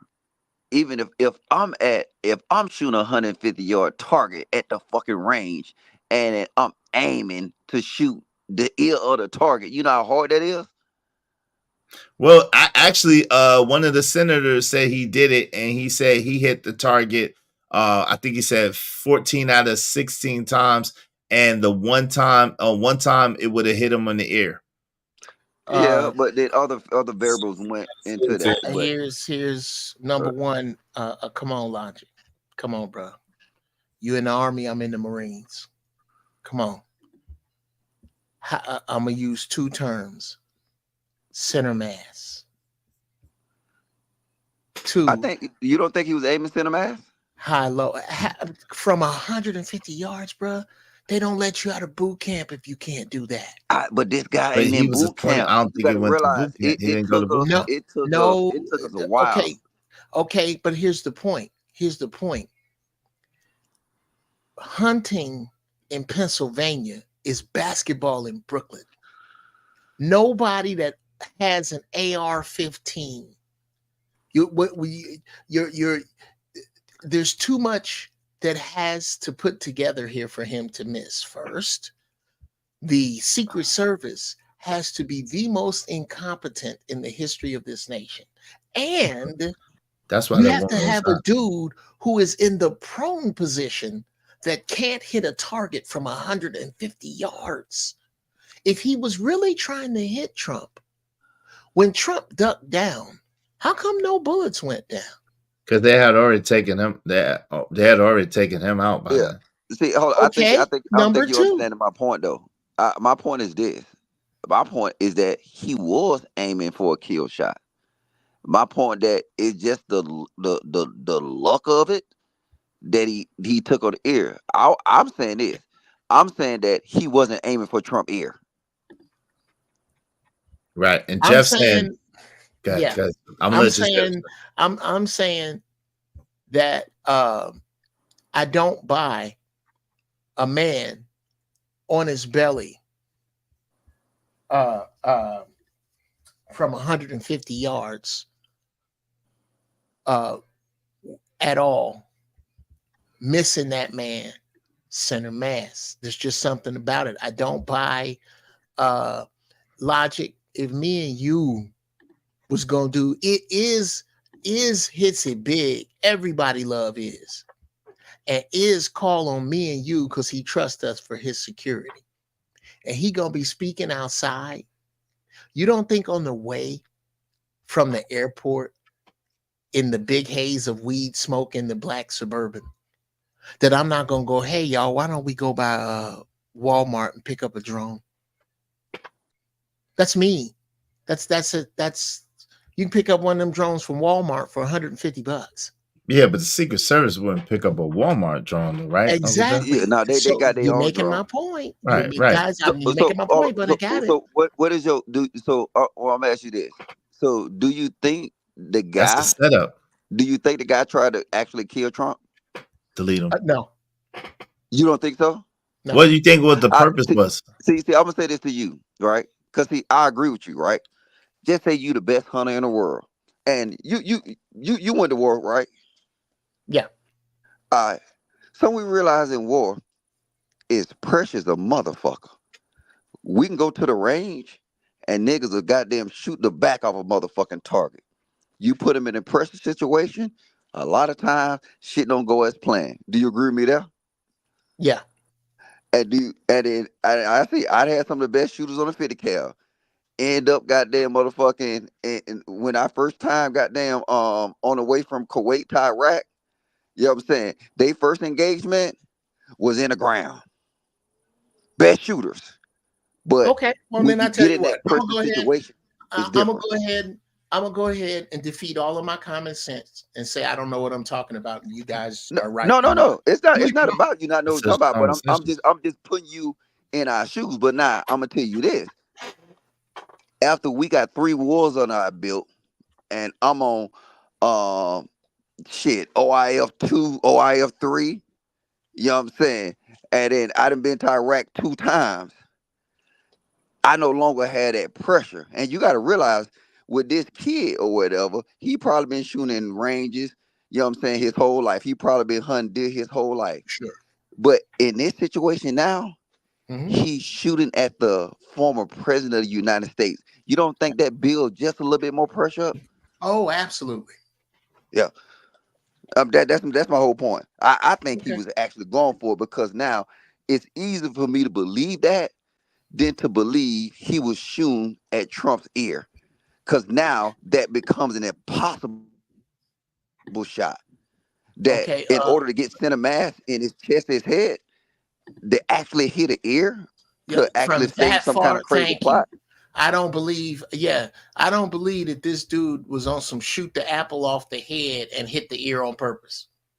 Right. I don't believe that. So what you think he was just trying to shoot at him? I think number one, that there is more.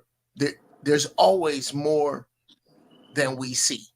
There's always the story is never as it is on the news. I think that like a boot camp put up, didn't a city police officer distract him before he took the shot? Right. But and then Jeff, I think what you're feeling, I think again, too, I want to add to this. You got to remember how many people had their camera phones recording actually what happened too. So now it's not a thing of where the media is really pushing it. A lot of the information, especially that I got, came from people who was right there with their camera phone filming it. Okay. Mm-hmm. So here's where I'm a little confused. Okay. And I can't just put this on the leader of the Secret Service. Mm-hmm. There's a radius of protection that goes around the president that's a hell of a lot more wide than a football field, 1.5 football fields away. Mm-hmm. You can see backwash in a bottle of Pepsi from 9 miles up. And you mean to tell me, you go outside right now. I'm gonna start doing this experiment. I'm gonna go out every day in front of my house for 1 week, from sun up to sundown, every half hour, and I'm gonna give the finger to the sky, and I'm gonna change shirts, and I'm gonna change hands, and make a record of when I change shirts and hands, and see how many times Google Earth takes a picture of me in 30 days. With that kind of technology available, it's a little hard for me to believe that some dude got up on a roof, a football field and a half away. And what's really funny is people keep bringing up a football field and a half like that's a long way with a rifle. No, it isn't. It ain't. It is not. You are just telling me how many times you haven't been behind a rifle. That's not far at all. There is a video of a friend of mine who runs a private security company taking an AR-15 with a scope. He just put a scope on it and hit from 6 football fields away a target center mass. It's not that hard. Right, but again, depending on what the target is, right? And because boot camp said, didn't a city police? We got that. Yo, y'all, listen, we came up to the 4-hour mark and we did not reach our goal, man. We did not reach our goal. I appreciate it. I'm gonna give y'all a couple of minutes. If y'all want to support the show, we need at least $40 more to the Cash App. I hit your super chat, man. I hit your super chat. All right. My Uncle Logic want to keep the show going. Shout out to Uncle Logic. Appreciate y'all. But y'all support. Y'all hit the Cash App too, though. Support the show. Support the stream. You know what I mean? Dope discussions deserve dope donation. Compensation for the conversation. Go ahead. What do you want to say? You stop the conversation for a donation one more time, nigga. What you want to say? Wait, hold on. I'm reading. I gotta read the people's comments. That's why I did it real quick. Well, make them pay for it. If you stop reading for free, make them read the super chat, nigga. What's wrong with y'all folks? Goddamn, hit it, nigga. Give a $1. Something $5, something. Jesus Christ, $5. Yo, Young 41 said the secure perimeter allegedly didn't cover the shed. My man King Parrish said 8 shots in 3 minutes before they acted. They counted the spills in between the shots, and they're better than record marksman shot splits. And see, this is why I think if it was a hoax and he wasn't actually trying to take out the president, then it would have just been one shot. That's enough for a hoax. You know what I'm saying? For him to have, I don't know exactly many shots. I know it was at least 3, because one hit Trump, one hit 2 other people. So I'm just assuming. Yeah. So you know what I'm saying? I think he was actually aiming to actually take him out. and that's my everything else. I'm trying to figure out that, and that's what I'm saying. Logic. I want to figure out for Uncle Jeff. I really haven't heard a solid conspiracy reason why he would. Why? Can you give me a solid reason why he would be on it, like be in it in order for what? I've never heard that, Uncle Jeff. What? Why would he? I don't. And again, I don't have a solid conspiracy theory. I'm talking about the things that don't make sense to me. Yeah, so that's everything but the shot. I agree with you about the surrounding situation. How in the fuck is that's within a perimeter? How is you got Overwatch looking down at him? You know what I'm saying? All kind of camera footage identifying him. Nobody. So I agree with that. Yes. But my only disagreement with Uncle Jeff is that I don't think it was a hoax. I think he was trying to take him out. Right. Okay. And that's what I'm saying. I'm trying to understand from Uncle Jeff why. So what would be do you think, so let me ask you this. Do you think Trump was in on it? Yes or no, Uncle Jeff? Do I think he was in on it? No. Yes. Okay. No. Okay. So you think it was a setup? Yeah. I think it was a setup. Probably by the Secret Service. I think it's a lot more here than meets the eye, as usually is. Right. There's a comment by Easy, which is basically, if you could bring up, which one? I was on a federal tactical law enforcement team. Okay. I'm gonna need to shit all over this because it's backhanded at me being a mechanic in the military. So let me clear all of this up. I was on a federal tactical law enforcement team. Number one, who do you think teaches them how to shoot? Generally, it's either Army Delta Force or United States Marines. I know a thing or two about shots, Jeff. I wasn't a mechanic in the military either.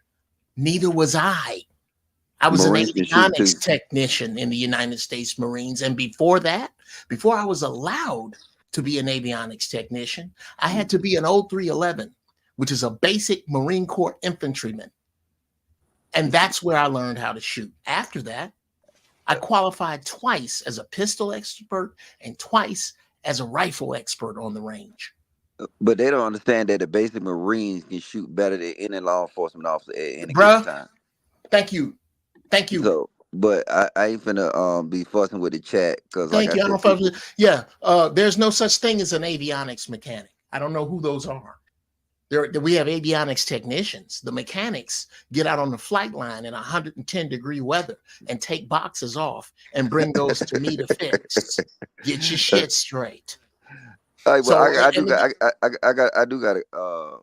This is what I hate is how they always eliminate these targets instead of bringing them in for questioning. You see what I'm saying? Like, have you noticed out of all these situations, they go up to him. Always dies. Always. So now it's like okay, book closed. You know what I'm saying? So now everybody, especially nowadays, and run around looking at his Instagram, trying to find these narratives. I'm just saying, if you really want to find out what's going on, question is, but you know what? They probably would have took it to himself and he would have committed suicide. Yeah, well, you know, come on, man. Something that big, Logic. You know, somebody huge is behind it. You know what I'm saying? Like something. It's not just a kid, a 20-year-old kid that wakes up in the middle of the night and says, "Yo, you know what? And I want to delete that." Right. That's my point that I'm making, though. It's like always it comes up in these situations, like the DC sniper, whatever that was. Not they downtown DC, Dallas. Have you noticed they always eliminate these people? It's like, hold up. I mean, even us in the military, you know what I'm saying? We'll try to get some niggas to take in for questioning. They just eliminate niggas. You know what I'm saying? It's like, okay, so now we ain't got nothing to say. Oh, okay, case closed. All right, what? Hold up. Okay. Now everybody start resigning. Oh, wait. We want some questions, some answers. But you'll never get done because, like I said, they always, you know what I'm saying, in all situations, motherfuckers start committing suicide or the police will eliminate them. That's just my perspective. Let me ask you a question though. So now that Kim Cheadle retired, right? I mean, resigned. Now that Kim Cheetah resigned, if someone else takes her place, is there going to be another congressional hearing in order to understand what actually happened, or does it just stop now that she's retired? No, the investigation don't close. You know what I'm saying? The investigation should be still open. Like, I think they were just questioning the FBI director The a other couple day. of days ago. Right. So yeah, it don't close. But the thing is that a lot of times, well, keep it a bean. You know what I'm saying? This shit going on. I tapped on your channel. You in here fussing with Fatty. Most niggas don't give a fuck. Well, no, well, actually, but that's not true, because I the other day I spent the whole day, like a couple of days on this joint. I was on it. At the same time, you know what I'm saying? You know how Fat Boy is off the chain. You know how Fat Boy is. Well, I'm not just saying in general. I'm just saying this is where they get away with a lot of bullshit, because the majority of the people don't care. A majority of the people don't care about any of the shit that we was talking about today. You know what I'm saying? Whether it's about policies, proposals, majority of the people don't give two shits. So guess what they gonna do? They gonna take something, they gonna put it on there, they gonna have the Olympics. You know what I'm saying? Everybody gonna be looking at LeBron in the Olympics, you know what I'm saying, down in Paris. You know what I'm saying? It's gonna be a thing of the past. Right now, ain't nobody even thinking about that. After that happened, motherfucker, everybody is worried about Biden resigning. Now they worried about Kamala is running for office. Now they're gonna worry about some stupid ad she put up. You know what I'm saying? So like the average American attention span is probably 8 hours. Period. Talking about a week? Nah, it's less than that, Logic. It's talking about a week, or you talking about a day? No, 8 hours for an event. Oh, an event. Period. Okay. Wow. Yeah.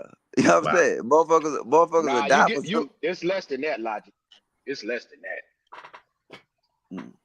Yo, what's up, Reaper? But that, yeah, I mean, I see what you're saying. I mean, but you gotta think about it. The news cycles be a lot.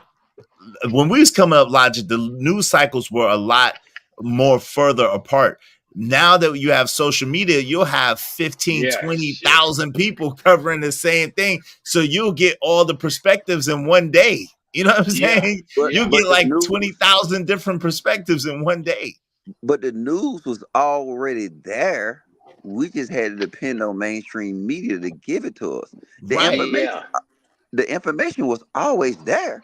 Right, but not in the same, but it's different because now with cell phones and the ability for people to go live on different things, you're getting the raw and uncut things to go. That's why on TikTok, all those people be solving all them crimes, because they got so many different angles for so many different people that was actually there, that they get to put it together in real time with the real information. You know what I'm saying?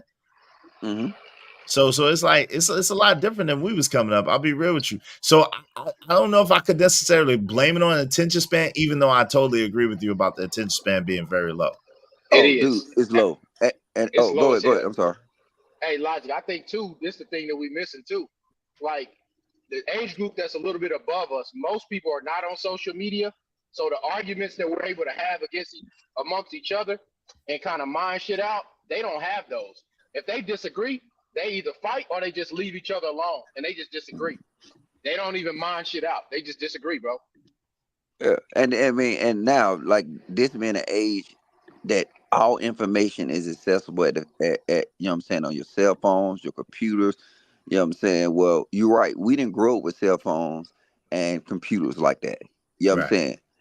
I mean, kids got cell phones. You got multiple computers in every house. So, but this is the thing. Instead of actually looking at the information, what we'll rely on on raw commentary. Mm-hmm. Yeah. Mm-hmm. Yes, that's true. And clips, which is very dangerous.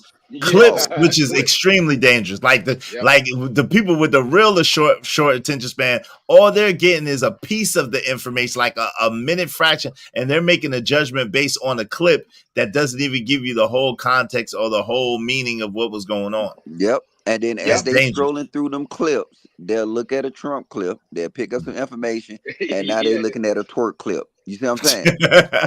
Or in the same sitting from one clip. Look, it's almost to the point that it's it's not even an information overload.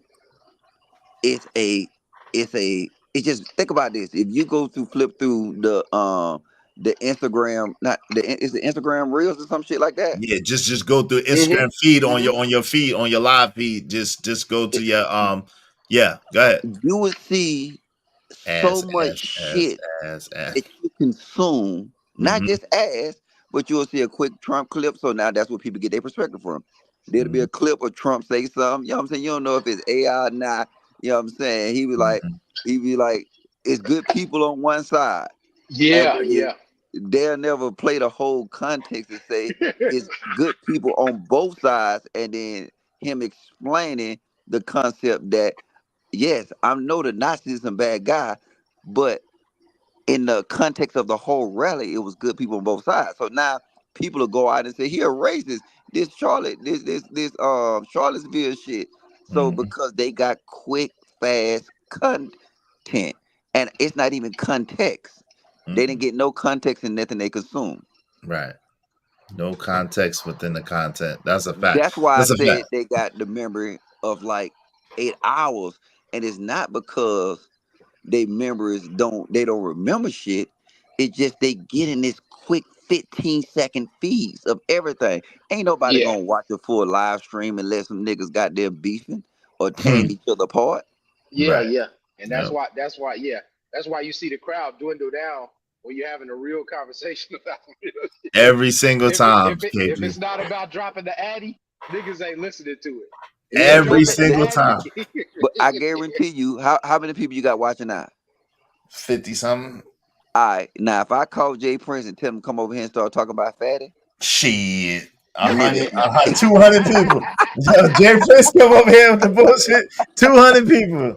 200 people off the tiz. Off the tiz. They be here with their popcorn and they now later said they yeah. Screenshot and like screen share like a motherfucker, man. Like it's the Maury show, my guy. Hey, super chat going crazy. Yeah, Cash App go crazy. Exactly. Bruh, that'd be the point. Most of what's on YouTube is like I've said before. Think about the 2 cross streets nearest your house, the 2 major cross streets. If you could count on a ground beef, bloody, fiery car accident every Wednesday at 7:30 at night, there would be all kind of lawn chairs out there, video cameras, there'd be hot dog vendors because people are morbid. They're not going to come. Selling t-shirts. Selling crash t-shirts. You think most people are going to show up to speak intelligently like we do here? And your people? Hell no. But can you grow it? Absolutely. It's just going to grow slower. Yeah. Much slower. But it's going to grow. You just got to have the patience. Yeah. And it'll be sustainable. Yes. Once you get it running, it'll be more sustainable than like the beefing and shit like that. And don't get me wrong, it's entertaining. But like I said, not when people be crossing lines though, Logic. And that's the problem. People are crossing some major lines. Fat Boy is crossing major lines now. I'm gonna tell you my experience, right? And I want to know Jeff's perspective on this, right? Yes, sir. Good. I just went like on a Southern European tour, right? So I went to Rome, I went to Florence, I went to Venice, I went to Australia. Nice. What part of Australia? Not Australia, Austria. I'm about to say because Australia ain't on damn Europe. I misspoke. I went to Austria, Switzerland, and France, right? Okay. And Paris. You know what I had in common? Out of all the people, because I like to talk to people, right? And I look at a lot of political shit. These motherfuckers hate Trump. Oh wow! You know all why? over Southern Europe, they hate him. Really? You know why? They get the media. Because all of them in NATO. And then actually, if you look at him going against the German chancellors, look at him at all the NATO summits. One thing he was saying, we're not fighting your wars. and you need to pay your bills. Yep. They hate that nigga. The bill is due. They hate that nigga.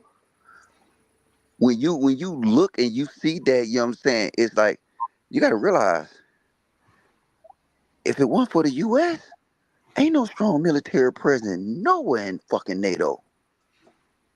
Nowhere. They hate that nigga. And if you look and you think about it, hold up, if we got the strongest military in the world, the most experienced military in the world. Is it still that though? Who? Is our military still the strongest military in the world? Strongest. And if so, by how much? And if so, by how much, if you had to estimate? Right now, we got the advantage because of we have experience. We still got guys in our formation that still just left our Afghanistan putting round down range. So we still got guys in our formation. So like I said, experience is a motherfucker. That's why I was telling you, my first time in war, I was worthless. By the time I was there for my 5th time, I was a fucking vet. I mean, that makes sense. Experience matter. So all these other places, yeah, China can have 1 million motherfuckers, but guess what? One of our goddamn top soldiers will take out about 20 of theirs. Okay. But I ain't gonna get into that. No. We're gonna stop. We're gonna slow that down. We're gonna slow that down. All right. Okay. Go ahead. Firstly, fire team to fire team, absolutely, hands down.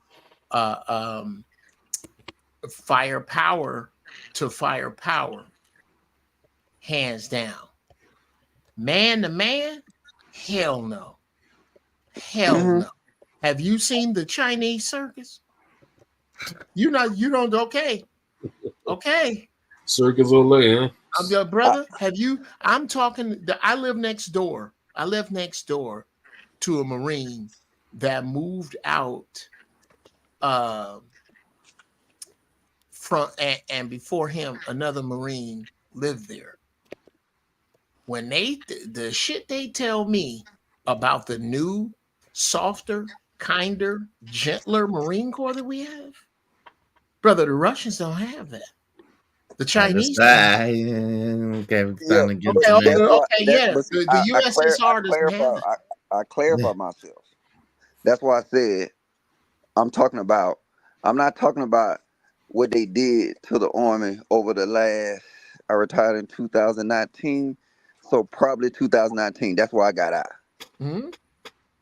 So yeah, so I retired 2019. So what? 5 years ago? God damn, brother.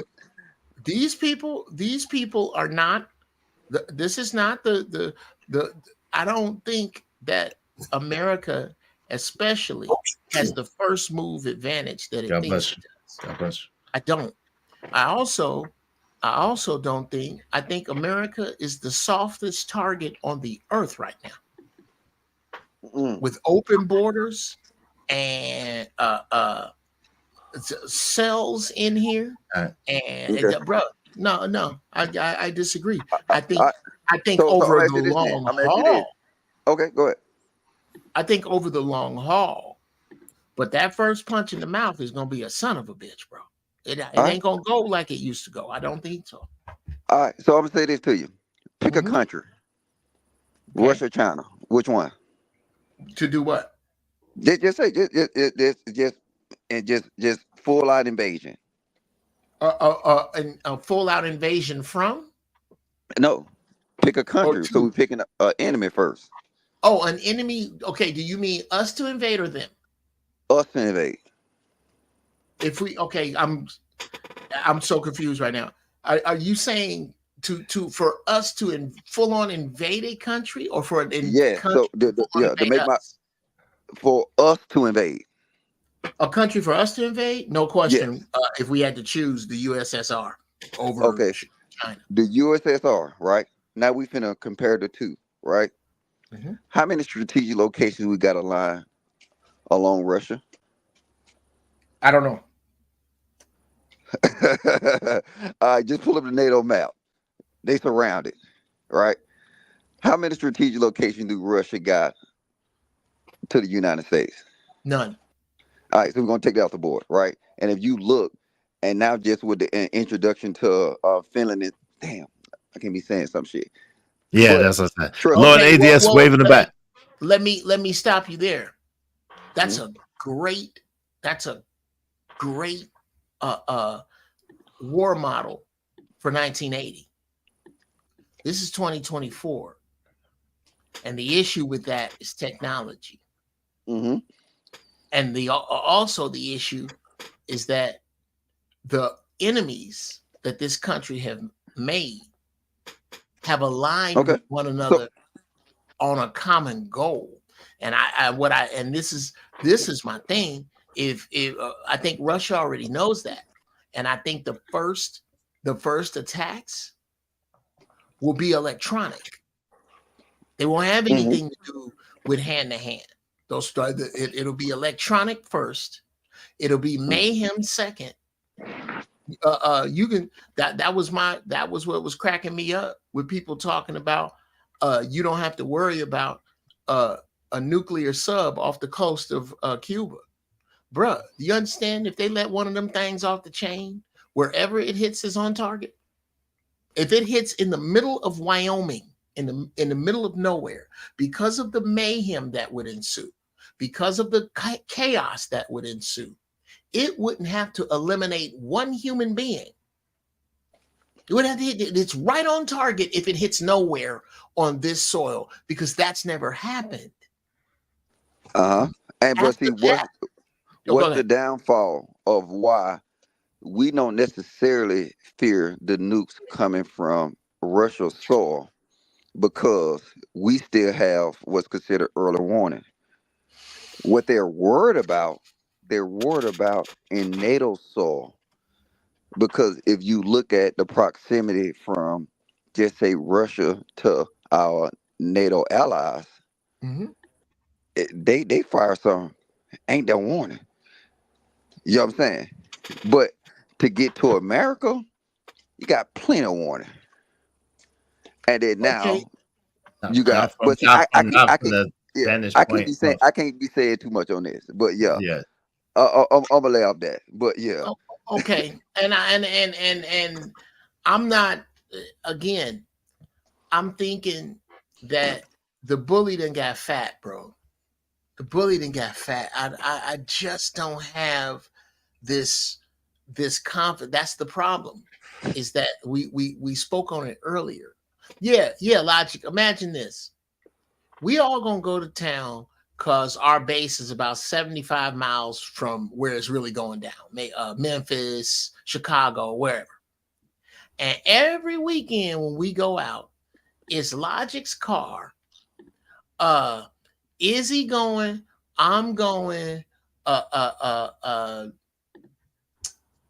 Who philosophical going, and we gonna all get out the mud going. We gonna all get in the car. I'm the biggest dude. Is you pay for gas? We used to do this. Philosophical pay for food, and I'm supposed to pay for like the hotel if we stay up there. We're gonna all get like a big suite. And I keep coming, and I don't never have my end ever. But I'm the biggest one here. I'm a sergeant. Y'all all E3s, which we're not supposed to be happening. But anyway, after a while, I ain't been promoted to sergeant. I done got busted down to corporal. I done stopped working out. But I'm still trying to get in this car. Pretty soon the car, the driver, and the passengers are going to align with a plan to throw my ass out while we moving. At some point, that's what you're looking at with America. For years, America ain't made nothing but bombs and the threats to drop them. And now, with the weakening of the dollar, with the crumbling of our infrastructure, you don't have the fear of America you once did from these people. And I don't think America is what it was 30 years ago from a military standpoint, especially on the button pushing end. It's too many ways. I just don't. I'm sorry. I don't have the faith that you do, and you may know more than I do, but you'd have to go ways to restore it. I just don't think it is. Give me 1 second. Give me 1 second, y'all. Yo, Reaper Rails. Hey, I need y'all to contribute to the show, man. Y'all need to hit the cash app, contribute to the show, man. This is great. Yo, Reaper Rails 9876, $10. I like this type of content. Logic speaking facts, despite the fact he looked like one he been smoking menthol since a fetus, is eternally smoking ass ninja. Always under the car hood ass ninja. Salute though. Salute, man. Thank you, Reaper Rails. Yo, y'all be like Reaper Rails. Hit the cash app, support the show. Dope discussion, deserve dope donations, compensation for the conversation. Let's do good business, family. Let's do the good business. Shout out to Reaper Rails. Thank you so much, brother. I appreciate it. Thanks, man. It don't matter what the situation. I'm just trying to climb any obstacle a nigga facing. See it through in due time. It's a marathon, you gotta pace it. You can't press rewind, you get left behind. Just grind and the rest be fine. No matter what the situation, I'm just trying to climb. Appreciate you. Go ahead, Logic, and then Man, what's the purpose of these long ass fucking donation songs? God damn, I just like to fell asleep. Y'all are wild. It's a celebration, man. It's to encourage people. People like to be celebrated. Logic, I don't know what's wrong with you. People love to be celebrated and love to be acknowledged. That's enough celebration. Nah, man. People love to be celebrated and acknowledged for what they do, man. And it breaks up. You know what I'm saying? Yeah, but go ahead. Yeah, but the thing is, I ain't gonna go too deep into military stuff. You know what I'm saying? I stay on a political thing because there's a lot of stuff that I just can't say and don't even supposed to be discussing. But when you dealing with that, the people you was talking about going against, if they're struggling against Ukraine, why y'all love saying trigger names? Yeah, what? That's the trigger name? Yes, absolutely. Okay. If they struggling with the U, and they ain't talking about the University of we know the you University talking about of Miami. Go with 2 trains. I go with 2 trains. If they struggle with that, dude, it will be, and they so-called BRICS allies within this area, it will be a slaughter. And then you're right on one point. That is one thing that we is worried about. And it's not necessarily that we'll be worried about you know what, I'm saying too much. All right, don't worry about it. Yeah, let it go. I'll talk to you. If you want to talk about it, I'll talk to you about it offline. What I think would happen is this. I really believe that they would take us down internally, and there'd be an effort by multiple countries to do so, right? Like Russia, Iran, maybe China would get involved with it, maybe North Korea, but it'd be an effort by multiple countries. First, they take down your grid infrastructure. Once they take your grid infrastructure offline, your power and all that stuff, people will start to panic almost automatically. Second becomes martial law, which initiates the extremists to start taking measures, right? And when extremists start running out of resources, that's when your towns, your cities start getting, how do you say it? Conquered, per se, right? Because they're in there to take those resources in any way possible. Then third, what would happen is the propaganda. It came from here, it came from there. And then they would come in to the country and start to kind of conquer it and take it over from that point, right? But it would take a while, probably about 1.5 years, maybe a little less, a little more to get to that point, which gives us plenty of time to kind of countermeasure some of that stuff. But the big question is, I think Jeff said it, can we do that? The bully has gotten fat. You know, can you recover from that? Yeah, but I'm gonna ask you this: all the places you name, first off, what their proximity to us? Thousands of miles, but this is the catch. Wait, hold on. There's a question. What are their proximity to us? Their proximity is East Asia, because remember, Russia is no more than their proximity. Keep naming names, man. Okay, here's the problem with you're talking about physical land proximity. No, yes, physical land proximity. Physical? Okay, if I'm allowed to finish this, the physical. It was a question. It was a question. Okay, if I'm allowed to finish the answer. Oh yeah. The physical land proximity is thousands of miles, which made a big difference when we were dealing with bows and arrows. The fact that the war will be fought technologically, they're downtown in every city because of your open borders.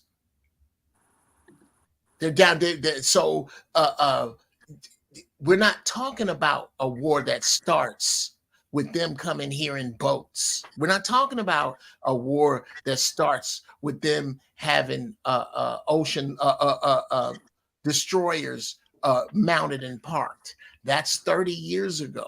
The problem is, and here's, and I'll say this, and then hopefully I've answered your question.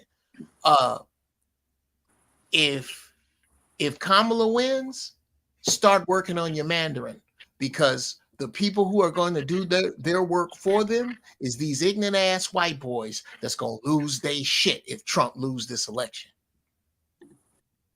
Yeah. Okay, so the reason I asked that, Logic, you forget one big point, that the borders have been open for years now. We got at least, what I was counting and hearing about from certain articles, at least 50 to 60,000 fighting age men from different countries besides Mexico and this country. That includes just all parts and regions. So if they decide to start something, they already got a part of their army already here on the ground to, you know what I'm saying, implement orders.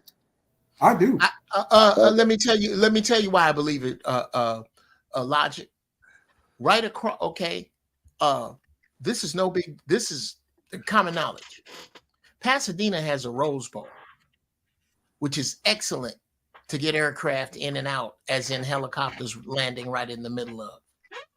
Right here in Pasadena, there is the projects that were known as Kings Manor.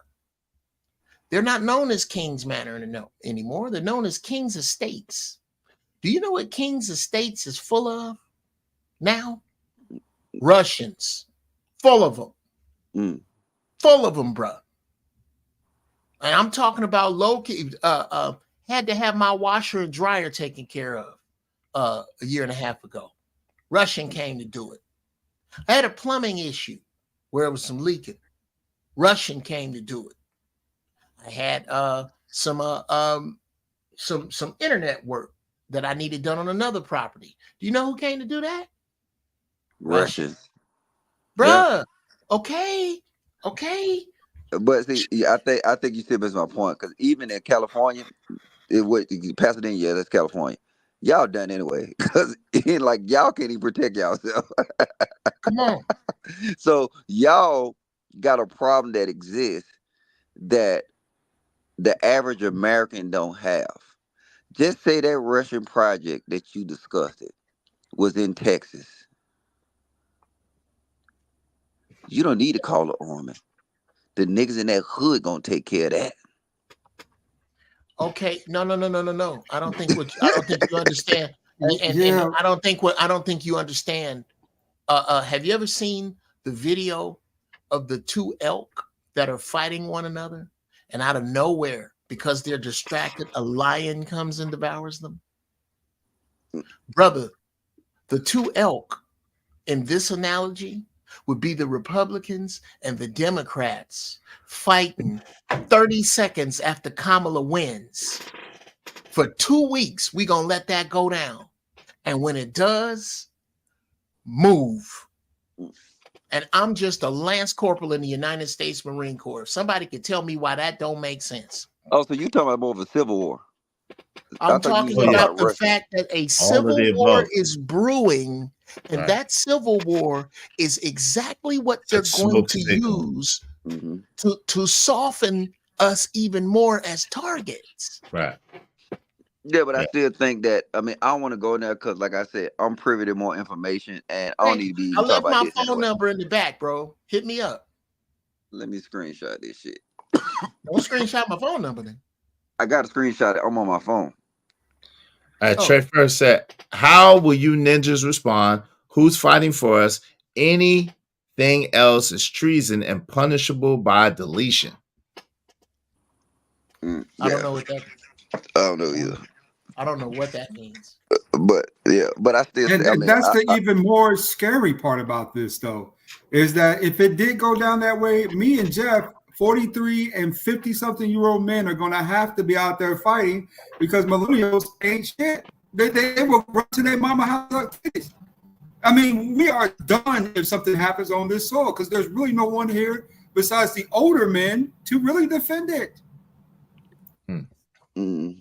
Yeah, and how likely do y'all think that is that something will happen on this soil? Brother, from outside, how likely? If 10 is very likely and 1 is not likely at all. 12. You think it's inevitable? You're saying it's inevitable. I'm telling you that it's the only thing that makes sense. I'm telling you to tell me. I'm telling you to show me the other way. It doesn't make sense with this country so absolutely binary with regard to who is who is supposed to lead it with its with hyperinflation and its dollar being worthless, with the people who have to defend it being people who were given trophies for making it from the car to the football field against people who were not, who are direct enemies of this country because their parents were deleted and starved out after the destabilization of governments that this country has done. Watch any sleeper cell show and tell me that shit don't make sense to you. Watch Red Dawn again. Thank you, Miss Bella. Watch Red. I saw Red Dawn several times. Watch. What's the one? What's the one with Denzel? Denzel and Bruce Willis. You talking about the submarine? The charity candidate? Oh no, Red. Talking about Red Dawn, ain't you? No, Red Dawn is a submarine movie, ain't it? Yeah, Red Dawn is a submarine movie. No, it's not. Red Dawn, the first Red Dawn had Patrick Swayze. Oh, okay, yeah. That was the one with when the people came and was on the soil, took over that small town. The second one had Thor in it. Oh, Red. Are you talking about Red Heat? Red Heat? Red space DAWN. No. I know. We're talking about the submarine movie. It's Red something. Red October. Hunt for Red October. Red October. I knew it was Red That's something. not your concern. That's not your concern at all. Nuclear submarines in the middle of nowhere when the earth is three quarters covered with water is not your first concern. That's like somebody breaking in your house and you concerned where the light bulb's at. No, that's not your concern. Red Dawn, the movie. Yeah, I know that. Hey, Dirty Folks said Biden invited them over. Now he wants to train them cybersecurity. Biden, Harris are traitors, and but Black Girl Magic can't see it. He wants to train them cybersecurity. What? No, he want to train them niggas that goddamn pick oranges. Yeah, right. They don't give us $7,000 a month to pick no damn oranges, man. You don't get $7,000 a month to pick no damn oranges. No. He said they come across the border, they take it right to goddamn computer school. God, no, stop playing. Nah, stop playing. No, he said. Illa said, the people are always the problem and the solution. Facts. Lord ADS said, yeah, bruh, they trying to brainwash us. That's why you be hearing all these talking points. Shout out to you, Lord ADS. Reaper Rail said, yo, salute. What's up, Reaper Rail? My man trying to brainwash us. My man Emperor Cole said, hold on real quick. He said, Izzy Bands, hey, the House formed on investigation committee later that day to look into it. This is far from over. It's far from over. I bet. He said, did they recover any shells? Yeah, they recovered some shells, but remember, that was one of the things she admitted to, but she wouldn't answer how many shells they recovered. But yes, they did. King Paris said, I read that one already. Boot Camp said, didn't a city police officer? I read that one already. And I read these already. All right, thank you. Go ahead, family. You got it. The movie is The Siege. Oh, The Siege. Okay. Oh, yes. With Denzel Washington? With Denzel, when Bruce Willis tells him the last thing you want me to do, and I don't want to do it. Yeah, that's march. The general going rogue, right? Yes. You don't want me to march a United States Army down a United States street. You don't. And yeah, but you know and I know that how our military is set up, that movie is unrealistic. You know that, right? Okay, expound. So, 1 2-star general They do not have that much direct power. To do what? So okay, so all right, so a 2-star general, we'll consider that as a division commander, right? Okay. All right. Under him, under each of his brigades, he got 4 bird colonels. Yeah. So, and when you dealing with that, I think they in the movie they went and they like declared martial law or whatever, and then that general literally was answering to nobody that movie. Oh, okay. From a chain of command standpoint. Well, Okay, yeah, sure. just a realistic standpoint Yeah. to how we know how the military operates. Absolutely. Like the chain of command does not work that way. Here's your problem. Martial law being implied if martial law is declared at all, brother, your enemies win. Your enemies win. I get it. I'm talking about the aspects of the movie. That aspect of the movie. Oh, no. I only brought the movie up to explain how martial law starts. I'm not this. Here's what I'm doing. Yeah, let me lay out so that you can that if you want we can debate this, because so that we'll see if we're on the same page. America has never been this weak or this divided in history. I agree. The dollar is damn near worthless because of its hyperinflation. We can go. We all are smart enough to know why that is. I agree. Okay. We are coming up in November on an election that one of 3 things, as I've said before, is going to happen. Trump is going to win, and a group of white folks going to lose their shit. Trump is going to lose. What I don't think. Wait, I apologize to interrupt you. I disagree. Now, I think if Trump wins, no one's going to lose their shit. Okay. No. I think that's the one thing that people could argue that attempted assassination could have bought him. That people are not going to lose their shit if he won. No, I think more people gonna lose their shit if he win. If he lose, nah. No. If he lose, if he lose, definitely. If he lose, if he lose, whoo, brother. If he lose, people gonna lose their shit for real. Start working on your Mandarin. That's what I'm saying. If he loses, people gonna lose their shit. But if he wins because of what happened to him, I'm telling you, I think more people are gonna be okay with it than before. Okay, great. Yeah. He's gonna win. Okay, then please God, let him win. Let me change that for the sake of this conversation. I vehemently disagree, but but it's cool. Go ahead. Trump's gonna win. We better hope he does, because if he doesn't. Yeah, it's gonna be a hell. We all agree it's gonna be a super shit show. Do we all agree? Wait, hold on. Do we all agree it's gonna be a super shit show if he loses? Yes, and I'm trying to get there. I think it's both. But go ahead. I'll let Jeff I was really trying to lay it out so we could debate it, but let's debate it before I get it out, I suppose. Nah, go ahead, get it out. Sorry. Okay.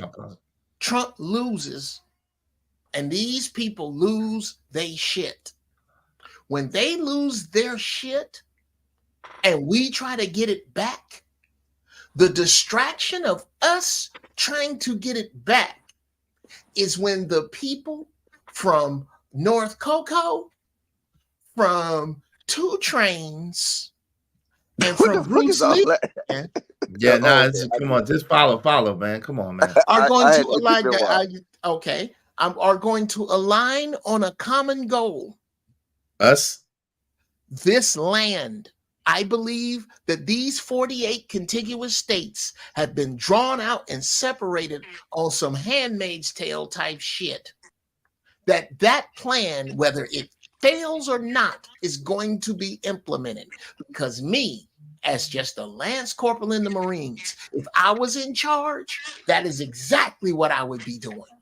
But wait a minute. But isn't the Biden? Didn't Biden get us back in NATO and have us back to compliance with NATO? Not gonna matter.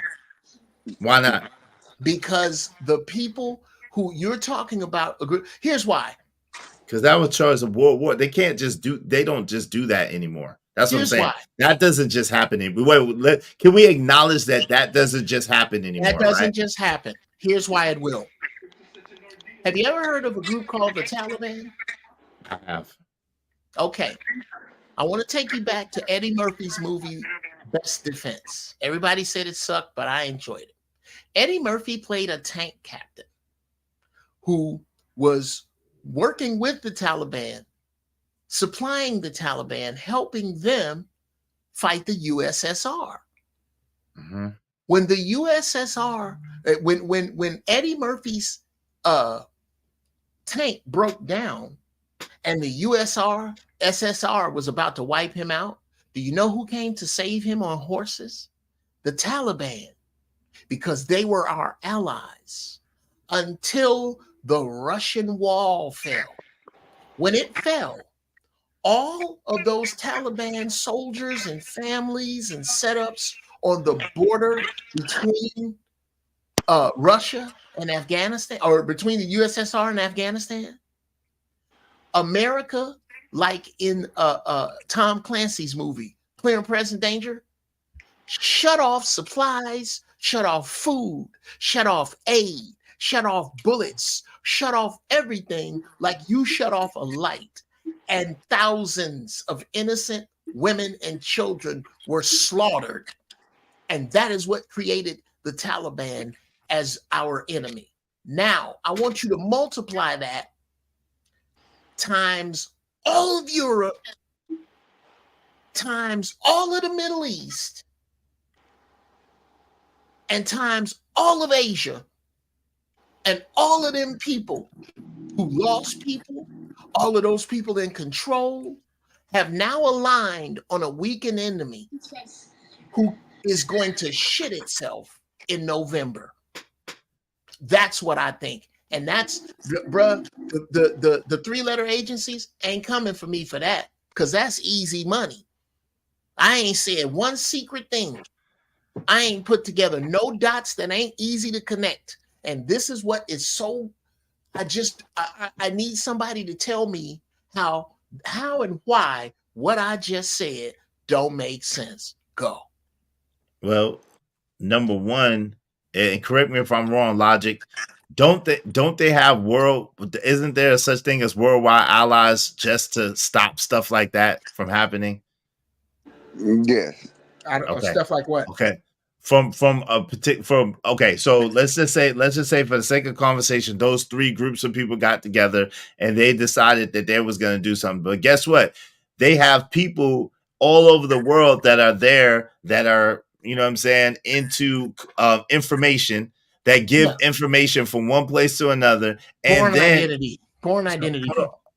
Right. So then what happens is the people who rock with us as a nation, they band together, and then it just becomes a different situation. That's what a world war is. Like, they're not gonna just, I don't think they're gonna allow them just come through and take over nothing, especially not here in America. So you don't think World War III is a reality? No, I think it is. Okay, I don't think it's as close as somewhere else. Yeah, I don't think it's as close as we get. Okay. Yeah, wait, you're laughing, but history, the last two world wars were for other places. What are you laughing about? Exactly, because we were in an industrial revolution and the dollar was super strong. And World War II, the dollar wasn't super strong after World War I. Yes, what are you talking about? Wait, hold on, Jeff. Let me get in here. The thing is what are we talking about? If it is a World War III, it's obvious what it's gonna occur at, and it ain't US oil. Exactly. It's if you base it on, that's why I kept trying to get you and the brother to understand. Yes, when you're dealing with US and you said you can have cyber attacks, you can do a lot of stuff, but if you're actually talking about physical damage, if you're actually talking about mass casualties that would consist in a world war, it would either be in one or two places.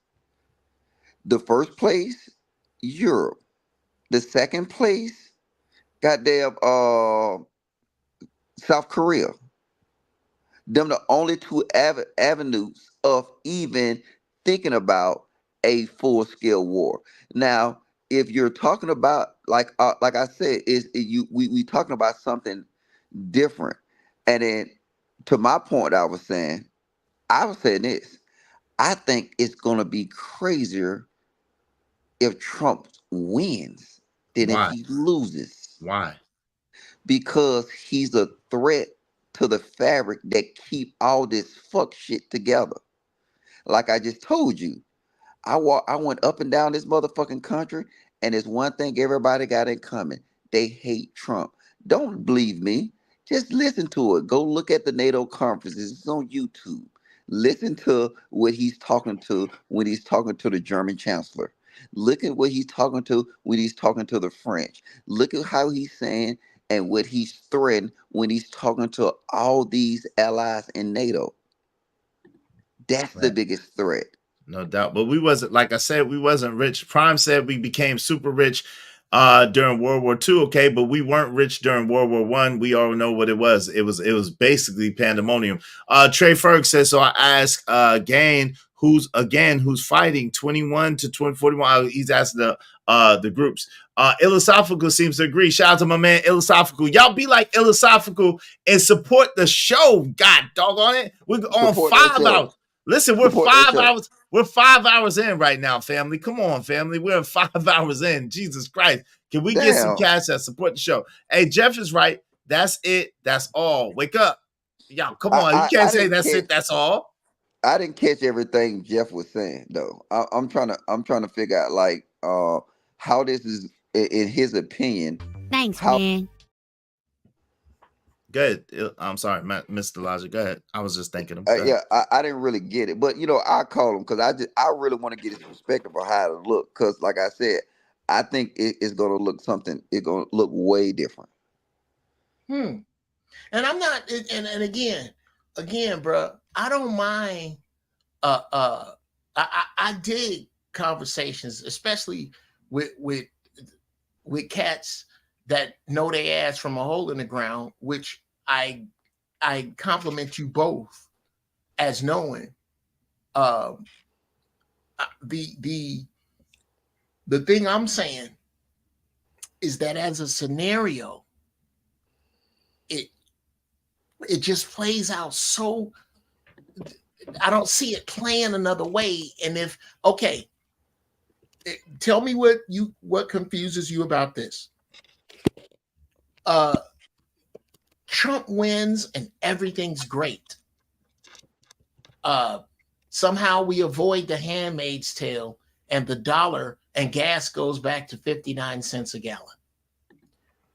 How do you deal with the open borders of people and the close to 100,000 male, single, military age individuals here who are in sleeper cells that are so common we have television shows about them?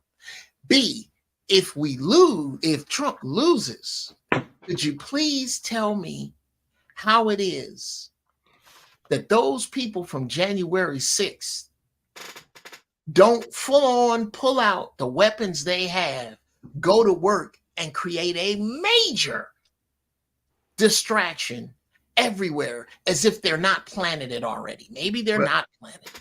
But that's called a civil war. And I'm saying I think that civil war is definitely imminent and could absolutely happen. But even if you have sleeper cells, that's a civil war. I don't think that there's enough. I don't think that there's enough power or enough might on the ground right now as far as sleeper cells in order to have us to be infiltrated to the point where other countries are coming in like that. But I think if stop me if I'm wrong, if this is what I'm getting what you're trying to say, is you saying that like a civil war would weaken our infrastructure. That's what he's saying. That's what he's saying. Yeah, I know. That's the weakening of that infrastructure, coupled with the people who are already here, some of them in our militaries, that are enemies of this state. This is what I've said is going to lead. Either way, win or lose, the soil you sitting on in America in 18 months. He's not. Okay, you're not you. I know, not you. The soil that Americans are sitting on will not be referred to as the United States of America in 18 months. I just don't. Now I got you. Now this is my rebuttal to that, right? Okay. What you're saying is I can see it, right? Now I get what you're saying. The Civil War first, then the weakening of our infrastructure. Yes, that's what I meant about the two elks. Yeah, and then the infiltration of our infrastructure, and then now something major at a third tier, right? Mm-hmm. All right. So this is the only issue I have with that. So anytime you have something that's in 3 tiers like that, it can be easily maneuvered to get fixed, right? Instead of something like a 1-tier system, like, you know what I'm saying, a regular invasion or something like that. So I get what you're saying. And that's what most of the moves align with, something like that. You know what I'm saying? A civil war, you know what I'm saying, fighting amongst each other, then you infiltrate, you know what I'm saying, with the people that's here that ain't about to cause. Probably some of the people might align with other people within it and then tear it down, and then now you become super soft, so now you can get. I don't think with our infrastructure and our military, I don't think it'll get past that first tier. I think that it might, you know what I'm saying, have it to where you'll have some type of civil unrest, but I don't think it'll get to the second tier or even think about the third tier, that having people, because you got to realize our society in America has to fall before we can even think about seeing boots from a foreign invader on our soil. Especially how many guns we have. Hey, Pastor, is that you? What's up? How you doing, man? That's me. What's going on? What's the deal? All right. Hold on 1 second. Shout out to my man, Philosophical. Asians and our people have people already here still tied to their country. Shout out to you, man. I appreciate you. Man, my man, Philosophical holding us down, man. Thank you, Illa. Man, y'all be like Illa and support the show, man. Let me celebrate him. But thanks, man. But it's been proven that people from Asia have been over here in our special forces, got out the military, went back to Asia, and started training Asian special forces. How about it? But this is my issue though. Well, we got a surveillance state. And like even though I'm not disagreeing with Uncle Jeff, but you don't think we don't know a lot of this shit that's going on? And I can just give you this guarantee. We know.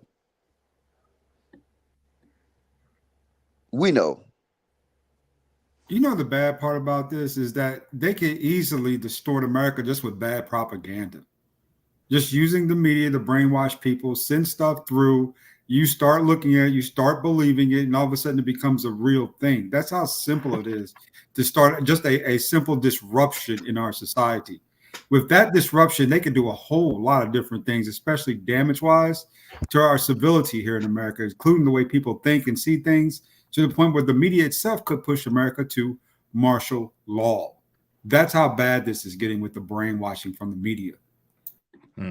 That was a good point. Yo, does anybody agree with Reaper Rails? He said, yes, a Navy SEAL told me that it only takes 4 Navy SEALs to take over a city, and they start by taking down the power grid. I can see the power grid, but I don't know about taking down the whole city. Anybody agree with that or want to broach that topic? Yeah, if you got a strategy. I can't talk about a lot of shit. So I don't know.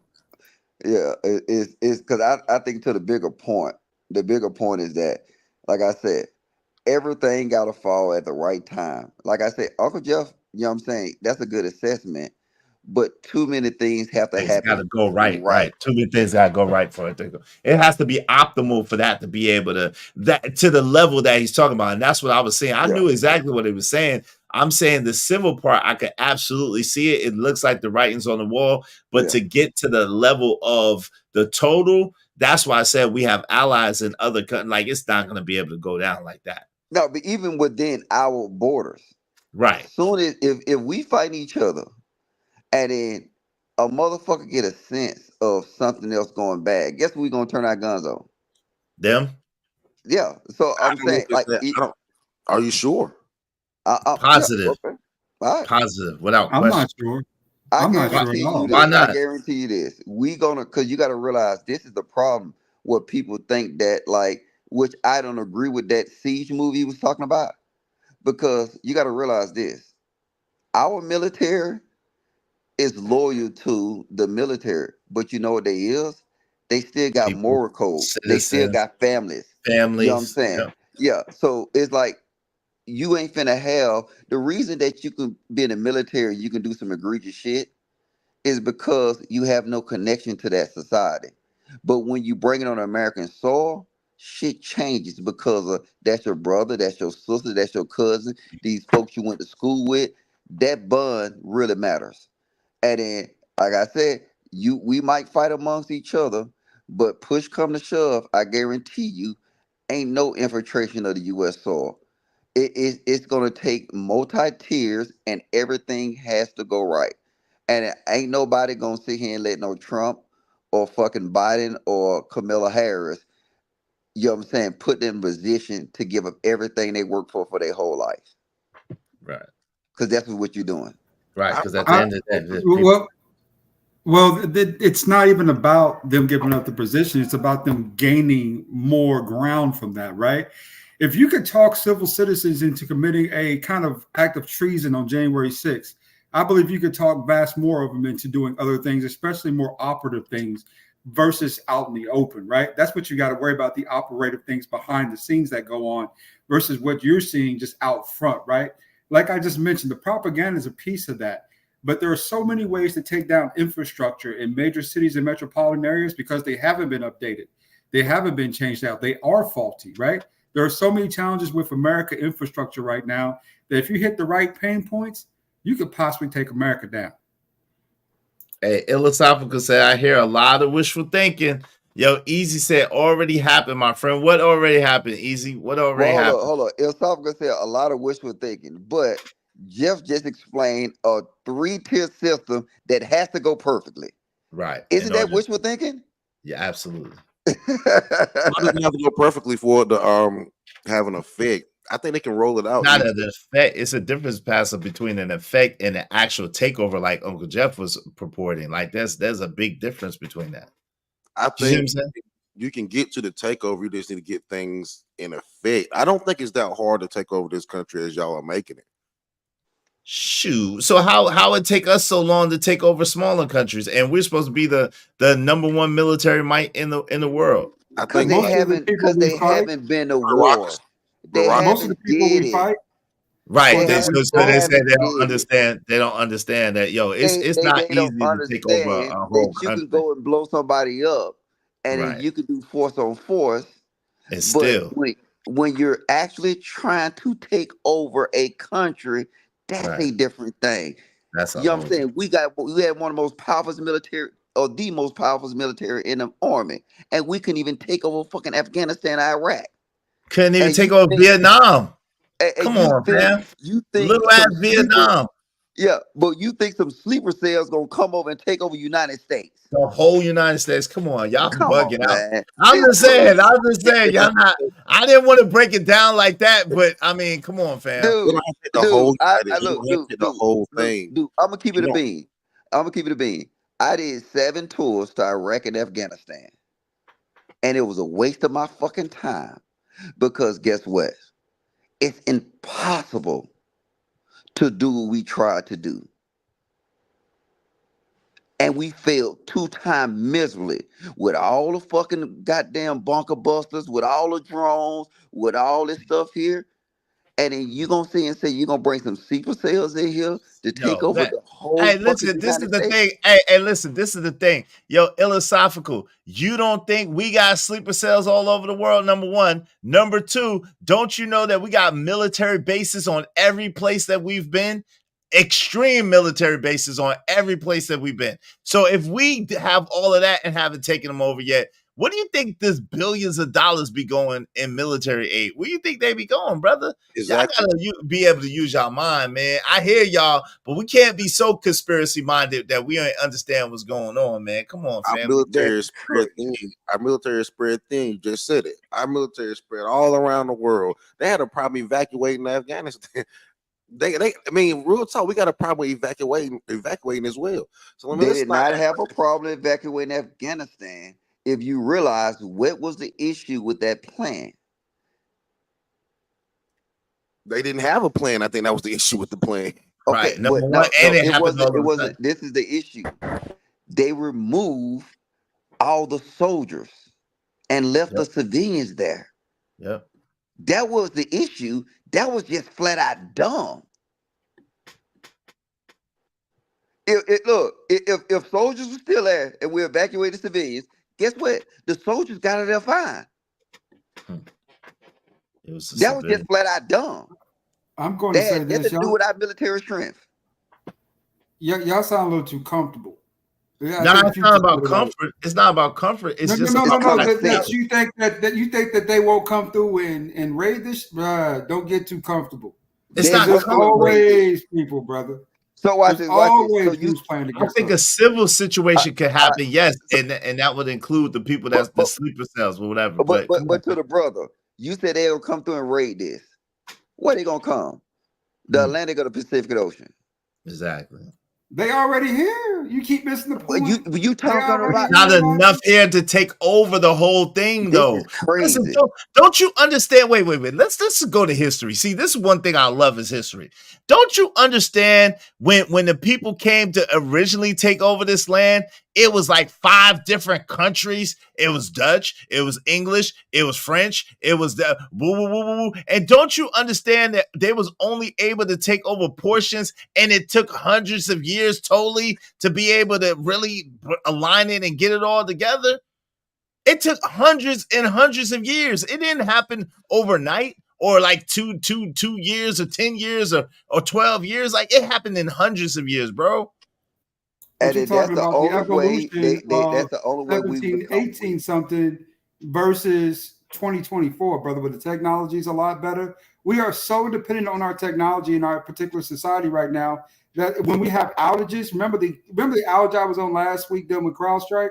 Yeah, with the Microsoft. You're talking about the Microsoft, right? Do you know how many customers I had in panic and fear, could not operate, could not function, could not figure it out for themselves?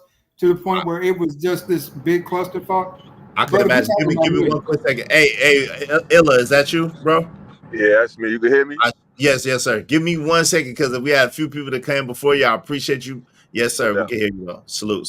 Go ahead, Lord ADS, and then I'm gonna let my man Dirty get in there, and then my man, Pastor get in there, then Dirty, then Reaper, and then Illa. All right, y'all got it. Go ahead, Lord ADS, you got it, and then we're gonna open it up. We got some heavy hitters, man. I'm glad to have this conversation with y'all. Go ahead. Y'all hit that cash out. Yeah, support the show. We got some heavy thinkers over here. We got some brothers over here, man. Go ahead, Lord ADS. You can finish your statement. I apologize. I was just trying to get. I relinquish my time on this particular round to Pastor and Uncle Jeff. Between those two, split it. Well, let's go. All right, go ahead, Pastor. You got it. What's up, man? That nigga said he like the Senate hearing. He split his time. It's not the Senate floor. No, that's one thing I've always been good at, my dude, is intel. I am a really good listener. That's just a joke. You know, the Senate hearing, they say I passed my time to so and so. Yeah. Yeah. Now I get it. I'm sorry, my bad. Yeah. You got to pass it. My fault. So I'm glad you said intel. I think there's just such a big push to go towards the Kamala route. I mean, even if you look at what happened with Trump, the more and more comes out about that young man that tried to attack Trump, it's obvious that the military and major corporations were behind it, right? So I think they don't want Trump to win, and I do think if Trump wins, I don't think they want Trump to win. Now, I almost think if Trump wins, things may get worse. We may see those riots that we saw in 2020 during Black Lives Matter. They were just tearing up cities, setting cars on fire, throwing bricks. We might see that again if Trump wins. So I don't know, man. We gotta be real. We gotta be real thoughtful about this election. Do we want to just vote for Trump because men's rights and we're gonna stick it to the women, or do we want to do what's best for the country? I don't know. We're gonna have to really think about it, y'all. I don't think it's nothing to think about. I don't think they mutually exclusive. I think you stick it to the woman and you vote for America at the same time. You guys are talking about a 3-tier system. That's what made me pop up, right? So historically, right, historically, nations, more nations were taken over through marriage than through war, right? Even America. You guys are somebody said something about the Civil War, but like, yo, it's different on foreign soil because you didn't go to high school with them. They're not your cousin, your neighbor, your friend. My argument is, and this is the first line of my intro, if you ever saw my show, stay away from cities with relish mayors, right? You guys won't go against the people who are going against the fabric of America, the people who want to disarm you, the people that violate your First, Second, Fourth, and Fifth Amendment every day, the people who won't teach the Constitution to eighth graders anymore. You're not going against the people who want the globalist system to come through. Y'all vote for them because you want some pussy, or you vote for them because my gays are cool, and I don't have no problem with either one, however you bust your nut. But when you look at how they took over South America, they didn't take over the Inca and the Aztecs through war necessarily. They killed one keynote person, and then they did a Manchurian candidate because their government was set up a lot like America's government, and now, even though it's a two-tier system. So once they set themselves on the throne, everybody just fell in line with the bureaucracy. That's what America does. You know they dumb. You know you shouldn't be doing it, but you be like, yo, we elected them, we'll wait till next election. And you're going against your best self-interest for media, marketing, DEI, all this goofy shit. And you know it's wrong. But you're like, oh, we'll just go through the process. Like the Incas. So they don't have to come through with guns. They can, fry a couple of circles if they want to, have you in the dark for 2 days, weaken you up. But that's just a scare tactic to put a Manchurian candidate up there, knowing y'all just gonna follow whoever tell y'all to do something. Anyway, that's my thought on that. Yo, did Reaper Illa come first or Reaper? I think Reaper came first and then Illa. Go ahead, Reaper. What you saying then Illa after that? Yeah, it was good. Can you hear me? Yeah, I can hear you. What's good, man? How you? Yeah, I'm good. Yo, it's good, bro. I like it. Yo, Illa, I'm gonna mute you real quick for a second. Go ahead, Reaper. You got it. Go ahead, Reaper. You got it. Like you said, you got some heavy hitters up there. My thoughts are just more so. A lot of this is just circled around a Hegelian dialectic, right? You have a solution, and you create the so-called problem that gets you to that solution, right? You create the chaos that leads to kids, putting things in their bodies to transition themselves, right? You have the so-called, wars out there that are mostly fueled by us, right? If you talk about Russian conflict, I mean, let's be honest. If you have NATO encroaching on that territory, what do you think Putin's going to do? But they make Putin to be out the bad guy. So, to me, I mean, it's all in the plan. The whole thing with the shooter and everything, and the guy, the Trump guy, whatever. There's funny business around that because if they really wanted him out, he would be out. So I don't know what low level MK Ultra crap that was. I don't know what the hell that thing was, but there's some bigger plans. And yes, on the surface, I'd rather mess with Trump. But I mean, both sides ain't shit anyway. I mean, we still operate with a fiat currency that really means absolutely nothing. That's why they send millions and billions of dollars to Ukraine to try to take that money out the system. Oh, I'm sorry. I'm sorry. My bad. I got you. They send leafs over to another place so the whole system doesn't collapse. Because now you got basically some of our biggest enemies, not enemies, but some other countries like, yeah, we're not going to deal oil anymore in your leafs anymore. We're going to deal in our own leafs. Right, so I don't know what's coming. It's going to be a lot of chaos. There's a lot of chaos over here internally with the foreign migrants who are over here that people think it's a social issue when it's absolutely not.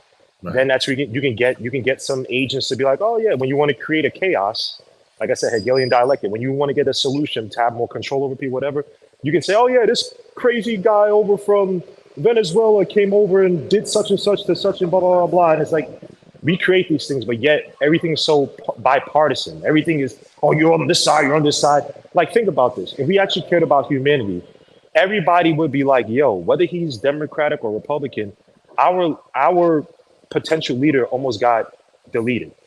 Mm-hmm. That's scary. That should be, everybody should be like, forget if he's whatever. That's scary. We should be concerned with, hold up. We're putting chemicals in kids that basically neutralize their reproductive organs at the age of 8, 10, 11. Imagine that generation when they grow up, because there's a lot of regretters. Imagine what that generation is going to become. But everything has become so bipartisan to divide us. The greatest thing that from one of my favorite comedians, Patrice O'Neal, I don't even know, he's not even a comedian to me, he's a philosopher. Yeah, He's a philosopher to me. He said they want you hating, and from his own words, he said they want you hating those crackers in the hills. When you think about it, a lot of the things that especially black people hold dear to them are the same things those crackers in the hills hold as well too. Fred Hampton, when he was doing his speeches, who was in his crowd? He had guys from the KKK and all these little areas. I'm sorry, my bad. The people, right? He had those people. He had the three, the Coach K's. He had the 3 Coach K's in his meetings, and he got removed from that. Malcolm X, like Patrice O'Neal said, was saying, "Yo, man, I hate all the white people." But he was living a lovely life. Nobody was touching him. As soon as he came back from Mecca, and he said, "Hold up, all these people, my brothers. Get your hand out my pocket." So to me, man, look, they got us all divided for the dumbest things, but at the end of the day, man, when your humanity is being threatened, I think that's what we should focus on. But I'll shut up. Again, we got heavy hitters in here, man. But again, Hegelian dialectic, that's how I see a lot of this shit that's happening. Can I piggyback? Hold on real quick. I gotta give Illa his time, and then you could piggyback after that. Yo, Illa, you good? Your mic good? I muted you real quick. Let me unmute you. You can unmute when you want, Illa. You gotta unmute. Yo, Philosophical, you gotta unmute. Go ahead, Dirty, until Illa come back. All I was gonna say, he was talking about. He repeated a couple of times about what they're putting inside our kids' bodies. Just yesterday, bro, I'm riding with my guy, and going to see my man in the hospital. And as we're going down the street, hold on, I apologize. Give me 1 second. Manosphere algorithm. That was the day before yesterday. Number 1, and number 2. I dropped you because I had another show. I let you get like 3 minutes of my time more than I should have because I was supposed to be at a show. I had already committed to a show. That was Wednesday. So that's number 1. That was Wednesday. So that was the day before yesterday. And number 2, I had already committed to the show. So if you want to come up and talk now after I finish building with the brothers, that's fine. But let's be accurate. Let's say accurate information. Go ahead, Dirty. All right. He was talking about what they put in the kids. I was riding yesterday. I told my guy, I said, man, there were 6 kids. There were 4 boys and 2 girls, about 10 years old, all of them, between the ages of 8 and 11. Them boys look malnourished. I told my boy, I said, what, they feeding the girls and starving the boys? Girls big as houses, boys skinny as all outdoors. And I've been noticing this for like 10 years, bro. How small the boys are. Even if they tall, they thin a frame. And how burly these chicks are. And then it occurred to me, it's the estrogen they putting in the foods, right? So it's the same thing they use to be gender blockers for guys who want to, join the girls team, right? So they're feeding the boys that, so it expands on girls because they're speeding up the process of the fat and lipids that girls need in order to hit puberty, but it's shrinking the boys. And I'm like, bro, so even on a psychological level, when you're making your boys effeminate and you're empowering your girls to do dumb shit, that's your next force, right? What they learned from January 6th is Gen X still ain't going. It was black people there too, but it was way a lot of white people. Gen X wasn't going. They're like, yo, we going on a field trip. We gonna go see the White House. And they like, oh, they not weak enough yet. What you gonna think it's gonna be when your son old enough? It ain't gonna be. It's gonna be we gonna be the crotchety old man. Like back in my day, we done laid them down. They're gonna be like, oh, right now we just passing flowers. That all this is part of the plan. This is how the mustache man did during the Great Depression, because Germany had their Great Depression same time the United States did, and he told people, I took my marketing plan from America Jim Crow. And I did to them, and I put people, in the easy bait because I got this from America. What they was doing to the blacks, we did to the tiny hats. All this, it takes time, but none of the kids know history, so they're not gonna know that. Not gonna know the media was a huge part of all processes, right? That's how you got people to America. Like, hey, everybody down from cholera in America in the 1600s, it will tell you what. you're gonna get gold, even though no gold out here. And then they telling the women, yo, it's only like a 8-month survival rate. But if you live past that, look, you go marry that dude, he gonna die in 8 months. You get a crib. Like, it's always been propaganda. We're just on the wrong side of the propaganda game, bro.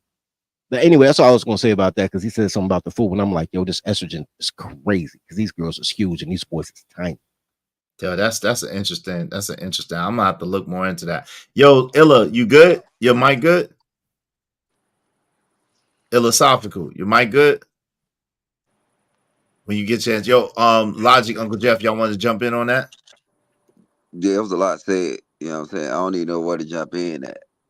So it from the food to, like I said, I agree with you.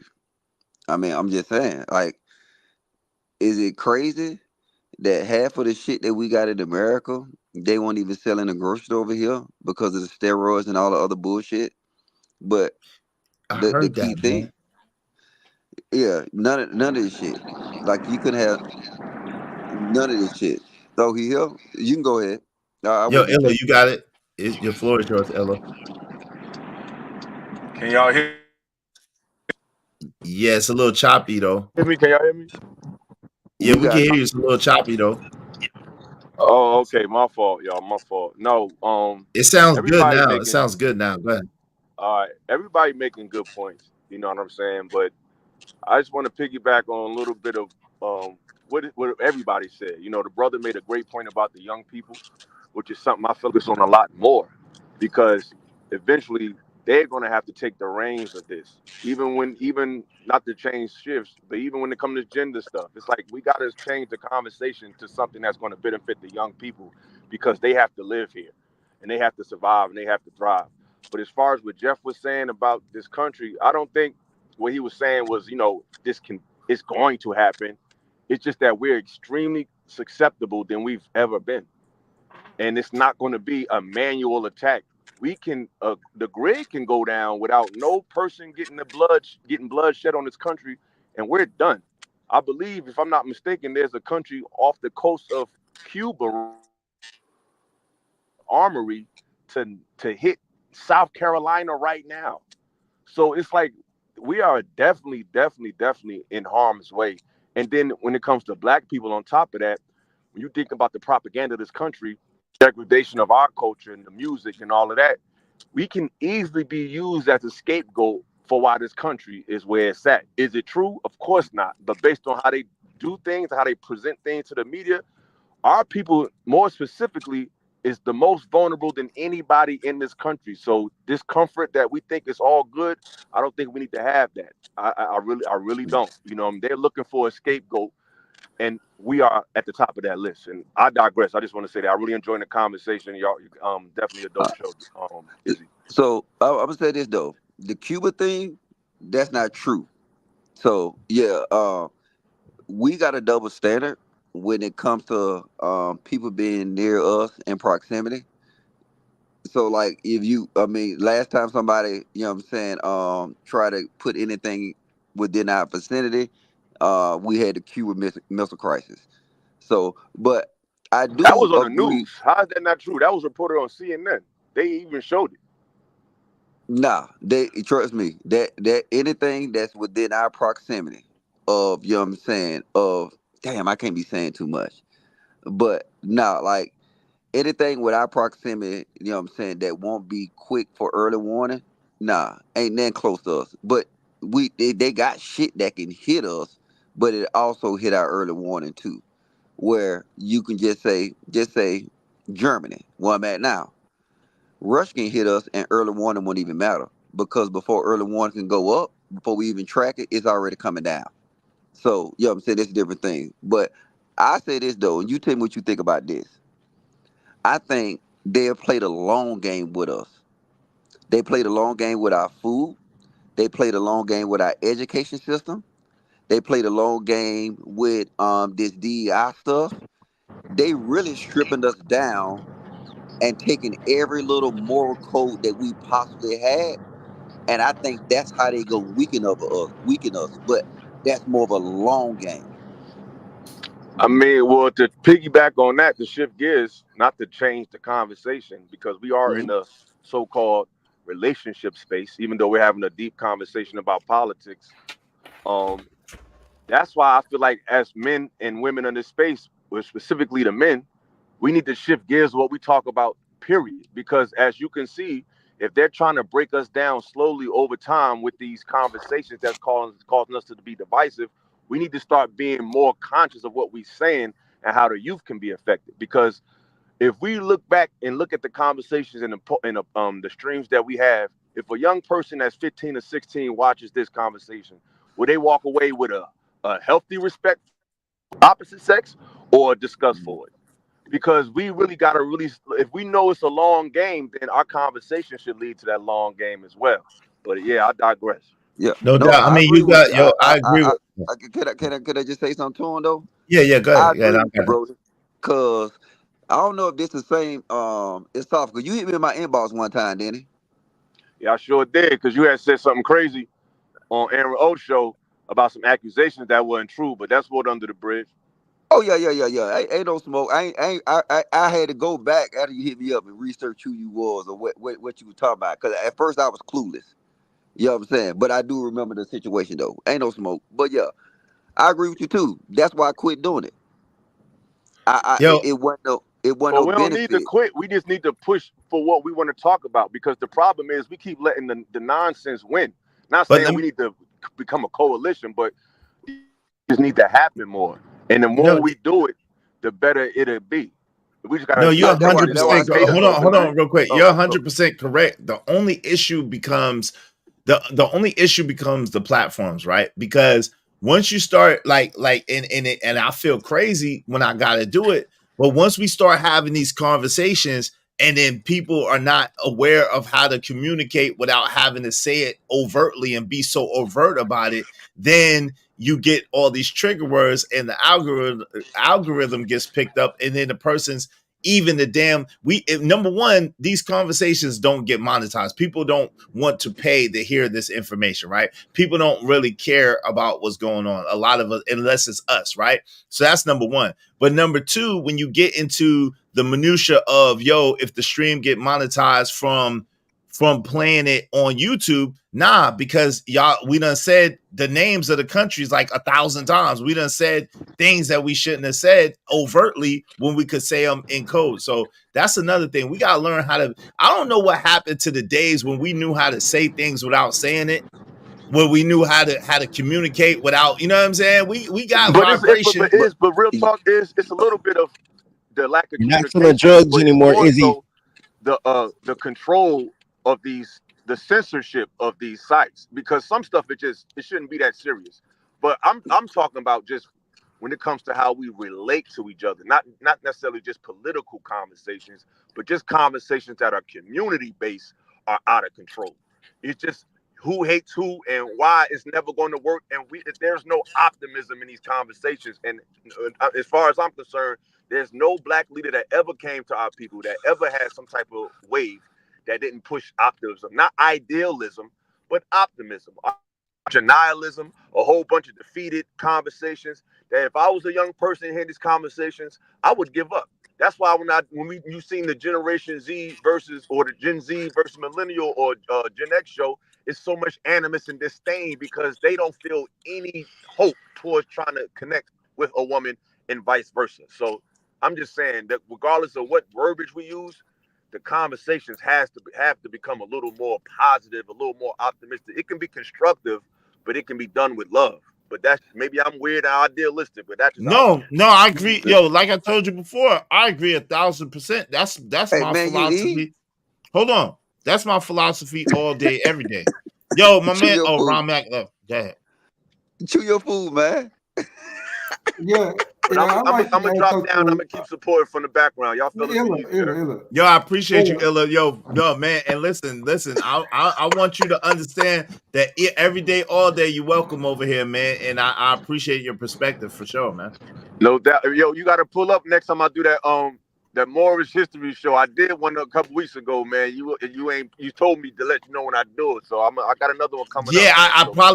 I think that was during the day. I think that was during the time I ended up doing like a 12-hour stream, man. So please charge it to my head and not my heart, but I got you. Nah, it's all good. It's all good. Y'all fellas be easy. Yo, Jeff, holla at me, Jeff. You a Moor? Yo, we all Moors, baby. But that's No, nigga. Look, I just saw some Moorish shit in Rome. Duh. Oh yeah, of course, of course. That nigga said, "Duh, nigga." Most yeah, niggas don't it know is that. duh. Yeah, we do. Bro, of course. Look, see, that's the problem. A nigga admit he didn't know that, and I was just informing you. I But mean, don't you take might it that know. personal, my boy. It ain't I that ain't deep. taking it What I'm personal. I'm saying talking to is the his whole ass. world knows that that's what we are, but us. Even if you look in Spanish, in black is Spanish for black. The word in Spanish for dark skinned person is moreno. If you were to tell somebody that's Spanish that you're Spanish right now, they say, "Oh, moreno." It's not even a thought. It just comes out their mouth. Like there's places all over America, like Moore Park. I live in North Carolina. There's actually a city called Moore Park. There's Mooresville. You Baltimore. Like we think this is just a coincidence. No, this is who you are. No. Is I'm why gonna tell we'll you never why. get reparations under black, because black is actually another word for bleach or pale. So it actually means white. But I I'm tell you digress. how. I'm gonna tell you how I found out. When I was in Rome, I went to the Colosseum, and then it was a writing that was different. I asked the lady, and she said that was Moorish writing. I mean, some Moorish. She said, that's me. It was something that had to do with the Moors. I was like, what the fuck that's here out here in Rome for? You know what I'm saying? So now it making me want to do more research on Italy. You know what I'm saying, in comparison to to Oh Moors. yeah, for sure, bro. You listen, in 711, let me help you out. In 711 AD, the Moors took over in Grenada and other parts of Italy. So it start there, 711 AD. Yeah, I'm just letting y'all know I didn't I know got that. literature for you. If you need any books, let me no know. doubt. No, There's a book I'm called putting The you on. You Moors of good. Delaware. Get that book too. They here. We Yeah. here already. We home already. So yeah, that shit Yes, was sir. kind of crazy when I found out about that shit. You know what I'm saying? But yeah, that's it. I'm just saying that. Absolutely. Y'all brothers be easy. Hey, Ella, You I was too, going man. to say before you took off that what you're talking about is civility. I heard something a couple days ago from brothers on a different panel that they were talking about how the guys from jail are you know, saying that what the women prefer because of masculinity, the alpha male, all this good stuff comes from jail. And the first thing that came to my mind is I thought there's a lack of leadership. That's the reason why the prisoners are running the asylum right now, because the black community really doesn't have any leadership at this point. And you know that's going to cause long-term confusion. The boys, you know what I'm saying, they're not going to know where to learn or any type of guidance there that really matters, that's relevant. And that's just going to cause challenges long term. We're talking about 30, 40, 50 years down the road because of lack of guidance in this particular circumstance, especially when it comes to how we treat each other. Yeah, and I blame a lot of that too on I blame the parents, but I blame a lot of it on kids' connection with social media. You know what I'm saying? A lot of times kids, whether you can be the best parent in the world, but they just everybody is plugged in. Hell, look at us. Everybody is plugged into these apps. And now when it come down to it, these apps is becoming the biggest influence in a lot of kids' lives. Yeah. And that was okay. So that was the problem with the fourth industrial revolution that they had with governance and social media. They were saying they're not really happy about the fact that a person can get a camera, a laptop, and a microphone and actually influence and majorly influence society with almost little to no input. So that does become a problem, and that kind of is a problem. But then again, like, what do you do about that problem? You can't start censoring information. They did that with this whole fact checking, and they determine what's a fact and what's not a fact. So it gets kind of eerie when you start trying to control it. Are they already censoring Kamala right now? They did what? They're already censoring for Kamala right now. Yo, let me read these. Let me welcome some people. What's going on, Weedy 504? In my eyes, America should be structured wise. We should be where Tokyo or Dubai is at building wise. Okay. What's going on? The Drip Show is in the building. Shout out to Izzy and Chat and Logic Ass Line. What's up, man? Yes, said, I don't know about y'all, but I will fight for mine. I can windmill with the best of them. Izzy Bands, shout out to you. Oh, yes, sir. My man Sel said, wow, so I'm an idiot because I support Trump? No, not at all. What's going on? Latoya from Colorado, how you doing? She said puberty blockers. Yep, puberty blockers. Manosphere algorithm in the building. Get ready for President Trump. Okay. Calvin Cook said, damn, the hate of human life is ridiculous. This gotta be wickedness from higher places. Yes, sir. Calvin Cook is a spiritual warfare. Thank you very much. I appreciate you, brother. Thank you so much, man. Weedy 504 said, Dirty Folks, I knowed that too. The boy weight nothing, but the girls are bigger or bigger. These are God, man. Yo, Weedy, stop writing like you talk. Yo, shout out to Uncle Logic. Say something in the chat and I'll give you the wrench. Please use your wrench responsibly. I got you. Nah, I don't want no wrench. I'm just fucking with you. Okay. Every time I come over here, I donate, and then I'm the only nigga that ain't blue in the chat. I feel some Appreciate type of way. I gave fam. Listen, nigga, if you say something in the chat, I'll give you a wrench. You be disappearing for months at a time, my brother. And I do wrench purges, so you might accidentally have got caught in the wrench purge. But I definitely, if you say something in the chat, I definitely give you a wrench back without That's question. why I only fuck with Uncle Jeff, man. What's up, fuck Chop? this channel.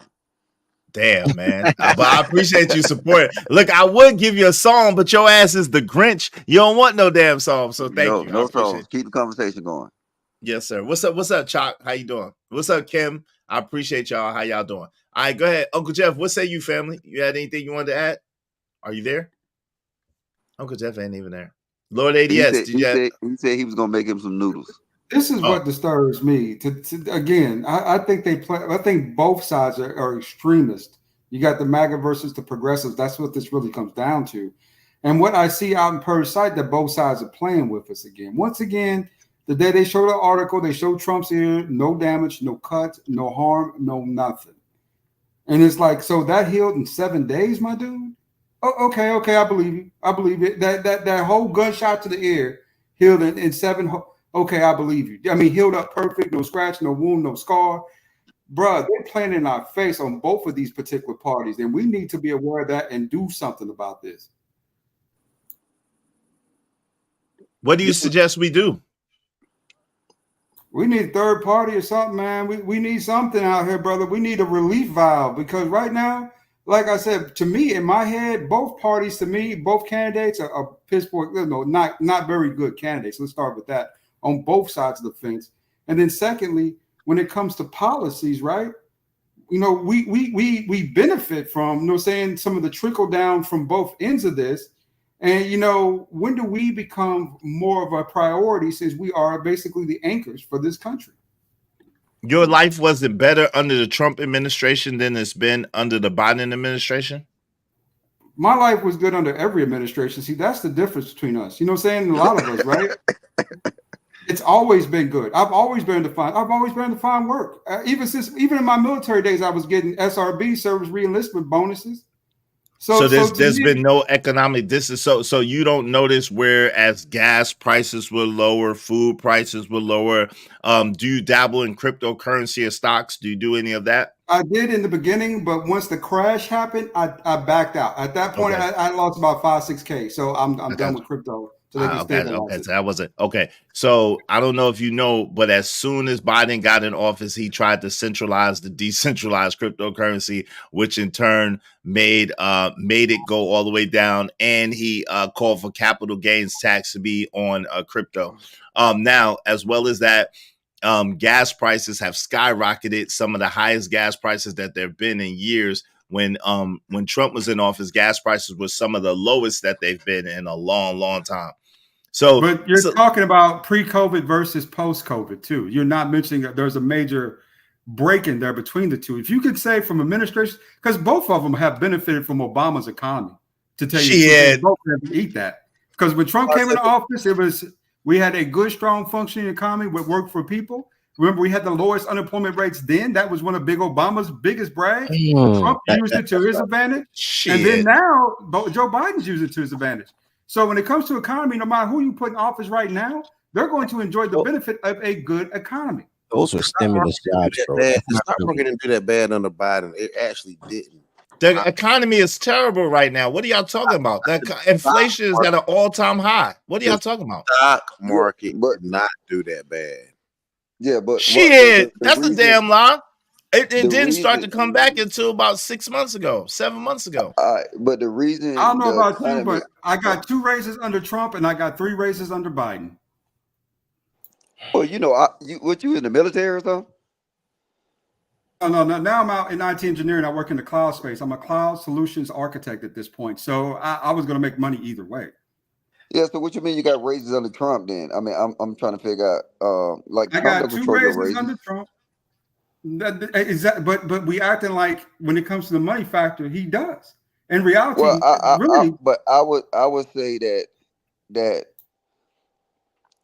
I say this again. Trump didn't enact no policies to make our economy better. If you look at it, y'all got to look at the international landscape and how it affects us. Why Biden shit got so bad is because he started having a lot of international issues. Look at what happened under his up on his umbrella international. That's affected our oil prices, our gas prices, and all that kind of shit. Absolutely, but we was a catalyst of a lot of that stuff under Biden as well. So we got to be honest, right? Yeah, I can say it, but we just can't sit here like Trump enacted so many different policies. Like I said, he proposed a lot of shit, but when you actually look on paper, what did he actually get through? The house. I mean, hold on, real quick. I hear what you say. I'm gonna let Dirty answer that too, because he got some more specific answers. But my thing is, I'm just talking about overall. We could point to specific places and specific things in the economy where it's much better under the Trump administration than it was under the Biden administration. Go ahead, Dirty. Hold on, real quick. Lower ADS Dirty was trying to go. Go ahead, Dirty. No, I'm saying, bro. Like, first of all, less law is better. I don't know why y'all want to be under dictatorship, but he opened up the Keystone Pipeline. He set up actual physical jobs. A lot of jobs that Obama had were stimulus jobs. They were paid for by the government, which is normally what governments do when you're coming out of a recession or a depression. They set up jobs for people to build bridges, whatever the case may be. I'm not knocking it, but I'm saying for you to say that it was more jobs also meant more debt because we were paying ourselves. We were giving people busy work. The reason that we have such a bad, and Obama did this too. Obama's not innocent. Obama and Kamala have almost ruined any relation we have with Africa to the point that they want to get under the brick because they keep trying to push, the what we call it, the pickles and relish instead of actual policy and what they need to do. Like, and when you have a fiat currency that depends on the Middle East under Biden, we lost that. Now they don't want to take American money. So right, we lost the petrol dollar went down, right? Right. So Biden has everything's like you got to look at the world market. You're right. Look at how they fucking up the world market just so they could be gay and dumb. And that's why I said the issues that we had that's twinkling down is international issues. Now, if you start talking about that, and I got to give you credit though, that was a good catch with the Keystone Pipeline. That's something that nobody can refute right now. That as soon as this motherfucker got in the office, he shut that bitch down. So like that's a point that we can make. You know what I'm saying? You got to realize how many jobs was lost to the Keystone Pipeline. I mean, they shut it down because the people that live in that area. Now, I don't agree with shutting it down, but the people that live in that area was disrupting production in that area anyway. That too, because of the fracking. The fracking was out there. They weren't disrupting that much when the money came through. The fracking was the issue with the Keystone Pipeline, really not much else. But on the flip hand side of that, I say this Dirty does make a good point internationally, but I'll also ask a question here of you, Dirty. Didn't that same guy that you said you was doing well under put a tariff on California and New York, where y'all were paying like this tariff for like, what was it, 4 years of like, what was it, 7-8%? And you guys were still okay with that? California put their own tariff on, bro. California has rules that no other state has. Like New York, they put a lot of infractions on too. But you'll have situations like, unless you're in IT, you won't be able to do remote jobs from California because of the way they structure their salary. They have international and international what do you call it? Telecommunication laws, which affects how much they pay for internet and phone calls. They have, like, California taxes everything because California, once again, wants to be dumb and gay. So, and they have so many homeless people, but they have such a good marketing plan, like, come to Hollywood, you'll be a star, that people don't mind sleeping in front of the Forum. But California, and my boy bought a house. Well, not my boy. My boy's dad bought a house in 2004 in California for $450,000. He passed 3 years ago. The house was worth $5 million.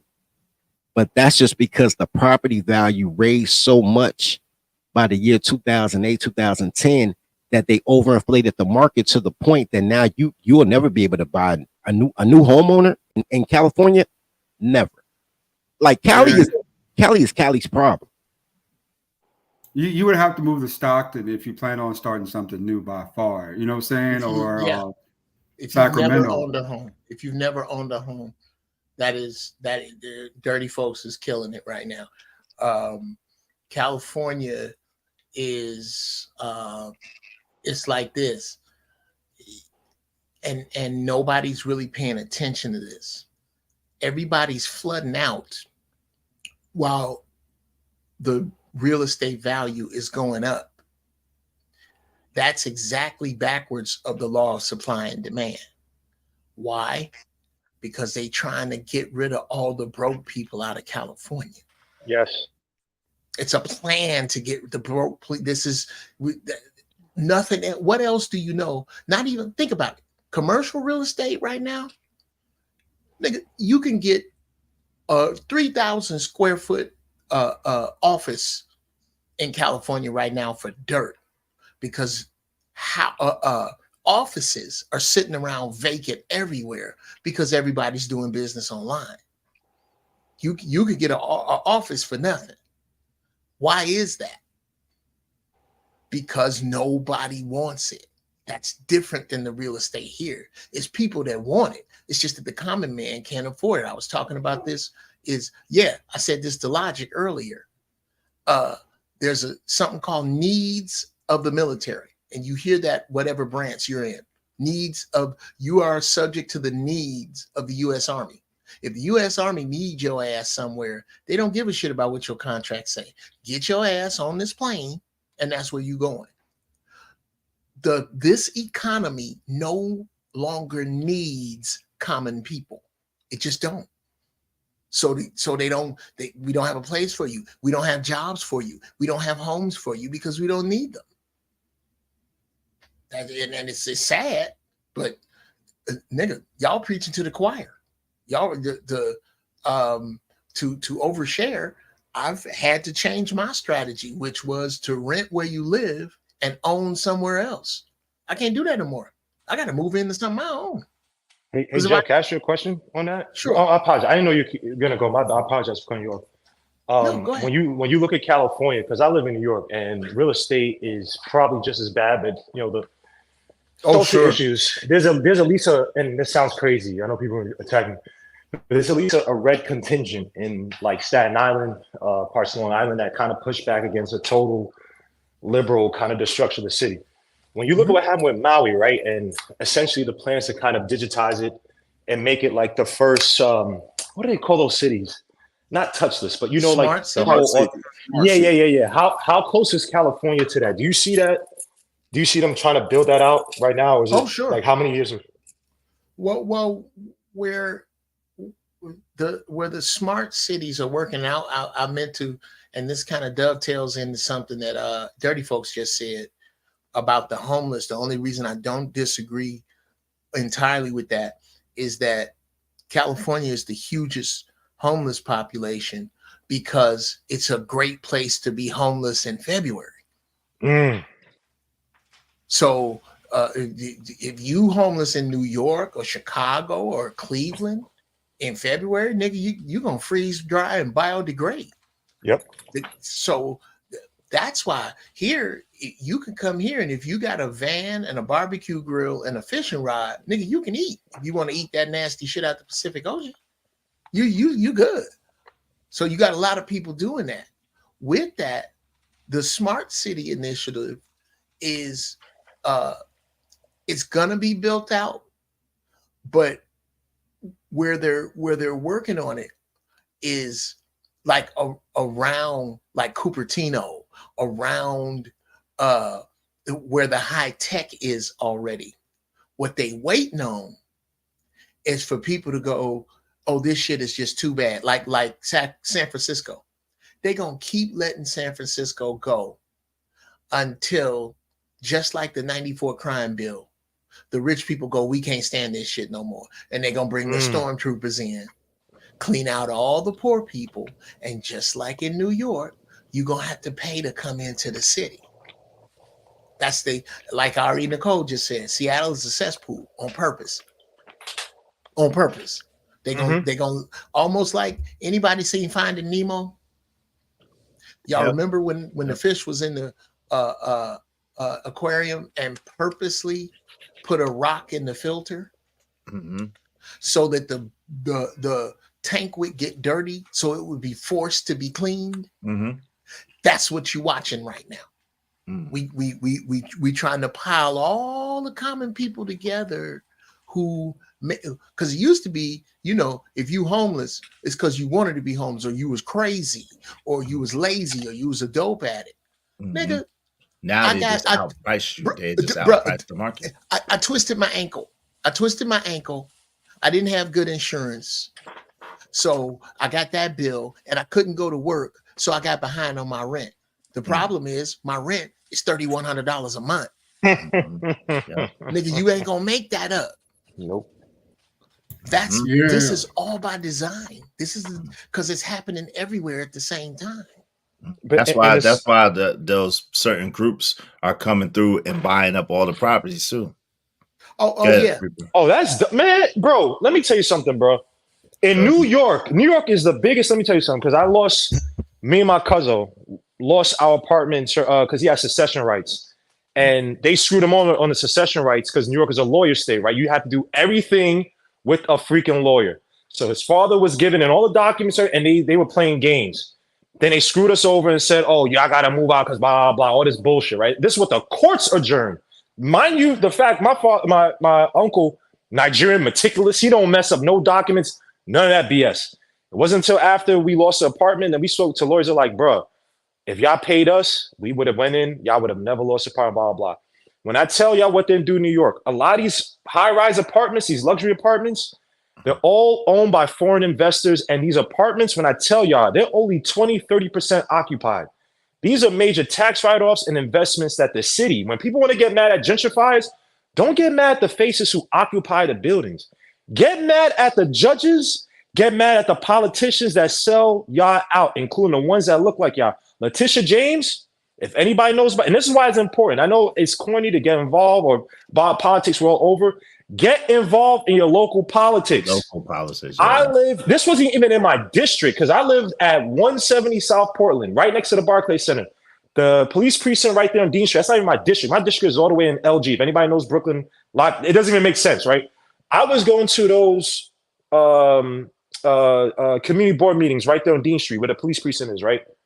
When I tell you the black businesses that every time I'm there were white people there, and I'm not attacking white people, but the white people that y'all saw in 2020, I was marching in the whole BLM shit on Atlantic Avenue in downtown Brooklyn. Those are the same people. You can ask my cousin who worked for Senator Jesse Hamilton. We'll be in the same community board meetings talking about, you might know the first Saturdays, every Saturday at the museum, the Brooklyn Museum. Oh, there's too much noise, blah, blah. They must shut it. There's not that too much noise. Oh, there's Woodlawn, the restaurant that used to be there, they finally closed down. One of the only black businesses there besides Sugar Cane. Every time it was white, the same white people y'all say is on y'all side. So when y'all talk about all this stuff, it's the politicians It's the laws that are enacted to screw us over. When Jay-Z did that thing, that's why I love dead presidents to this day. I don't even listen to that president like that, but they say, yo, man, Jay-Z, that dude, man, he's a snake, bro. What he did with the Barclays, eminent domain, kicking out all those black and Hispanics out of that neighborhood, bro, it's all coming from up top. But the good thing is that the power is still in the hands of the people. When Senator Hochul, when she took back because they publicized it, the fact that the squatter rights in New York are so strong, they had that lady, I'm gonna say Italian or white, I don't know who she is. When she lost her home and got arrested, when squatters took over, she brought that to the news. And it was for the people. Everybody hates Republicans, whatever. It was the Republicans in the neighborhood like, nah, we pushing back against that. Senator Hochul, because of all the people ready to move out of New York to Florida, that stuff, they said, nah, F this, bro. You can't be allowing squatters to take over. We'll vote for somebody. We'll get you out of here. She changed the laws. Now squatter rights in New York it's literally reversed. They're basically no squatter rights anymore. So when I look at California, unfortunately, a lot of people moving to Las Vegas, moving to Texas, y'all got to stay back and fight for y'all rights, man. Find a way to kick these people out. If it's local politics, if it means you create consortiums for the people who are business owners, create consortiums where you guys vote in basically one block, one way. And if that politician does not pour money into your projects, pour money into your community, pour money into your people, you do not vote for them whatsoever. Forget all the we shall overcome bullshit. Forget all the, black people. I don't give a shit who you marched with. I don't give a fuck.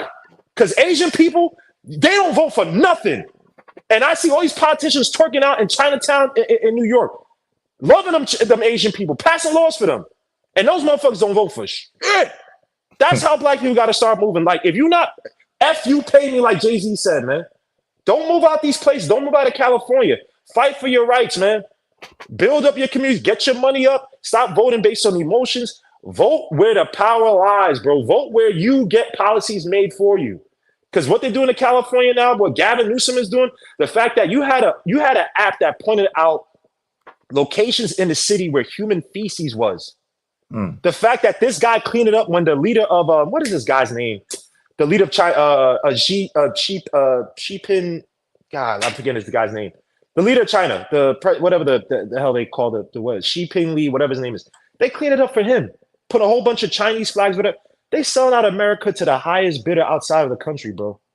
Meanwhile, you got guys who come up from the army, who come back with PTSD, their legs blown off. They can't get their proper funding. You got hardworking Americans each and every day having to struggle to get food on the plate, on the table for their children, for their family, getting a lack of assistance, getting a lack of help from the government, bro. Nah, bro, we got to fight back, man.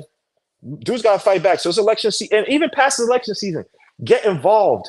I'm telling you, it's not all the time that it's just the people who move in. And don't get mad at the people who move in with these gentrified areas. It's y'all politicians y'all see each and every day who are getting money under the table to screw you over. And like your man Jeff said, to get you out the city so they can move in all the rich people. Now you move out to the suburbs, you move out to the rural areas, push you out to these poor places where the lack of amenities, lack of development. Meanwhile, these rich people from all these other countries are coming over, and then you have the cheap migrant workers doing their work for them. Bro. I love you so much. I love you so much, but that's a great conversation for 30 years ago. No. Actually, it's a great conversation for the next 7 years too, and I'm gonna tell you why. Because I went to a personal war with my older person, right? Because I couldn't stand that little fucking relish bitch. Anyway, while I'm in the office trying to sell books, because I got a plug from Cook County Jail to do a book club, and they were so arrogant with it. Yo, I promise you, Jeff, if you'd have heard that shit, that lady sound like a gangster. I was like, yo, my book's $20 a piece, but I got a nonprofit, man. How you want to play it? She was like, nonprofit, I don't need no discount. We the motherfucking county. Like, we need $1,000 of books, $20 per book, 1,000 books a month. You gonna start this book club? I'm like, 20 racks a month to read to some niggas who can't read? Bet. She said, man, but I need you to get a letter of a certified letter, the stamp from your local alderman. I say, cool. I'm gonna go up there. I'm gonna do a proposal. I'm gonna give them all praise due. Like, man, be like courtesy, blah blah blah. It ain't gonna cost them nothing. I might even put $500 in an envelope, for lunch money, because I'm not a briber, I go in there. When I walk in the office, there are 4 older men. Well, shit, I'm older now, but I was 28 at the time. And these guys were in their early 50s. And they wanted to buy up the block. We're talking 2010, 2011. They wanted to buy the block, literally, right? 4 investors, they had their little situation going on. She tells them, you can't own the property on your own block because I already sold it to the Lithuanians. Nigga, but you're supposed to be the older person of this community. You're supposed to look out for the people in your community. Flip side, Rod Sawyer, the son of Tom Sawyer, who was the interim mayor after here Washington, had a heart attack. He had liquor licenses on his desk. He told all the black people they can't own liquor stores. They got to buy a tavern. Come on, bro. And gave all the Arabs the liquor stores. And I'm looking at it, and I got like personal, because I'm petty, bro. I gangbang, but I'm petty. I'm like, you could look like me and still be the ops, nigga. You know what I mean? And so when you look at, it's not about black shit, right? Because it's about women relish in felons. Because dude was a pickle and she was a relish, and they all felons. So man, you're putting your faith into a crayon, thinking y'all have a best human interest, like people care. But if they don't care, because they getting money under the table, like my man was saying. So you're in a situation where being black is actually a detriment. You need a rebrand, and then come back with the rebrand. You don't have to vote. You just have to have another thing.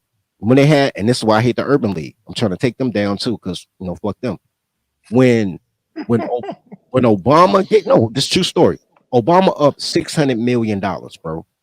People don't know about this. It's not publicized, but Obama had $600 million. He gave it to the blacks, the whites, and the Mexican. 200 mil a piece. Y'all can look it up. It's called the Neighborhood Stabilization Program. So he gave 200 mil to the United Way. He gave 200 mil to OLA, and he gave 200 mil to the Urban League. The reason you see all these Mexicans moving into the hood, because OLA paid them. The program was simply this: if you live in a community at least 5 years, so it could have been your mama address. You could have been living in Texas, but as long as you got mail still at your mama house, you know what I mean? From 5 years ago, they will sell you a house for $100. Then they had, that was a neighborhood stabilization program. Then they had, no, that was a neighborhood stabilization act.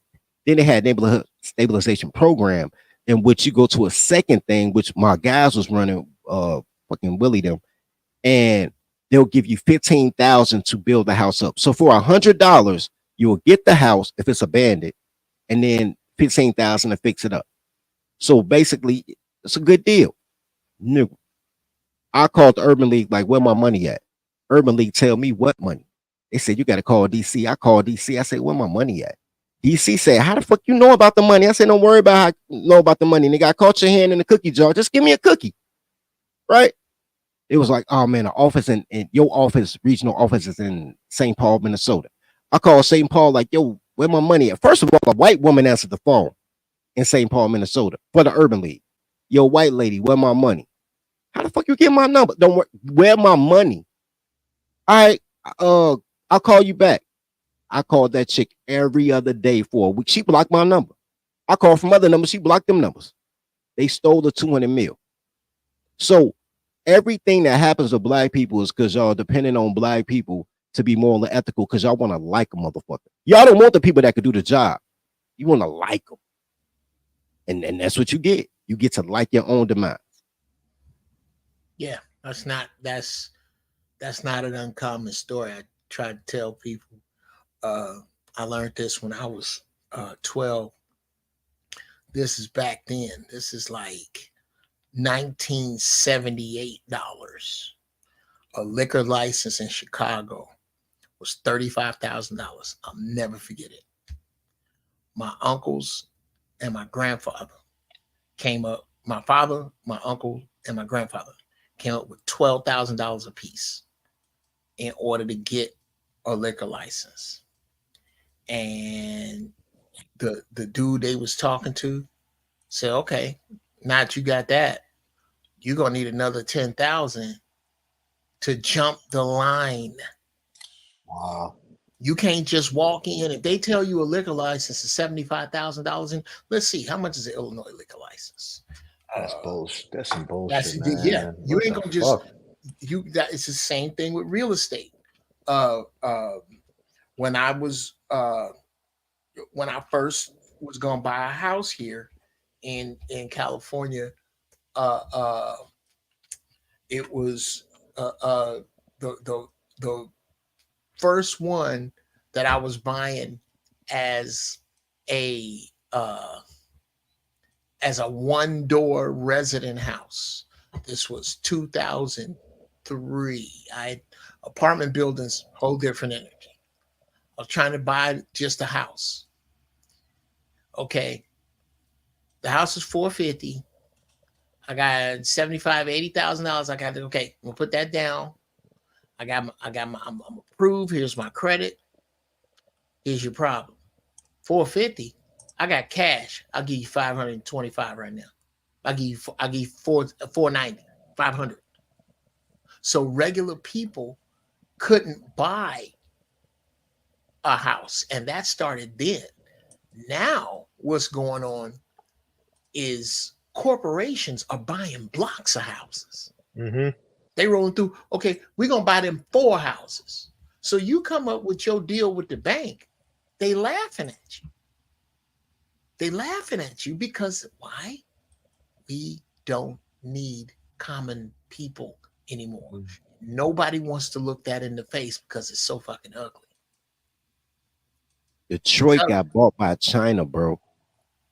In 2010, bro, 2008. And they sat on it for 10 years, bro. They bought all them houses for $200. Remember, Detroit was in shambles. They bought whole blocks, bro, $200 a house. So what is it? 60 houses on a block. It dropped 12,000 and sat on it for 10 years and waited for all the people in Detroit to move to Atlanta. Now they rebuild in Detroit. It's fact. Shit is wicked, man. This shit is wicked, man. It's some evil shit, bro. It's some evil shit. It ain't what you think. And again, this wicked shit has an end that terrifies Black people. When this dollar we discussing, oh, here you go again with the dollar gonna crash. Okay, I don't know how you don't see it, but when it does, you're gonna have to be able to deal with the people you good with already. And niggas ain't good with nobody, to include themselves. Yep.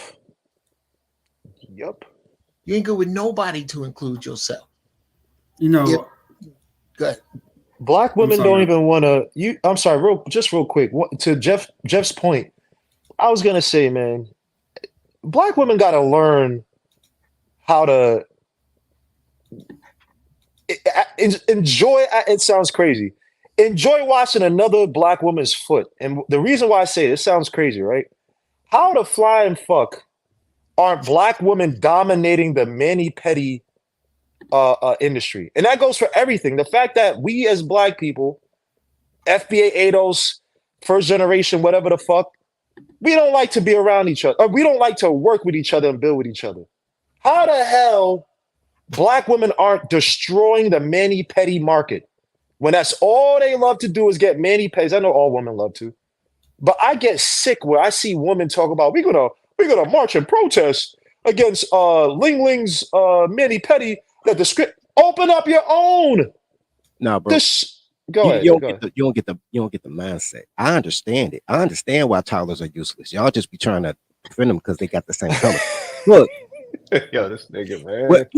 What they want is the same thing they wanted 120 years ago. They want to be the top slave. They want everybody else to be their slave. They want to be pampered like they princesses. Y'all call them queens. They believe it. So they can't wash this yoni steams. You can't wash your own coochie. Like, Black women really can't do shit right. Everybody else gets paid off the quote unquote luxury of washing them up, feeding them. Does that qualify for all women, or is that just Black women? When you say Black women can't do any shit right, do you believe all women? Or are you saying no, it's not all women. Black women want to live like rich women. Rich women do that. But generally speaking, most people wash their own feet, bro. I wash my own feet. You don't watch shows? That's got some truth to what Dirty's saying. I mean, you'd be surprised at what people would give up for luxury and comfort. And then that's just, saying that means family, that means all that stuff. But it ain't just the women that I've been monitoring. It's a lot of these men too that got too fucking comfortable, right with the shit. So, I mean, I blame both sides for that. But I was going to say earlier that what it's coming down to, Jeff made a startling good point there, is that what you're seeing is a forced migration into the southern regions of America, right? Like Mississippi, Alabama, Louisiana, all the places where it's affordable to live. You see a lot of Black influx into that down in the South itself. Now, what I kind of think is that the reason why they're pushing you down here is to start to contain the Black influence, right? What Black people do, what Black people say, that way other cultures don't have to see us but every so often, and they can sort of live their lives and strategize their plans. So long term, do I think that we have a winning solution when it comes to the Black community and the Black dollar and all that good? No, I don't. I don't see us having a long-term strategy as a collective, but a few of us can still escape. Escape to go where? Yeah, where we going? We screwed. Escape to go where? Lord ADS? Options, brother. You are limited to your options, right? You can't tell me that you still don't got people, Black prominence living in New York, California, all the hot spots in America, also overseas. People overlook overseas. I thought about moving to Morocco myself for a while. I like the mixed translation there. I like the women. I think they're beautiful. Someplace where I can go and thrive and flourish, right? Versus, being stuck in a demographic where, it doesn't seem like there's a lot of movement down here. In the South itself, it's really stagnant when it comes to kind of the social policies down this way. It's not the same as in other places. So I was looking to see exactly where I could fit, do well, and kind of be well, right? Because I can always communicate with my brothers. We got online media. We got, we got, Rumble. We got different platforms. Also, let's just keep it real. I use a lot of Apple Talk, stuff like that, right? So, communication over the media itself is pretty simple for me. But as a collective, though, I don't see us being able to fight back the forced migration. We just don't have enough, how do you say it? In a lot of cases, willpower and money to do so. So don't be surprised when you see the inflation start to really pick up in southern demographics. Not saying that won't have some positive effects, because one thing about it, all these people from different places will push for social change down this way. But ultimately, though, it's going to be us kind of piled into a certain demographic. But Lord ADS, real quick, to Jeff's point, right? If shit crashes, right, or shit goes down, right, and you're in these other countries, don't you think they're gonna look at you funnier? Because let's be honest, the reason why you could possibly go to some of these other countries right now and live, comfortably, is because you're American, right? They still fear the American military, American might. If shit falls apart, in-group, out-group bias is going to exacerbate. They're going to be like, look, we protect our own. Who the fuck are you? And, oh, you a Black American. Ugh, y'all don't have, y'all not, who the fuck, y'all don't got no, y'all can't barter with us. You're not unified. So, nah, bro, get the fuck out of here. So, I'm just saying hypothetically. I'm not saying that, this is going to be the case, but to Jeff's point, you talking about trying to, I won't say you said run away, but you said kind of escape. But when shit goes down, clans are going to form up. And if you're not a part of that countries or those people's clans or whatever, you're the American that they used to fear, but then now that your empire fell, I don't think it's gonna be too great for you outside this country, even with people that may look like you. I've already thought about that. I thought about that too in that particular setting, right? Mm-hmm. If there are certain countries that are nothing but different parts of immigration, right, that have come there. Morocco is one of those particular spots that you can go to there. There isn't a whole lot of local population versus people who came from different places, right, to do different things. And those populations, you just blend in. You know what I'm saying? You're not special. You're not important. You just go by what you have merit-wise, and you kind of start to move forward in that direction, right? Not saying there won't be caps and ceilings. Not saying you're not going to meet people who are opposed to you. But the pushback seems to be, from what I'm reading from others who have basically moved to certain countries, a lot less. But you can still find that here in America, but it's becoming more and more selective about the demographics with that kind of, with that type of thinking, you know what I'm saying, it's still surmised versus, other places where, saying it's just more common. That's what you're more looking for. You're not going to ever really escape people who don't like you. You're never going to escape that. There's always going to be people who don't like you. Even if you, as a Black collective, if you get everybody together, you're going to find people in that group, even though they come from a lot of the same background, have a lot of the same story that you have a lot of the same goals and objectives, that just won't like you. You know what I'm saying? So that's something that, you know what I'm saying, you shouldn't be as a how would I say this? As concerned about as, you know, saying that you can actually go someplace, you can blend in, live your life, and live in some sense of normalcy. That's what it really comes down to. I don't want to run. I want slaves. But here's no, they want to be slaves, which brings me this dude's annoying, to a point. So, Reaper, when you were talking about those women who getting pedicures by Asians, right? What type of areas do you see these predominantly mani-pedi spots at? The hood.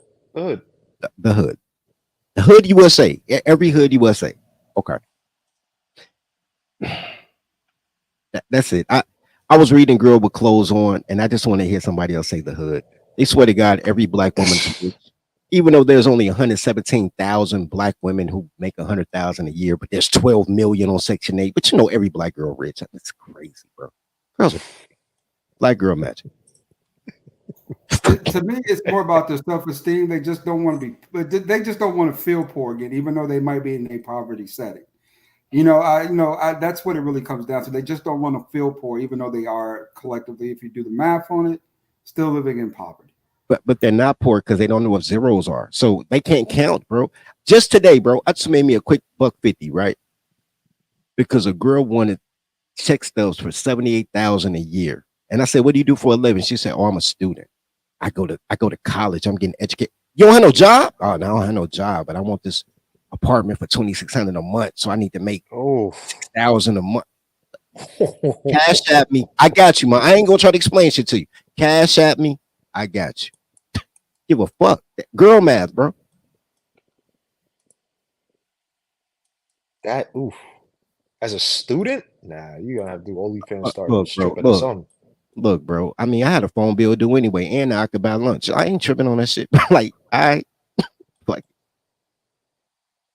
just, it's scary. Like I said, Hegelian dialectic, man. There's so many angles, so much shit that's happening that Black people, man, we just not prepared, man. You look at some of the other groups. I'm not saying other groups are crazy well prepared, but at least there's some type of unity, man. I could just imagine some Game of Thrones shit to what Lord Eddie S said, where, okay, you might be in a city, like say you're in Belgium or something like that, right? Where there's a whole bunch of groups, French, German, all this crazy people. But I never want to be in a situation where you got the house of blah, blah, blah, and the house of this and that. And you just, you're just a commoner without some type of what is it, insignia, some type of affiliation. Right? Yeah. But that's already happening here in America, brother, if you haven't noticed. America's become much more tribal than it's ever been. I'm trying to tell you. And that's the whole point. So, and I'm not attacking no Black people, whatever.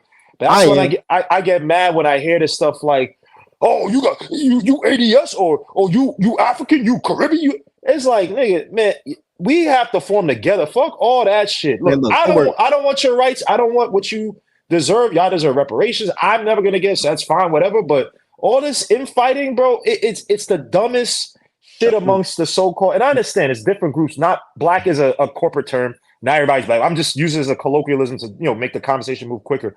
We gotta form up, bro. All this stupid shit. Go. I'm a trouble guy. Hold on, I just want to. Kelvin Cook. She was not in her 20s. That girl was at least 40. She got referred to me by her friend, and I know her friend like 43. And she was like, "No, my friend told me you do it." She got to be at least 40. Going back to school, bro. Probably living on campus. So, nah, she ain't even living on campus. She got an apartment. She was like, "Man, don't report because I'm about to bail on this apartment. Give me a new apartment, and I ain't gonna pay the rent on this apartment." I'm like, "Got a job?" I ain't got no job. Look, bro. I don't try to deal with girl mad just like I don't try to deal with. Because here's the problem with coloreds. Coloreds want a hug. Coloreds want love. All these relationship panels. How come the black man and black woman, fuck these hoes. Girls fuck the winner. Be a winner. She'll fuck you. Get some clean shoes and a haircut. She'll fuck you. Girls are immaterial. But it's not. But that's the thing. It's not. No. But hold on. It's not about.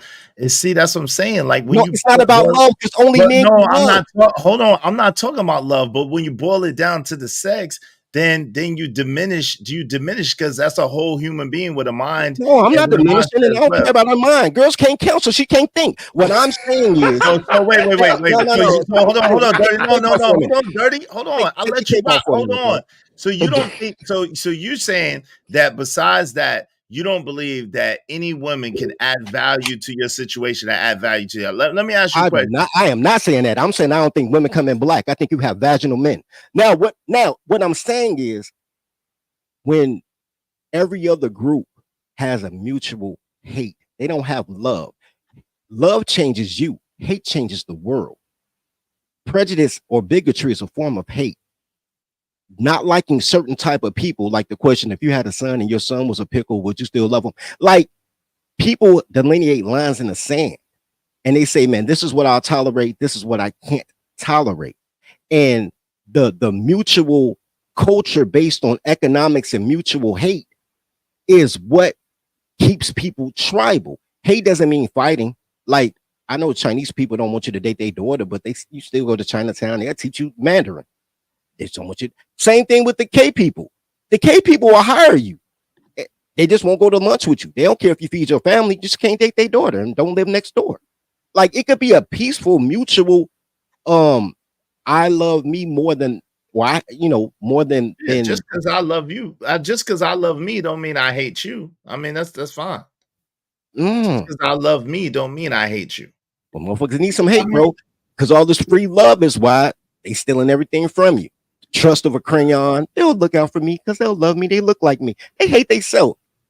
Fucking cosplay dressing ass motherfuckers. No, yo, you guys. No. Man, come on, fam. Like, yo, you again, like you just be going too hard, man. It don't make sense, man. Like it's too broad, and you trying to paint everybody with the same brush. Like that's wild, yo. Do you understand how wild? No. Hold on, Lord, I'm gonna let you get in. Dude, I'll let y'all rock for mad long. I ain't say shit. I was just listening. Do you know how wild it is to just prejudge everybody by some arbitrary standard that you came up with that don't even like apply to all? Like that's just wild, fam. That's not wild. You know what's wild? No, I'm gonna tell you what's wild. 90% of doing something. No, this is wild because this is what colors do. 90, maybe 95% of people do a thing, and then they'll be like, not all. That's wild.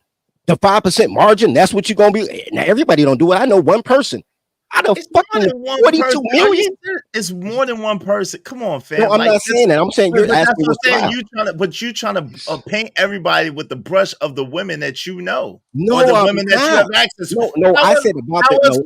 Wait. How else can you say all of these women and make it seem like this when you don't know all the women? You don't even know most of the women. You don't even know 10% of the black women. What are you talking about? No, I can explain to you why easily. How? Because only men are tribal.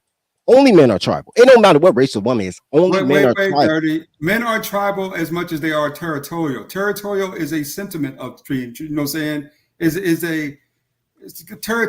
A tribalism is a sentiment of being territorial, where we say, okay, this is ours and you can't have it.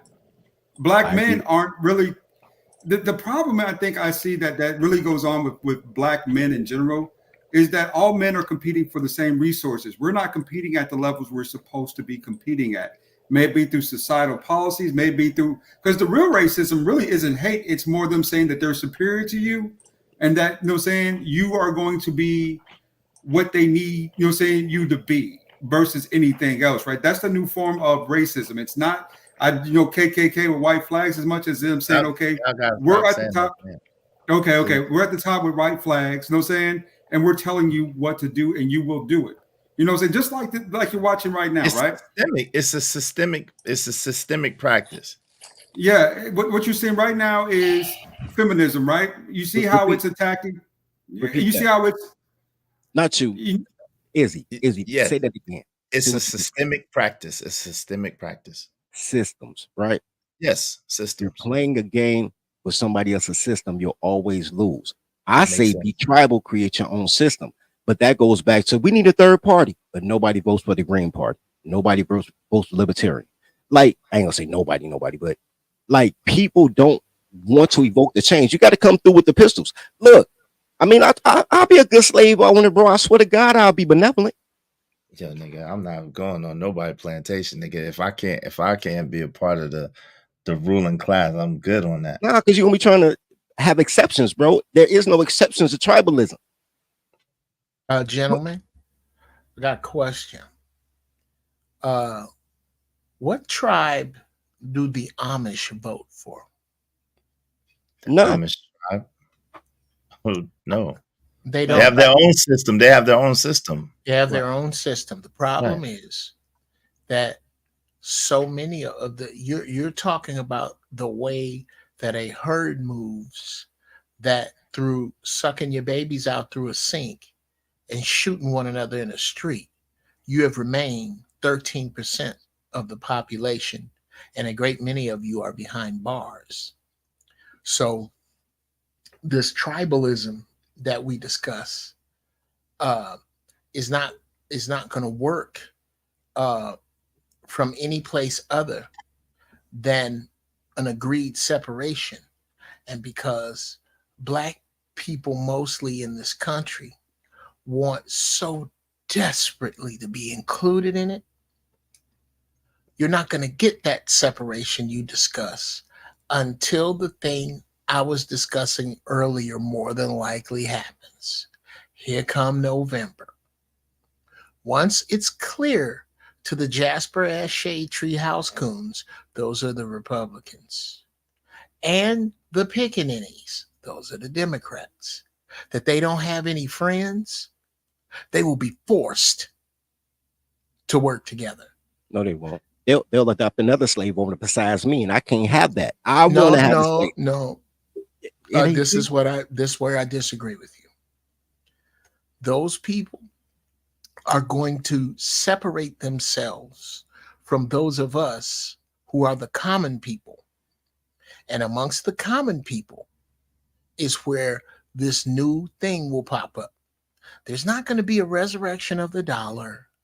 You're going to have to do away with any mid-20th century thinking. You're going to start thinking like the Amish. It sounds cute when you say grow your own food, but you're going to have to learn how to do that. It sounds cute when we talk about, oh, well, you're going to have to do all that shit. Here it comes. And none of that falls under pretending that any of this system is going to work for you, because it's done with you, because it's done with common white folk. I agree. I agree with that last sentence 110%, Jeff. I don't even have a rebuttal. I just want to have a continuation of what you're talking about, the Amish. Sure. You can say about the Mormons, what you can say about the Arab Muslim communities, not really the Black ones, but the Arab Muslim communities. Every Chinatown, USA, there's a Chinatown in every city. Every Chinatown, USA, never see them at the ballot box. Is that Black people think that those groups don't have a leader. Every group has a leader, but their leader's behind the logo. The logo is there, and it's colloquially their slave master. This is what you do based on the things that we provide. And that's cool. That's cool. That's how it should be, right? It's that. In Black America's situation, they listen to Mammy, but Mammy got a pappy and Pappy got a tiny hat on. So somebody else, or they tell you what your social designation going to be, what your image in the media is going to be, who should control your households, your communities. It is a game that you're playing by the rules, but it's not your game. So it's somebody else's system to prop up their tribe, which they should do. But when you say, yo, I don't like that game, I'm gonna do my own thing, it be your own people that be like, hey, that ain't gonna work, man. It's always been like this. It's how some, and that's why they need slavery. Get down and lay down. Internal sabotage. Yep. That happens a lot, where it's not the people on the outside necessarily more as the people on the inside that really, tear down a plan or break something, right? That is kind of essential to the need of what we're trying to do as an agenda, as goal. That happens so much more regularly in our community. Is absolutely astonishing how this how they get away with it. That's the real truth. You know what I'm saying? How do they get? You got contributors, you got combative people, you got a bunch of people in the Black community who suffer from a lot of different things, right? Including mental illness and, you know, saying dis and mistrust, right? That's a very high thing in the Black community, to the point, if you tried to form a coalition amongst Black people with someone who's saying that for, say, you know, wasn't as prominent, or maybe even, you know, saying a lesser than.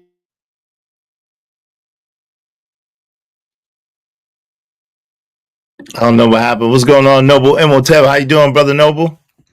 Peace to the panel. Peace. How y'all doing? Peace. Hey, Well, man. yourself, how you doing, brother? Peace. I'm good. No, I saw a high IQ conversation, so I had to jump on the panel, man. Peace to the panel. Peace, absolutely. Add on. We'd love to have you on. Shout out to my man. Zero's in the building. Zero's in the building. Hey, nobody is prepared, not even the principalities that sparked the devilishment. Man, wow, man. Shout out to Razone is in the building. What's up, Razone? How you doing, sis? Good to see you. Jones and Famora is in here. Hey, Jones and Famora, exactly. That's why Blacks are escaping to Texas. Didn't Blacks say that they wanted Texas? Okay. Ari Nicole, hey sis, following the logic, what's going on? Cali building $600,000 homes for the homeless. What? Yep. Sky rises. Really? And they're gonna let them live there rent free? They already received billions of dollars aside in the budget for the homeless. And when they found out that nobody was using that money, Gavin Newsom had to pull some strings. So that's gonna suck up a big part of that budget. Shout out to Money Bando. I've been telling people Cali, Hawaii, and Haiti gonna be and for the rich. They're gonna be for the rich. Shout out to you, man. Salute. Young 41 said this why we can't have honest conversations. Ninja be lying. Shout out to Young 41. Appreciate you. Young 41 says stop being disingenuous, ADS. We see a difference. My man JD said, yo, I'm back. Just punch the class. Shout out to my man JD 1975. Seattle horrible as far as homelessness. Shout out to Ari Nicole. She also said all these Black women just gave Kamala money, but I asked them, what do they ask for? Nothing, just for her to look like them a little bit. Peace to the panel, my man Noble Imhotep. Say Like Podcast, it said Detroit ain't left the map. Have you been to the D lately? Hey, listen, y'all make sure y'all hit the cash app, support the show. We're coming up on 7 hours, family. So I'm going to let my man Noble Imhotep cook. But if we hit the 7 o'clock thing and we don't have at least $50 more in the cash app, the 7 hour mark, and we don't have at least $50 in cash app, we out. Hey, Zero, wave in the back. So I know it's you, family. Peace to Zero. Go ahead, Noble Imhotep. You got it. Wow, man, the heavy hitters in the building. Shout out to Zero, man. My man Zero in the building. It's going. Peace. The unity amongst Blacks, right, can't happen because there's no official. Everybody can be included in that. Look, they including Kamala in it. Kamala, Jamaican and Indian.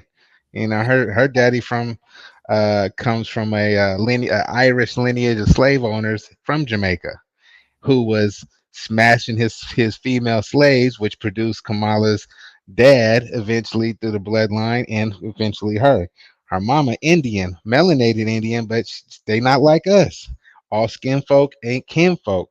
So that's the reason why they have flooded this land with immigrants to try to dilute the original bloodline from this landmass. So until we can, have some form of unity and exclusion from other people, right? There's no saving us right now, bro. The reason why these other people are able to come here and pass us financially or economically is because they have a national identity to each other, and they spend their fiat with each other. They, the Chinese dollar stays in the Chinese community for months, if not years. Mexican people come over here, they spend their money with the people that speak the same language more specifically the people that come from the same country that they're from, and they're able to actually build wealth amongst their communities because of that. We don't have any unity amongst ourselves, so if our dollar goes directly into Walmart, directly into these big corporations, so we can't build any wealth in the community. Disingenuous argument. It's not false, but it's disingenuous. It goes back to what you weren't here when I was talking about. Even I if just you're got here, so even when you're in the hood and you spend your money in your community, you don't own any stores in the community, which of is not. course. There's no people with money in the community. It's an actual effort to outsource commerce in the community done by local politicians. But we don't. But even when we do have so-called black-owned businesses, we don't go and spend our money there like that. Or we go in there and we ask for the discount when that man's trying to run a business and run an operation. So we go, man, come on, can I hook me up? Let me get it. Can I get this for $5 instead of 10? I don't want to, we wearing Louis Vuitton and everything, but there's a lot of melanin or black owned clothing lines and everything, but we're not rocking their clothes. We're rocking the designer, and we'll overpay for something that's usually less quality than the one that was handmade in the hood. So there's a lot of, it's disingenuous for us to say that we for our people when we don't show it with our spending habits. I agree. You know, her way, I agree with you. I say that all the time. Her way say, ask, are black men working on that unity? I'm trying, but they keep trying to include you, her way. I keep telling them, like, yo, bro, we all we got.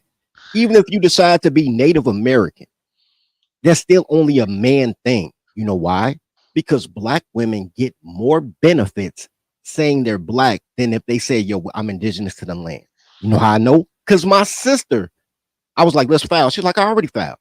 She's like, but I'm just black still because, I still get, it's a better lifestyle. I'm like, oh, you right, because you're a woman.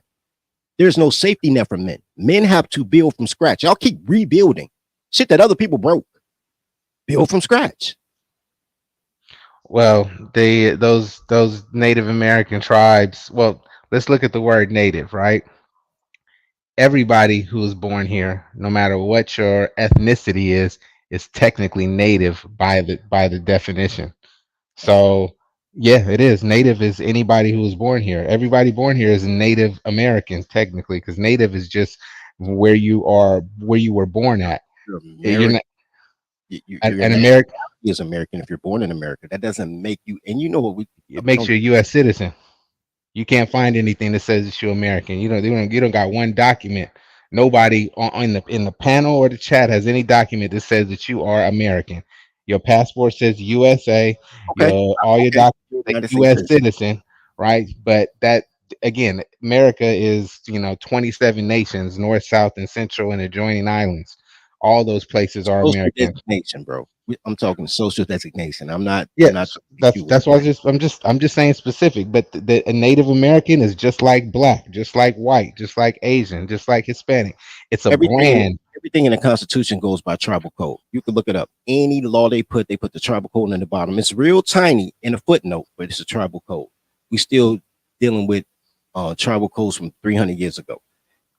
Somebody else named your tribe. I'm like, yo, name my own tribe. We'll do it from scratch. The native, the people who the Pacific Islanders that get the title of native, they be on meth and alcoholics and stuff because their budget is different. We have a unique opportunity to be the face of everything that we sell and to incorporate that into our own economic birth. So basically, you just cutting out the tiny hats. You're going straight to market. Which is someday nasty. Quick question, because this is a dope discussion. I want to get my man Zero in here too. But quick question, man. So, Dirty, with all that being said, you don't think by coming up with your own charter, basically your own tribe and starting from scratch, as you put it, right? You don't think that kind of disqualifies you or negates you from getting the privileges that have been grandfathered into this land, into this country? I'm still American. But you telling me that foreigners can cross through Texas and get more than me? And I'm American? You telling me the Koreans can get a crime deal and I'm American? Hold on. I'm gonna let Noble get you in a second. We could get you together in a You second can't because get me, bro. hold on, but American don't get you. That's the whole point. You talking about coming up, starting from scratch, right? Starting a new tribe, having your flag, having your, you know what I'm saying, your creed or whatever the case may be, your mission statement and all that, right? And you think that that's going to entitle you to the benefits that you were supposed to get to this land. And that's what I'm asking you. Yes, do you think how? Absolutely. How? And I'm letting Noble and then my man Zero. Because how you set up your charter. We set it up through the Muskegon coalition. Now niggas gonna look up shit. I don't be trying to be smart on Izzy's show because he got too many girls with clothes on. But you set up in such a way, and then you put your thing out. Everything will work out. You know what I'm saying? Can't be scared. And what's the worst that can happen? Still be a nigga from Chicago? The worst case scenario? What do I have to lose, bro? I mean, I have my tribe, but my tribe created everything from scratch. So, from our charter to our own constitution to our coat of arms. We got a flag. I'll show you the flag right now. Hold on. Are we having flag wars? All right, I'll show you a flag too. Why gotta be a war? I don't know. So was that what you was telling me about a Noble, or is this something different?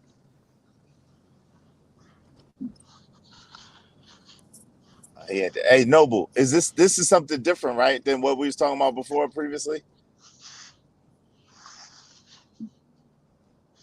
I see your flag. Nice flag, brother. Is this something different than what we were talking about before? Or is this in the same vein of what we were talking about before?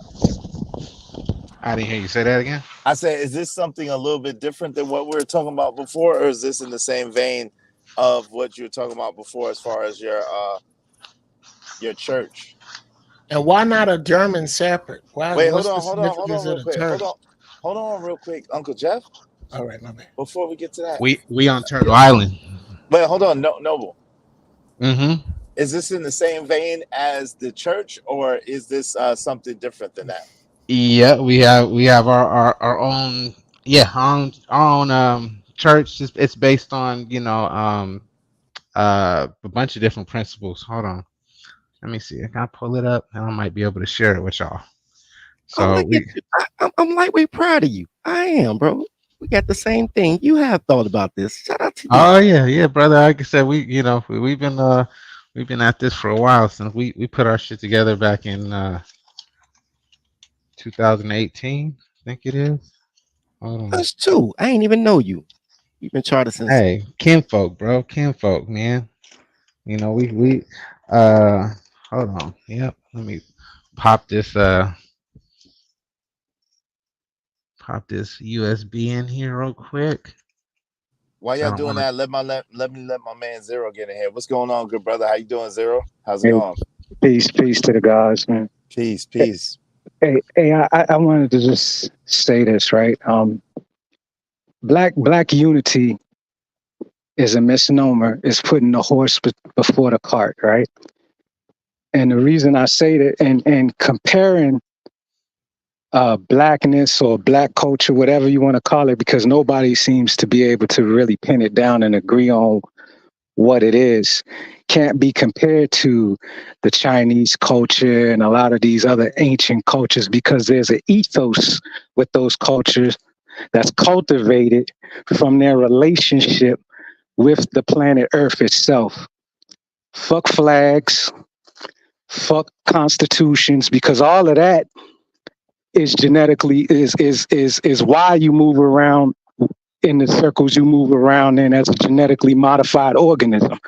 All of that is the person that enslaved you, that created the court systems that you got to compete in, that created the market, that we talk, because that's another aspect. Is there a real ethos with this imaginary culture, or is it market based? Like we jump in tracks all over the place. You understand? When has black culture up to this day, as it's been presented in the United States, not been a grift? and that's real. You understand? And that's how you can separate the bullshit from the real. What has been the grift from the onset? You understand? You have the last brother, I think he got cut off. He was talking about I had it in my head what he was talking about, but he was talking about black unity and the things that we got to do to put together. And that's the thing he was mentioning, why we can't do it. That's putting the horse before the cart. You understand it? We can't even pin it down to what the fuck it is. Is it market based?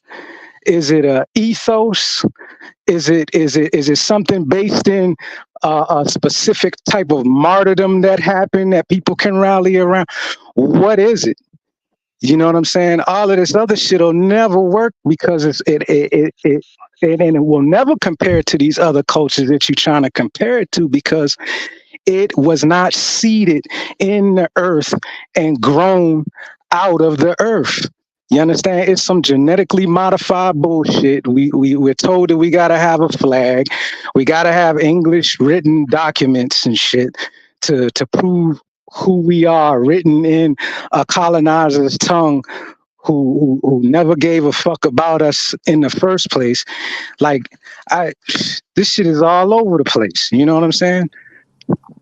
Yo, my bad, Dirty. I apologize. English. Hold on, real quick. My bad, Yep. Dirty. I kicked you off by mistake. That was. I figured it was an accident, bro. Yeah, you my saw fault. the flag. I know it was an accident. Yeah, definitely. Hey, go ahead, Noble. My fault. No, we English isn't. Whenever I hear colonizer's tongue and everything, most people automatically assume that is a something that the colonizers are all pale skins, right?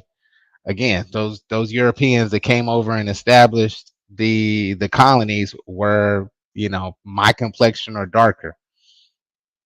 So the English language itself comes from Latin, which is anciently our language, is a trade language that was used by the people who ran the trade around the world for thousands of years before even pale skin existed on the planet. So give a because you're saying something. So give a source, give a foundation. And one question I'm gonna ask you, because I notice I'm in Central America amongst hundreds of tribes that still speak their native or indigenous tongues, right? What is the name of what is Turtle Island in the original tonation, in the original tongue? The original, you had multiple nations in North America that all spoke different dialects, right? So all of them called this Turtle Island? Yes, most of them. Well, it's some form or variation of it. So please prove that, because I'm sitting here with at least 50 of them, right? And although they are referenced to turtle, none of them called the total American continent Turtle Island. Well, if me myself, I speak two of the dialects. I speak Ikichi and Kechimaya. You understand? So and I speak Garinagu, enough. So that's Carib or they call them Garifuna. You understand? So it's like I've heard of Garifuna. I want it because what it is, what I'm trying to pin down is what. That's my dude. I brought him here. That's my dude. Keep on. Again, I'm asking about, because my point wasn't the language, it's the grift, right? The grift. So where, at what point are we going to stop spreading and circulating the grift and get down into some real nitty gritty or real things that we can use for, liberation, or to set up this black nation or whatever it's supposed to be? Because there's so much grifting going on. Like in the United States, people are telling all of these people what shit is and never sit and coincide and interact with the indigenous people to speak real languages and to really tap into real roots culture to speak the truth. So around the world, a lot of the shit that's produced always appears to be a commodified grift to sell something, right? So is black culture a commodity? Is black culture an ethos? What the fuck is it? I don't believe in black culture. That's something that's, you know. Well, what is black unity? Because y'all was speaking about that earlier. I'm not speaking about black. I'm saying that that's impossible under the term black, which is a brand. I'm saying that people should do their genealogy, find out their tribal lineage, and just prove to themselves that they are, you know, indigenous. So is it possible under Turtle Island? No, what I'm saying, my tribe isn't you know, Turtle Island at all. My tribe is the Gray Seal of West Amexem. Amexem is an ancient term for North America. So you're saying that Amexa, right? You're saying that is the old term for North America. Now, because you know there's no Mexa, that's white man speech. That's his interpretation of it. Like my original name is Ochaku Tehu Kachocho, right? They spell it in English with X's.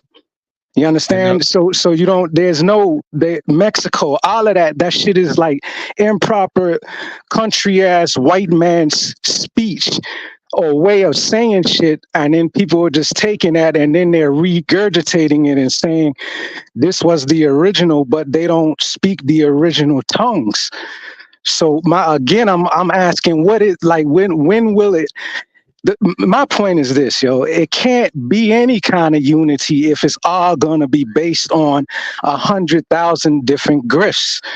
It's going to always be war. You understand? So in this conversation alone, we talked about culture. A brother talked about logo, which I would replace that with ethos, right? I would say that that's a better word. Then we went back into market, you know, control and all of that. And these are all like, either you're going to be outside of that shit, their shit, or you're going to be inside of it as a genetically modified organism. I'm outside of it. I apologize. Part of my ignorance though, when you say the ethos in this particular scenario, what are you referring to? All right, so let's take China, right? You can't look at Chinese from an American perspective. You can't look at what appears to you as Chinese pride and use it in comparison to quote unquote black pride, because it's two different things. The Chinese shit is based in Tong aesthetics. Old, $5,000 mythos and ethos and culture and things. It can be true, it cannot be true, but they all have a common understanding and a common agreement of what it is. Whether you say the Monkey King, right? You can watch kung fu movies, and honestly, because, you know, I know a lot of us in here are kung fu movie fans. How many of you watch kung fu movies and it's the same exact story without much change in the details, just different actors? You understand? Just different characters. For father. You understand what I'm saying? It's all based off of the same ethos, the same literature, the same culture, the same cultivation, the same land bases. Now, I'll go one further. Your understanding of the Chinese culture is limited as fuck, because what most of us don't realize that even amongst themselves, they have intertribal shit and don't get along. Correct. All I heard is you don't want to tribe up. Look, here's the truth of the matter. You can call it the ethos, you can call it a logo, you can call it a brand, you can call it what you want to call it. As long as when you see it tattooed on that wall, you know what neighborhood you in. Look, I keep things very base, and I know Izzy be tripping like, yo, it's how you say it. But I say it this way because I don't want niggas that use 4-syllable words to say dumb shit and you think they smart. All I heard is you don't want to try, but Nah, and that's fine. No. This is the thing. He's already tried. But Okay, this is the thing. okay, This, no. Okay, he is trying. No, I'm saying he don't want to try, but with Noble. Now he's questioning Noble's. No. See, you can't speak for you though. Speak for you. That's not what I took, Dirty real Folks. quick, brother. That's not. Yeah, it's not what he's saying. But let's let Dirty Folks finish. I was trying to cut that off, but go ahead, Dirty Folks. I'm gonna let you finish, and then I'm gonna let Zero answer. No. Look. Here's the thing. Even if there's never been a time that people didn't recognize signs and symbols. Never been a time. So to be like, man, if you break it down to corporate and local, there's never been a time that people didn't go in signs and symbols. The Ankh, you know what I mean? The 8-point star, the 7-point star, the 6, the 5-point pentagram. There's never been a time that people didn't use signs and symbols. Cool. That's how you recognize what tribe you're from. Even if you have the same national origin, tribes of Judah, same national origin, 12 different gangs. There's never been a time. As far as being for the purpose of this conversation, whether or not you're saying that you already have a tribe and you're questioning his tribe, for you to have a tribe with dialect, and you have everything you need. You have dialect, you have a logo, you have signs and symbols. Cool. The land. See, because he's cool. outside of this. He's outside of this system. Physically. Right. Oh, and see. This is being strawmanned into something that is not. Hold on, real quick. Because Noble is outside of this system mentally and as a sentient being, right? But Zero is outside of this system with that, but also in his physical body is outside of this system as well. So I think it's just a matter of a difference of perspective. You know what I'm saying? And I don't want it to get convoluted into being kind of like, you know what I'm saying? Like, I don't want us to poo-poo on what we all I'm not convoluting. It sounds like it's poo-pooing on nobody. I ain't poo-pooing on nobody. What I'm saying is I respect the fact that anybody who wants their own autonomy gets their own autonomy and still be part of the overland. Come on, man. You talking to a nigga that lived in Iowa, South Dakota, and Minnesota, bro. I know motherfuckers that got casinos in the gas station. Like, I'm like, how they got a slot machine in the gas station? Are we Native Americans, B? I'm like, oh, okay. I understand that. And I also modified culture. Yeah, go ahead. I see what you're saying. I'm saying I also see them dye their hair blonde and try to marry a white guy, a white girl. I see that too. So tribal delineation doesn't necessarily mean tribal pride.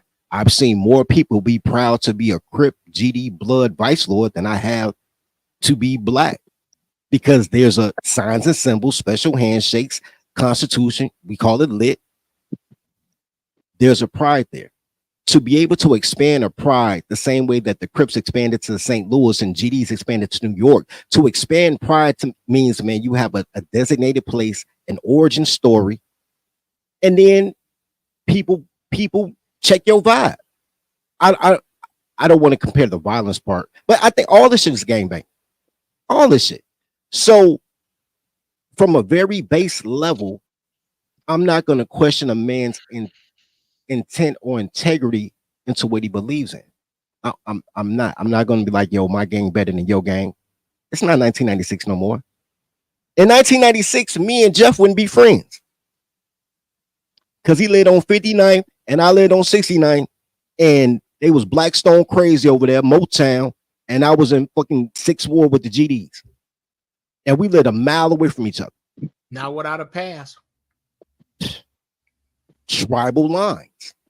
So I don't want to take it to that extent.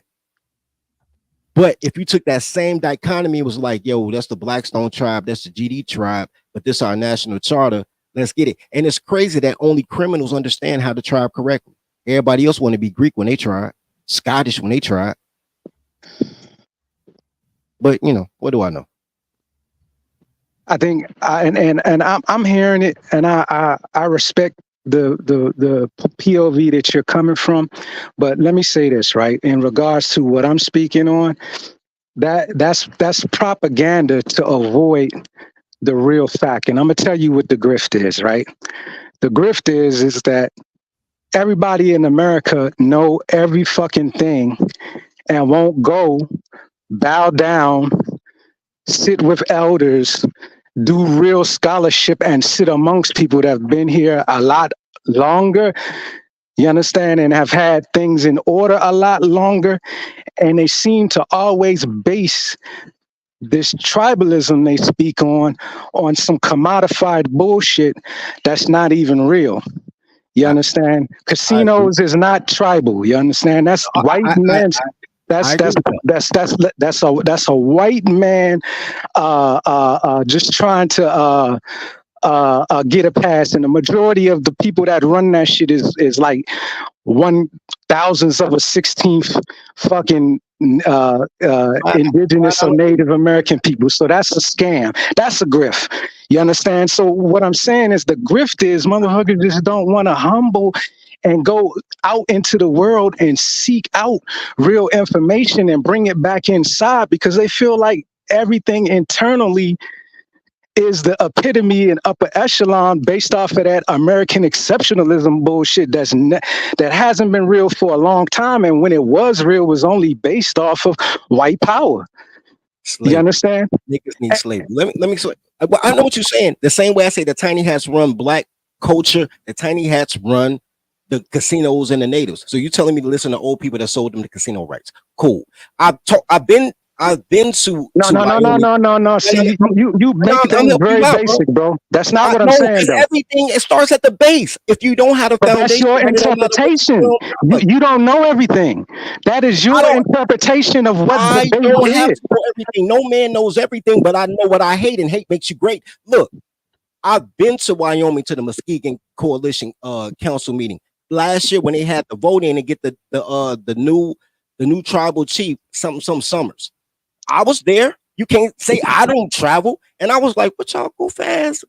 His fucking daughter was a meth head. I'm like, what the fuck y'all go fast meth heads? Look, at the end of the day, all I can go off of is that whether you're talking about Native Americans, whose history goes back a little bit further, or you're talking about coloreds, whose history somehow started in 1860 after the Civil War, slavery. Everybody comfortable with slavery. I'm gonna keep coloreds comfortable, and then you build from there. It's really that simple. Nobody want to hear it. I'll call it something else, internships or some shit like that. But yeah. Everything that you're referencing is under the watchful eye of the great white bald American eagle, right? You're not talking to me about things that are outside of the premise of that watchful eye, that's supposed to be all-seeing eye that the slaves believe is all-seeing, but it's not, because they won't get up off their ass and go somewhere where that eye can't see, and it's right next door to you. You understand? Like, I'm not belittling anybody, but I just had somebody tell me, using indigenous words, that Amexem is the original name of the Americas, right? And nobody that speaks the indigenous tongue term didn't say it was the original. It was well, whether it's an ancient term, nobody that's still sitting amongst people that still have passed down, pristine records, history, and language is even aware of that fucking term.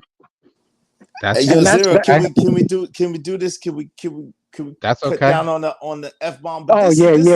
My bad. My bad. No doubt. My bad. But this is a thought that I have. Wait, hold on. That I think could be, because I want to make this conversation as useful for others as possible, right? Because y'all are gonna do what y'all gonna do. You doing what you doing. My man Noble Imhotep's doing what he's doing. My man Dirty gonna do what he doing, and Uncle Jeff doing what he doing. Y'all got it going on, man. Y'all. When you gonna come down and break bread? That's what we asking. Fuck that FBA shit. No doubt. But hold on. Fuck us. When y'all gonna get up from under the master and break bread with your brothers and sisters that's next door? But this is the thing, though. This is the thing, fam. Like, we could build on that, you know what I'm saying, on the back end. But I'm just saying, at the end of the day, what comes to my mind is, so by y'all definition, especially Zero first, and then because I already know what Dirty gonna say, but I'm still interested to hear it. And I kind of think what Noble's gonna say, but I'm not 1,000% sure. Is tribe something that you're born into, or is tribe something that you choose? I need you to help me understand that, Zero, because what I'm asking is because, yo, if you sit at the foot of elders that may be of your same bloodline, right? They don't know. Let me just put it myself out there. I've asked my uncles who was 80-something years old to try to get the information. They don't know. They don't know. They don't know. They don't seem to know, or they don't seem to want to tell anything past late 1800s. So with that being said, is tribe something that you're born into, or is tribe something that you choose? I would say that it's something that you cultivate from whatever your experiential root is. That's what I would say it is. Blood, because I'll give you an example, right? A lot of you, if you talk about the areas here, you'll refer to Mayan, right? Mayan, there is no fucking such thing as Mayan. That's another commodified thing that they created. And what they did was they got a bunch of dumpy mestizos and painted them back up and saying that they're going to reclaim their culture, and then put them out to the world saying that they're the people building these pyramids. That's always been something that was created by academia. You understand? To make shit more simple and basic, like the brother's speaking. And that's where shit is dangerous. Humanity is not simple and basic. You understand? You got immigrations. You got people that was born in areas, people that migrated to areas, people that married into other groups that was there when they migrated from north to south. This shit is super complicated, and you can't make such a complex thing so basic. That's my point. You understand? It can't always be summed down to this commodified bullshit. That's that GMO shit. You understand? Tribes are based off of where they from, the ethos of what they've been through, you know, their relationship with the land, who they might have fought and won.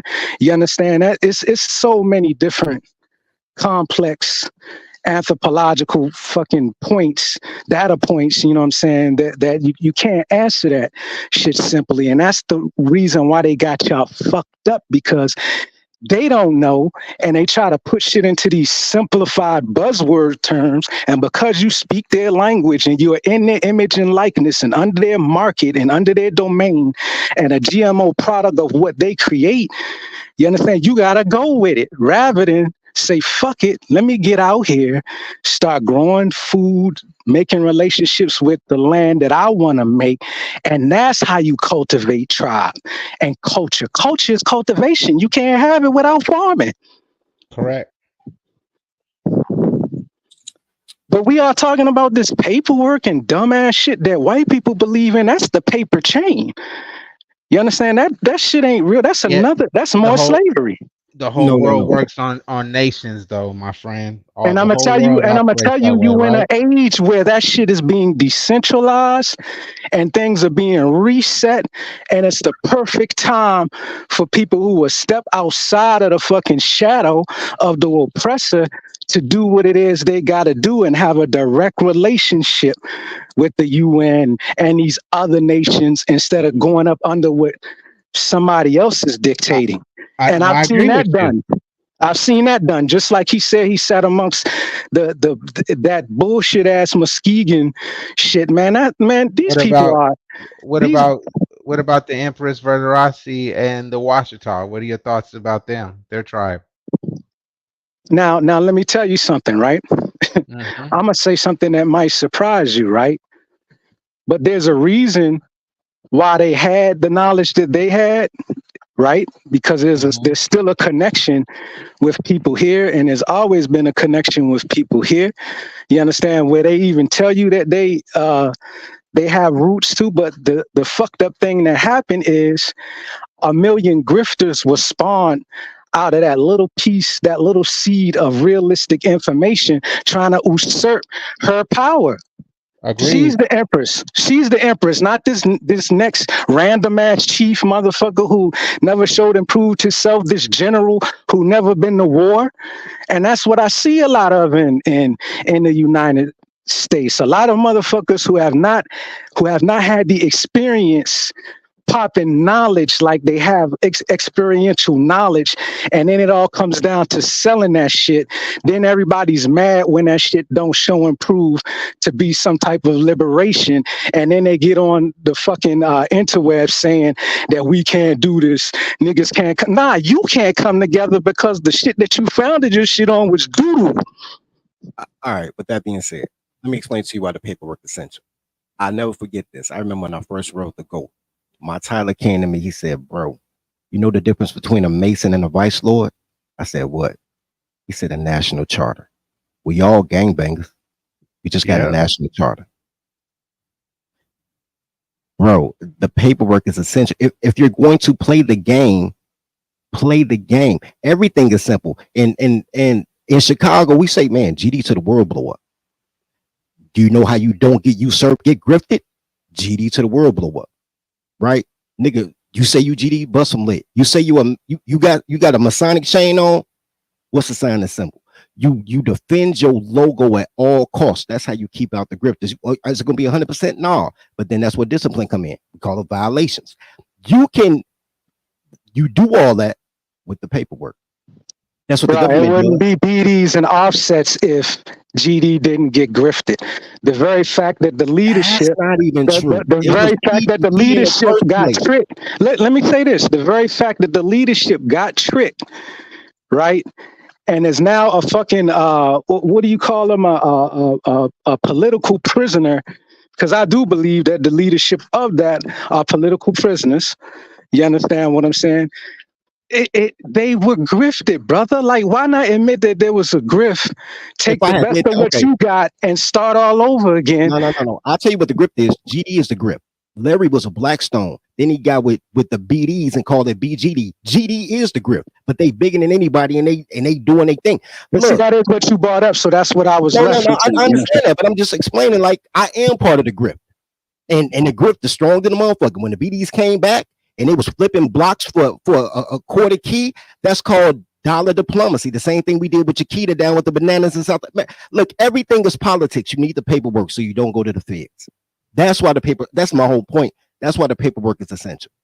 And then you bang on that shit.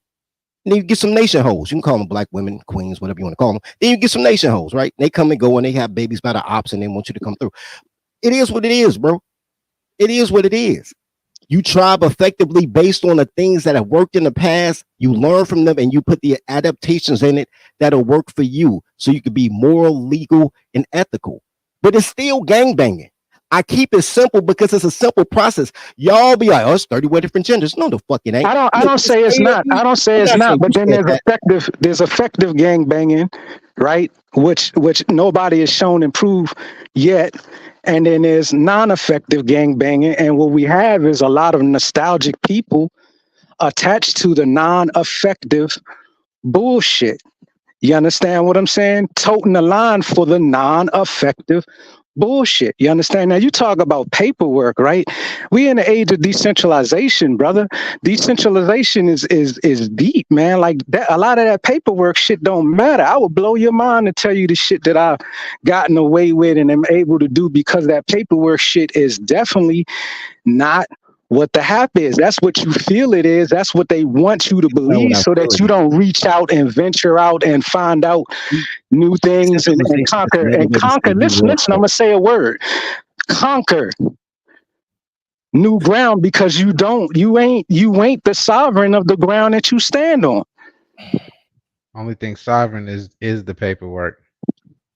The paperwork, brother, that don't make no sense at all. The Constitution is the sovereign, not the people. I'm gonna tell you what's sovereign. The tree that was fucking cut down to make the paper. That's what's sovereign, brother. And that's why people got it all fucked up, bro. That's why people got it all fucked up. Because they believe that shit that these white barristers, these legal fucking experts who set up a court for you to play in where they'll always fucking dominate you and control the spread. You understand? And you keep regurgitating what they're talking.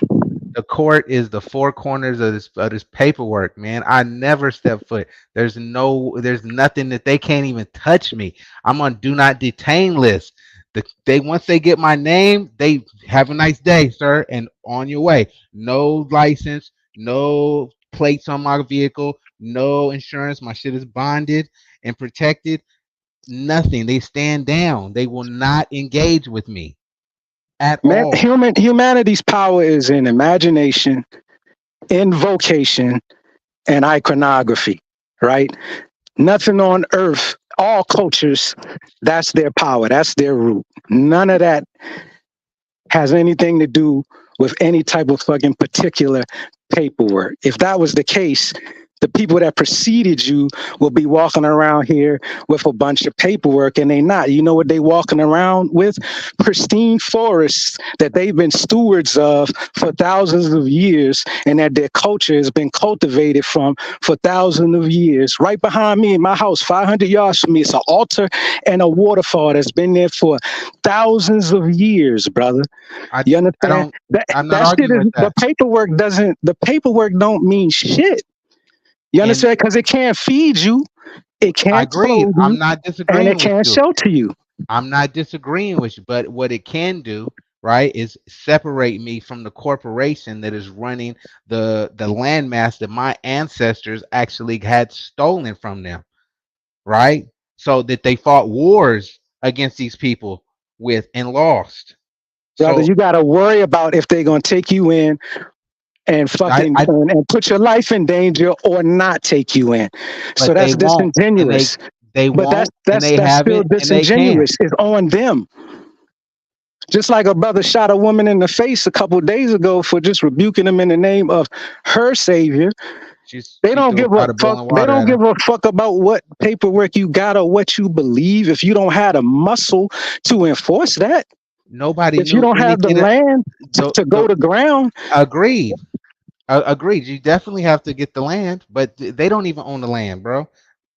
They don't own it at all. They occupied it. That's why I use the word colonizer that nobody likes. They're the motherfuckers with the guns regulating your ass. We got guns too. Yeah, brother, but you can't use yours with immunity. I don't You're need treadable. to use them. You're not untreadable. The pen is mightier than the sword, brother.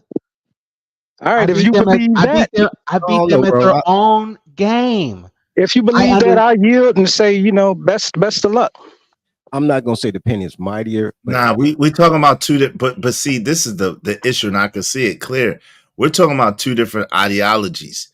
One is working within the quote unquote system, but out the system mentally and not necessarily subject to it mentally as a sentient being, but is to Zero's point, is subject to it physically if they decide to just violate, right? Because let's just be honest. At the end of the day, the only thing that keeps anybody from doing anything is whatever they want to do, right? You know what I'm saying? I mean, we just seen it the other day. Y'all just gave the prime example of those two police officers who shot that woman in the face, whatever the case may be, for whatever reason, right? And that officer that did that, he did that because he chose to do it. He knew he was on body cam. He knew it was illegal. He knew he really shouldn't have did that, but he did it because he wanted to do it. You see what I'm saying? So we're talking about one person that is outside physically and one person who is outside mentally and spiritually. And so I don't know if there's going to be a commonality. You know what I'm saying? I don't know if there's going to be an agreement there. And that should be fine. The sister, rest in peace, Miss Massey, was completely and totally ignorant of, how to protect herself. That's not cool.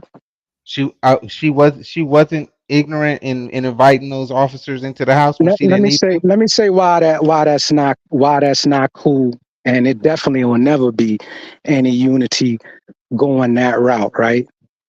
Wrong is wrong, brother. I'm not saying, right. Brother, you misunderstand. Devil is devil. Look, listen what I'm saying. Devil is devil. You understand? And there's no excuse. You understand? Like whether I'm not whatever. justifying the officer. I'm saying that it should have never gotten to that point. He had no reason to go into her house. She could have asked him to Brother, leave at she any could have point in pulled the time. paperwork and they could have kicked her in the No, steps and did the same thing, no, brother. that's Hold on. Noble, hold again. on real quick. Noble, let me tell you firsthand, that's not necessarily so. What's not necessarily so? Explain. Listen. So one time I'm gonna give you a story. I'm gonna explain in if you bear with me in the sense of a story, okay? So I was married 20 something years ago, just a long time ago. And long story short, my ex-wife used to try to call the police to control the situation. So she knew I didn't have a license and I was going to handle some business and she didn't want me to handle the business. So she told the officers, she called the police and told them I stole the car, right? Not telling them who I am to her, nothing, told them I stole the car. But she told them knowing that I couldn't get arrested for stealing the car, but I could get arrested in her mind for driving without having a license. You see what I'm saying? So knowing how she was, I rushed back to the house. When I got to the house, they wasn't there. Someone rang the doorbell. I was like, yo, who that? And that was that. So that was the police. So I said, so they said, hey, we have a report of such and such vehicle was stolen. I said, you see it? No, sir. I apologize. It was a mistake. The vehicle is right there. You know, she didn't realize that I had the vehicle. The vehicle's right there. So he was like, he was trying to come in. I was like, no, you can't come in. I know you can't come in. It's good. He basically kind of pushed his way in, and I had to, you know what I'm saying? Like on some old, like if to try to make me touch him type situation. And I knew what it was. So I was like, all right. So he said, well, we had a woman to report it. I said, well, you see the car. So my ex-wife came down. She's like, well, no, I was mistaken. And so he was trying to ask me for some ID or something, the keys and stuff. I said, no, you got to leave. I said, you got to leave. We told you that's what she called you for. It's done. You got to leave. And he just kept asking for whatever. And I was like, no, you have to leave. This is our house. You have to leave. Like we good. He was trying to force contract on you. Okay. Don't you know at the end of that, I got arrested and they tried to charge me with resisting arrest and assaulting an officer. And what happened to what did you do to bring remedy to the officer? Did you hang him? No, I got five officers in Sacramento County, police and sheriffs who can't work at all. They can't even get a bond to actually because they need a performance bond in order to carry out their duties. They cannot work in the state of California at all. They had to leave the state if they wanted to continue practicing law and start over from scratch. But I didn't know nothing about that then. That's where I said that Miss Massey was ignorant of her rights and did not stand on any of them. So there was no rights to be. They're going to violate your rights all the time. Most of them took a 9-month criminal justice course before they hit the academy. Like none of them know the law. They're just enforcing policy and code, right? Let me enter a word real quick to you, brother. One word, and it's called untreadable, right? The only constitutional amendment that makes a citizen untreadable is their right to bear arms, to protect themselves, to go eat food, hunt, whatever. You understand, for continuity, or to protect and defend, themselves and their property. Untreadable, right? So the officer violated Izzy's Fourth Amendment right, unreasonable search and seizures. They bypassed the curtilage of the house. There was not exigent circumstances where they had a right to enter the house. You know what exigent means? Within your being, are you saying that you are really with having to go through all of that? If you don't hang and them, still not have the insurance to not be untreadable. To be untreadable.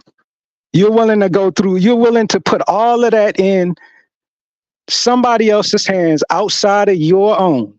You understand? With your finger, you know what I'm saying, on that trigger, you're willing to go through all of this stuff that you're telling me that that you're talking to me about, rather than all I got to become do is untreadable in defending yourself, generate a militia that can defend your community, so on and so forth, which is your God-given right. You're saying that you're willing to go through all of this paper mache and instead of making sure that you're untreadable.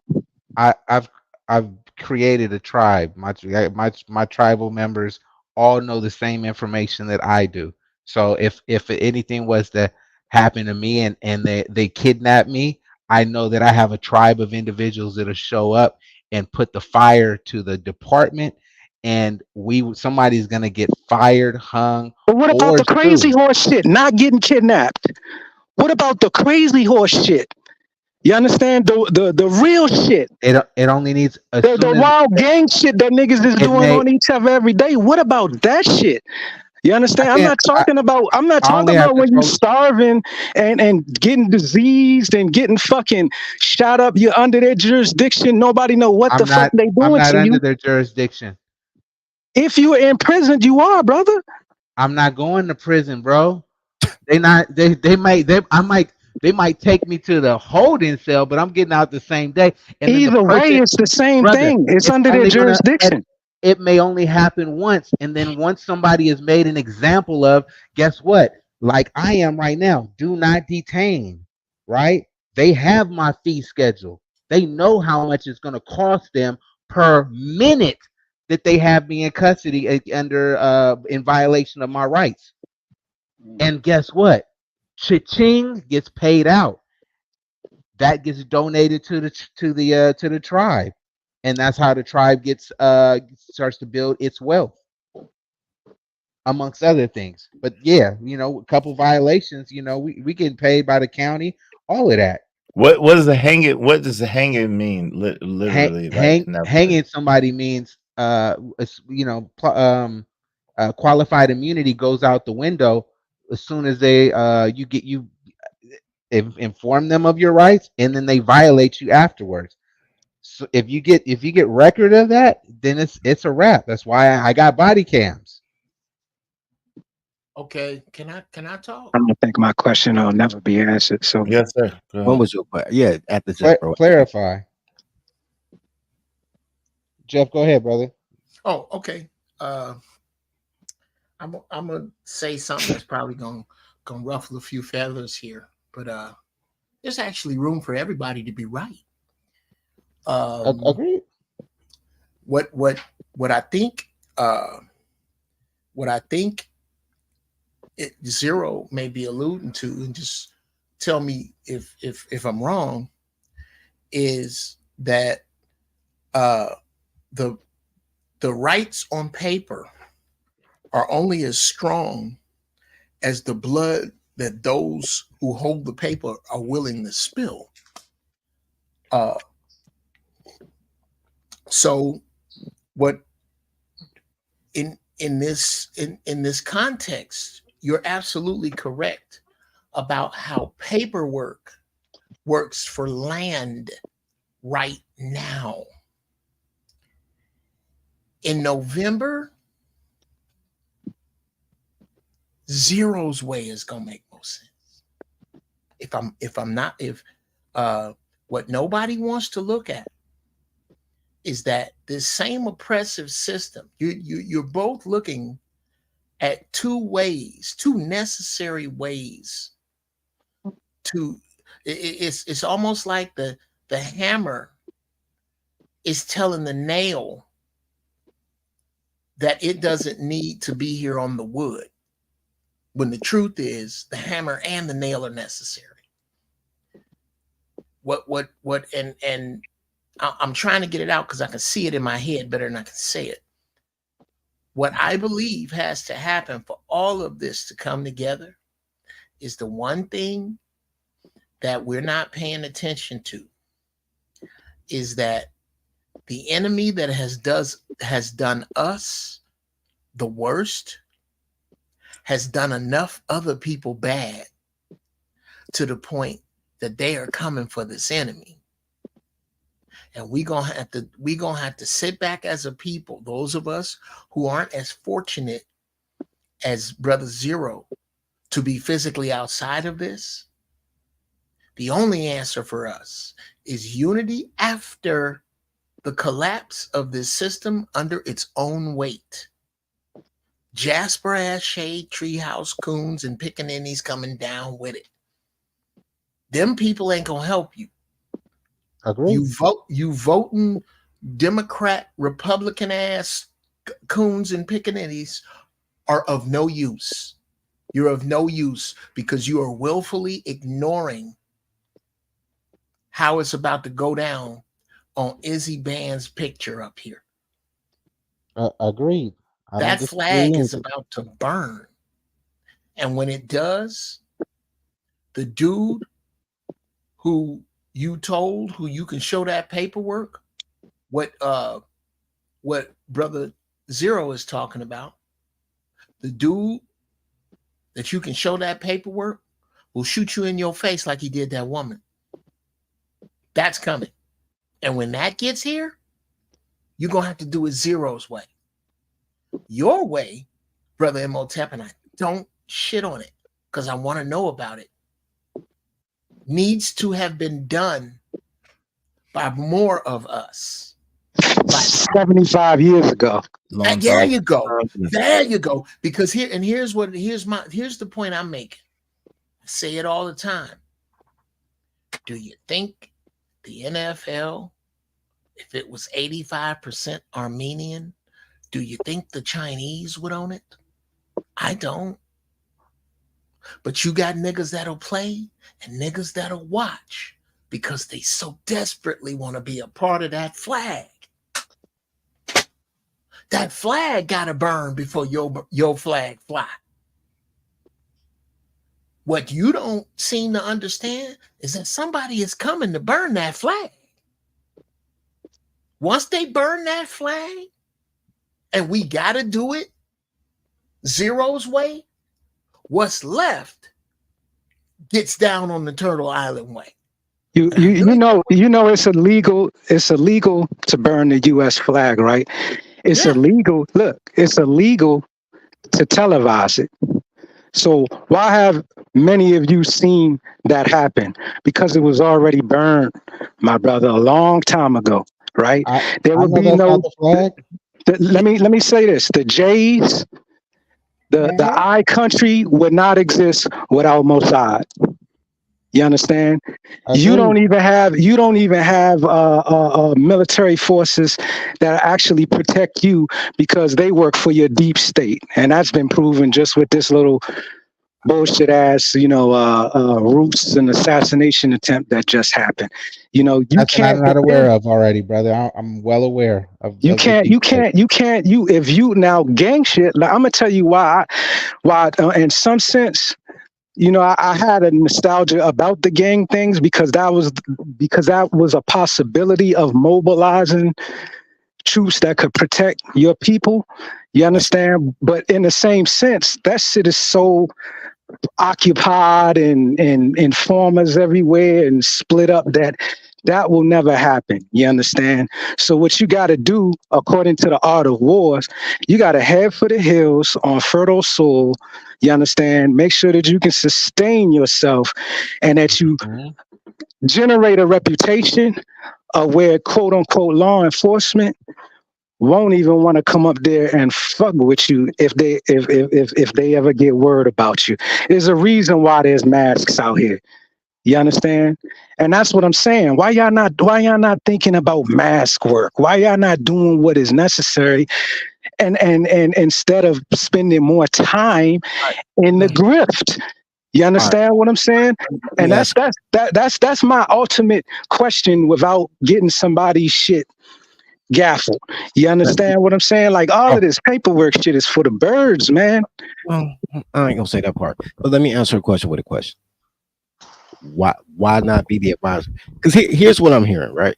I'll tell you what I'm hearing. I'm hearing about why things aren't going to work, and that's fine.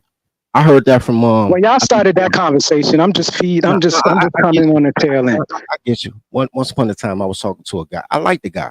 He worked at New York Life Insurance, right?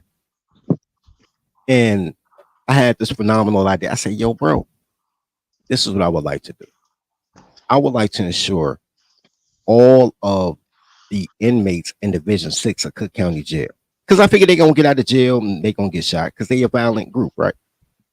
He said, "Man, you can't do that." And then while he's telling me why I can't do that, he's explaining to me how to do that, while explaining to me all the reasons. Bless you, brother.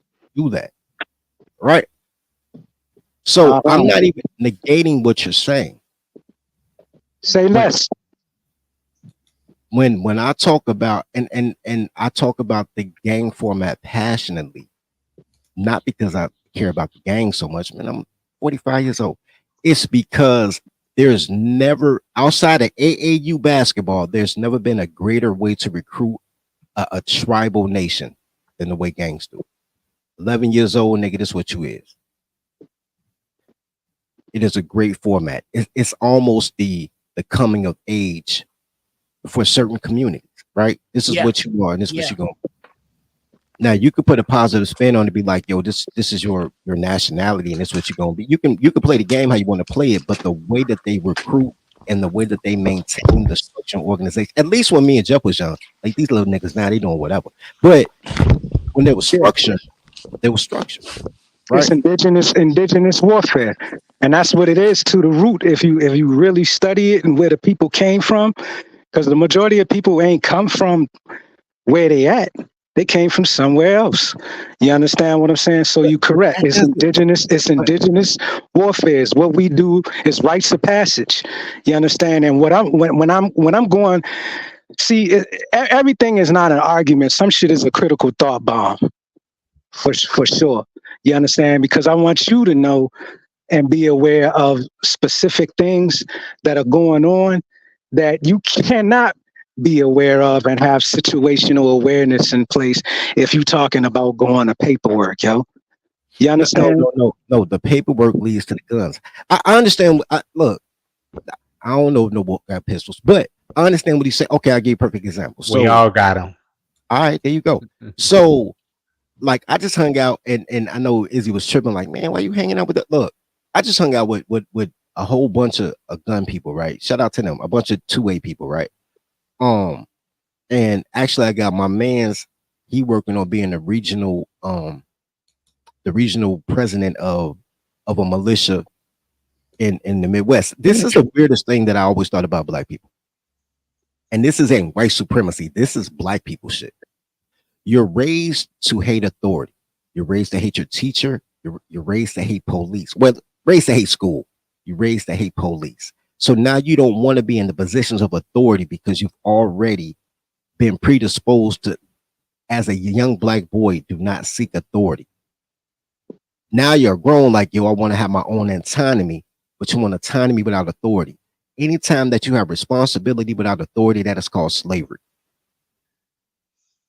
Niggas are slaves to a culture that wants to see them slaves. That's why you go straight from slavery to 2,000 years ago in Africa, some shit. Because everybody, the greatest time in American history for the quote unquote Negro had to be slavery because they ain't passed down those stories since. That's easy saying they don't know.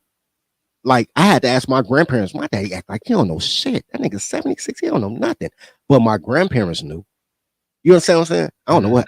The boomers, there's something wrong with the boomers, bro, as a generation, bro. Right? Anyway. Yep, agreed. So well, the boomers. Wait, hold on, real quick. I'm sorry. We've been giving out all this free game, yo. What I'm about to do, because y'all don't love knowledge, wisdom, and understanding. I got all these powerful brothers up here. We could be building in the back, and that'd probably be better because then we could talk more free. Listen, I'm gonna keep it real to my audience. I love y'all. I'm coming up on 8 hours, man. I could build with these brothers in the back and we could really talk. So we trying to get y'all this game. I'm gonna give y'all 3 minutes. I need $50 in 3 minutes. However y'all do it is cool. If not, I'm gonna shut it down. We just gonna build in the back because that'll be a better conversation for me. 259, 258.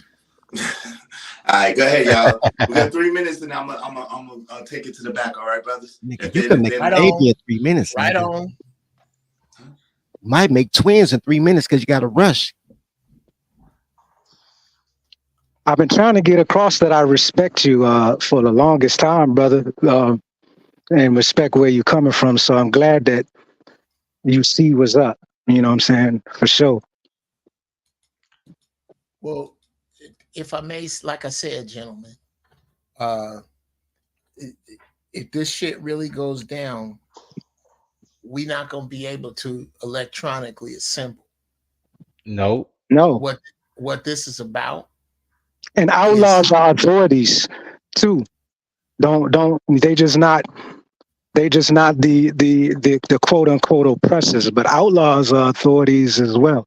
You know what I'm saying? And that's how they crippled you by taking, your finest generals and your greatest mind. Let's be clear about what an outlaw is. An outlaw is just a person that is outside of a construct set up by other people. Mm-hmm.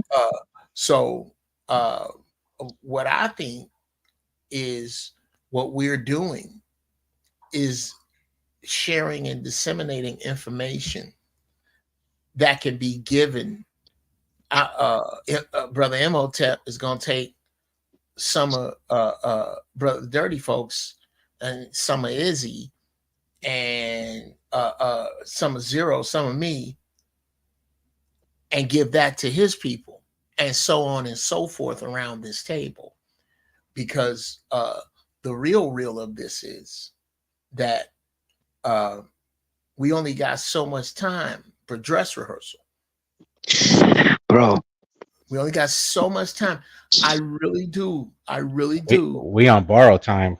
Bro, yeah. I really do. Like 15 years. I believe November is when the flag gonna go up for real. And I don't care who win that election. The next day, it's gonna be some bullshit, bro. It's gonna get real after that. Give me 1 second. I'm a man of my word. Yo, love, man. I appreciate everybody that hit the Cash App. I appreciate everybody that hit the Super Chat. Thank y'all so much. You know what I'm saying? I really, really appreciate the brothers. Shout out to brothers. Thank you to JD1975, sponsor the show, along with my man Cajun Darkfather, Philosophical, Ari Nicole, Ogu Network coming soon, Juan Solo, ATL, Reparations, and keeping it funky in real life. Thank you very much. Thank you to everybody that hit the Cash App. My man KP, Cajun Darkfire, City Light Podcast, and Terrell Wright, man. I appreciate y'all. We love y'all, man. I appreciate each and every one of y'all for checking me out. Y'all could have been anywhere in the world, but y'all was here with me. I'm a man of my word. I didn't see that 50, so God bless y'all. Hope y'all have a good day. We out of here, man. I'm about to log off. We out of here. Give me 1 second. Did y'all want to say any last words to the people before we shut the show down from this end? Steady. All right, give me 1 second. Let me start working on your Mandarin. Why keep saying, man? Hey, that's get 90 days of food and water at least for everybody in your household. You'll thank me later when you survive. 90 days ain't even enough, yo.